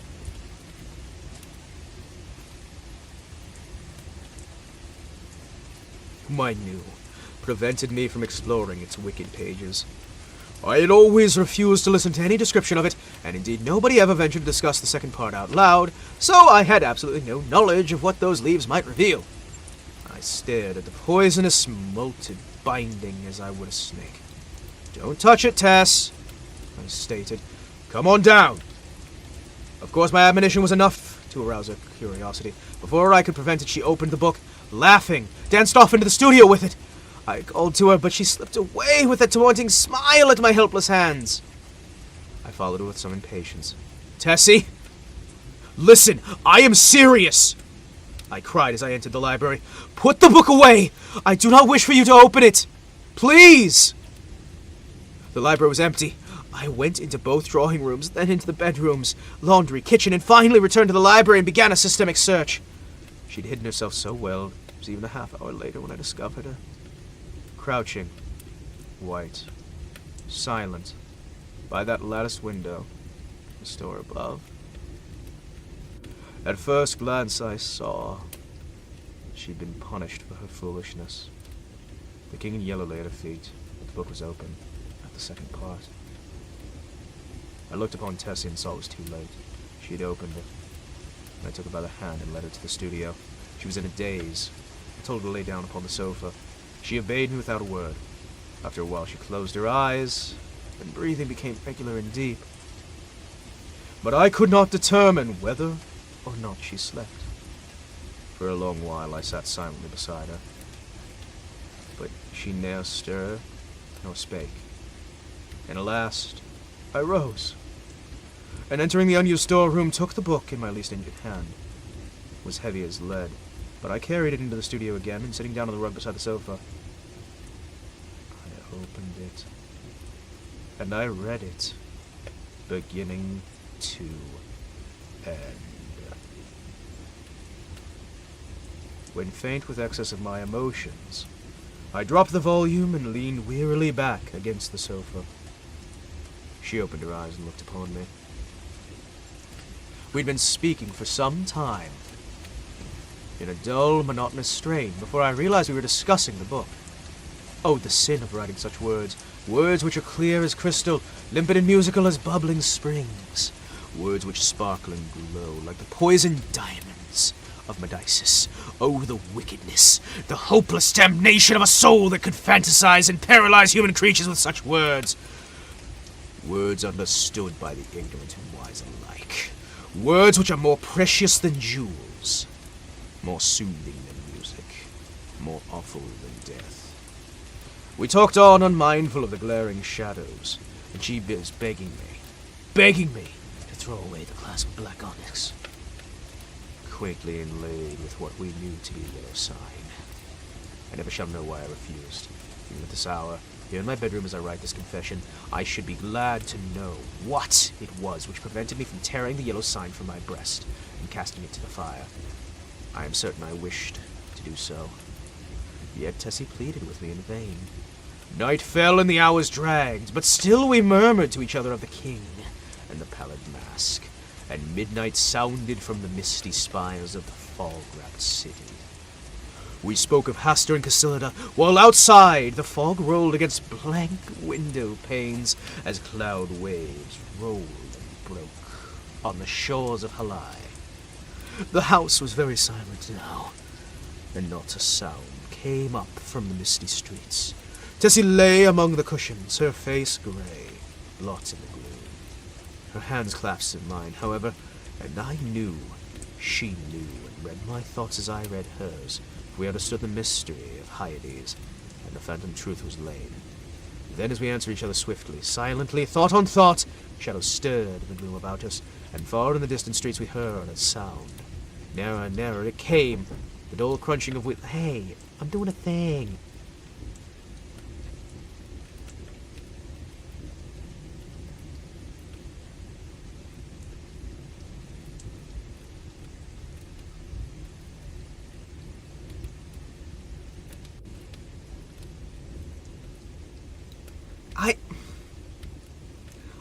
I'm mid-stride.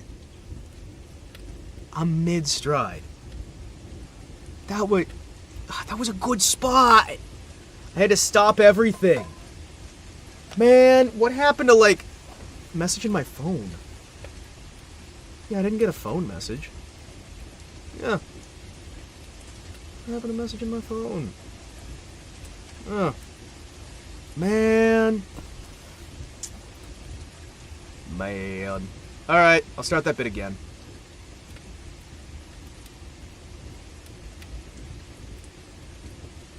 The house was very silent now, and not a sound came up from the misty streets. Tessie lay amongst the cushions, her face grey, blocked at my gloom. But her hands were clasped in mine, and I knew she knew and read my thoughts as I hers, for we understood the mystery of Hyades, and the phantom of truth was laid. Then, as we answer each other swiftly, silently, thought upon thought, the shadows stirred in the gloom about us, and far in the distant streets we hear a sound. Ne'er and ne'er it came, the dull crunching of wheels, nearer and yet nearer, and now outside the door it ceased. I dragged myself to the window and saw the black-plumed hearse. The gate below opened and shut. I crept shaking to the door and bolted it.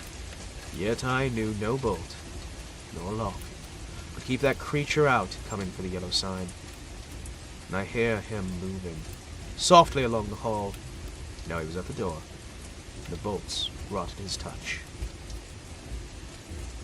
Now he had entered, with eyes starting from my head. I peered into the darkness, and when he came to my room I did not see him. It was only when I felt him envelop me in cold grasp I cried out, struggling with deadly fury. But my hands were useless, and he tore the clasps from my throat, struck me full in the face. As I fell I heard her cry, and the spirit fled, even while flailing. Falling, I longed to follow her, for I knew the King in Yellow has opened his hat and mantle. There was only God to cry to now. I could tell more, but I cannot see what help it would be to the world. As for me, I am past human help or hope. As I lay here writing, careless even whether or not I die before I finish, I see the doctor gathering his powders and phials, with a vague gesture to the good priest behind me, which I understand. They will be very curious to know the tragedy. They of the outside world who write books and print millions of the newspapers, but I shall write no more. And the Father Confessor will seal my last word with the seal of sanctity when his holy office is done. They of the outside world may send their creatures into the wicked homes and death-smitten firesides, and their newspapers will batten on blood and tears, but with me their spies must halt before the confessional. They know that Tessie is dead and I dying. They know the people of the house, aroused by an infernal scream, rushed to my room and found one living, two dead. They do not know what I shall tell them now. They do not know what the doctor said as he pointed to a horrible, decomposed heap on the floor, the livid corpse of the watchman from the church. I have no theory, no explanation. That man must have been dead for months. I think I am dying. I wish the priest would. Dun, dun, dun! Hey, and the food is... yeah. Not only did my recording get interrupted mid-stream, not only am I being brought food that I didn't ask for, it's also laden with milk and creamer and other cheesy goodness. I can't eat that because I'm streaming, but thanks. Thanks, I suppose. Yeah, you never want to eat anything milky of any kind. Dairy is terrible. Literally the worst thing you can have when you're doing streaming. I can think of little more that is just terrible. It is good. I like it. No, don't get me wrong, right? For your voice, when you were doing excess talking, avoid it. If you're going to, any milk product, eat after you've done your streaming, never before, because it will create a mucus in your throat that will actually harm your ability to speak. Now, milk is good. It's good for you. It is tasty. It is delicious. It is awesome. But no, don't. Not while you're doing any sort of streaming.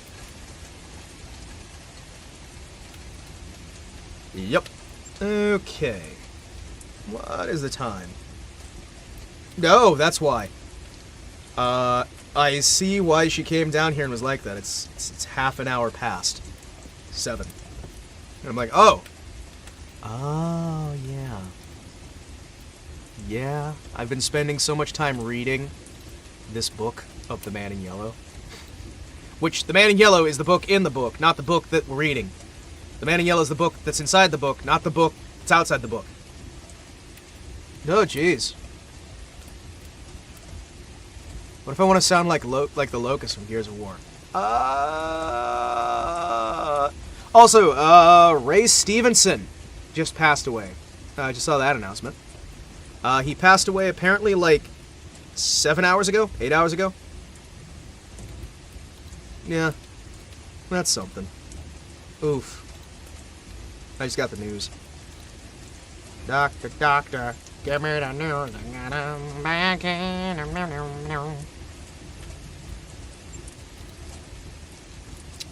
Yeah.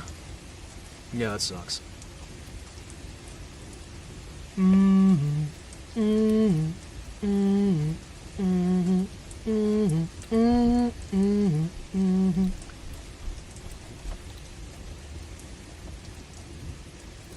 Yeah.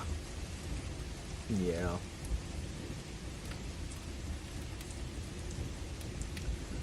Also, I've just noticed that this particular meal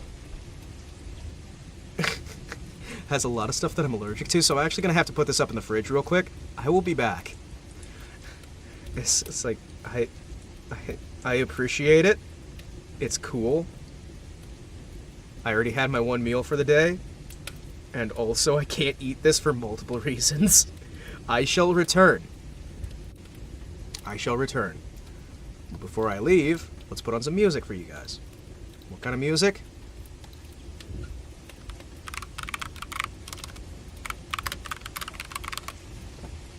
Where is it?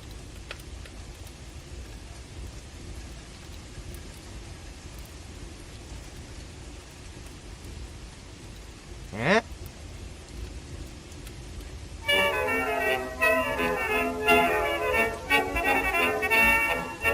Attention folks, speak of jokes, this is one on me.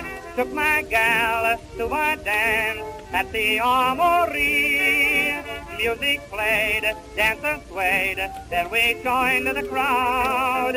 I can't dance, took a chance, and right then we started stumbling all around, stumbling all around, stumbling all around. So funny, stumbling here and there, stumbling everywhere, and I must declare I stepped right on her toes, and when she bumped my nose, I fell, and when I rose, I felt ashamed, and told her that's the latest step, that's the latest step, that's the latest step. My honey, notice all the pep, notice all the pep, notice all the pep.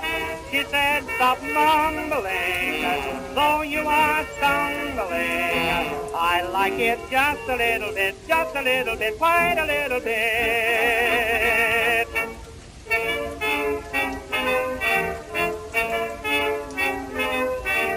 Young and small, short and tall, folks most everywhere take a chance to do this dance. They think it's a bear.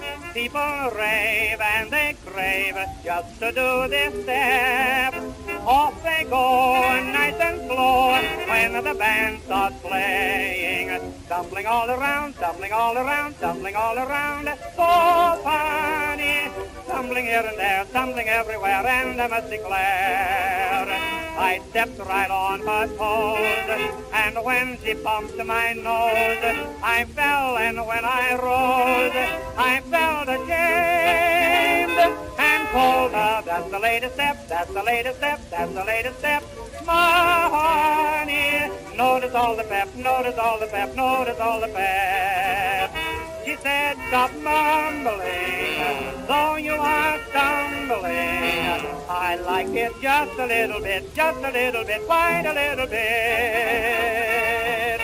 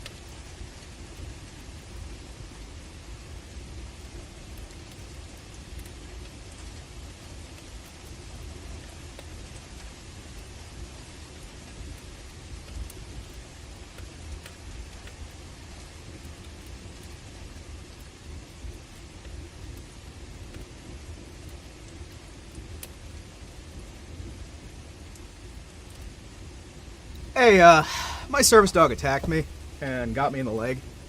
So, ow. That fucking hurt? I am fine. But that was a surprise. She's trained better than that. Fuck. Yeah. No idea why, but she decided to take me to the ground. Attacked me right at the leg and took me down to the ground.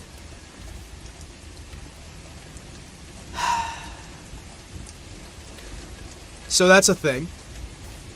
She didn't draw blood or anything. But, yeah. Fucking hell.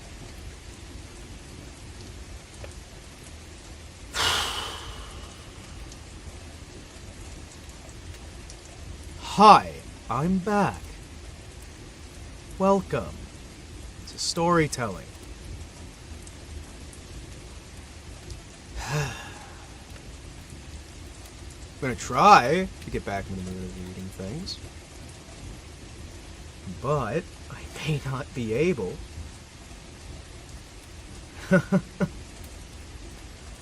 That hurt. That was not pleasant. Hi. I don't know what possesses a well-trained service dog to just go, hey, I'm just gonna attack the shit out of you, man. But hey, obviously she thought something was wrong. Obviously she thought something was wrong. I think I am probably going to call it a night for now. Because I need to tend to this. So, thank you all for joining. I very much wish,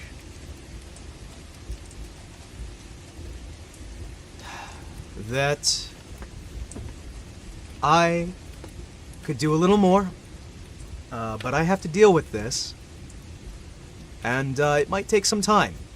So, you all have a wonderful day. Fucking hell. Yeah, I don't know how I'm gonna deal with that. She never should have done that. Because she took me to the ground hard.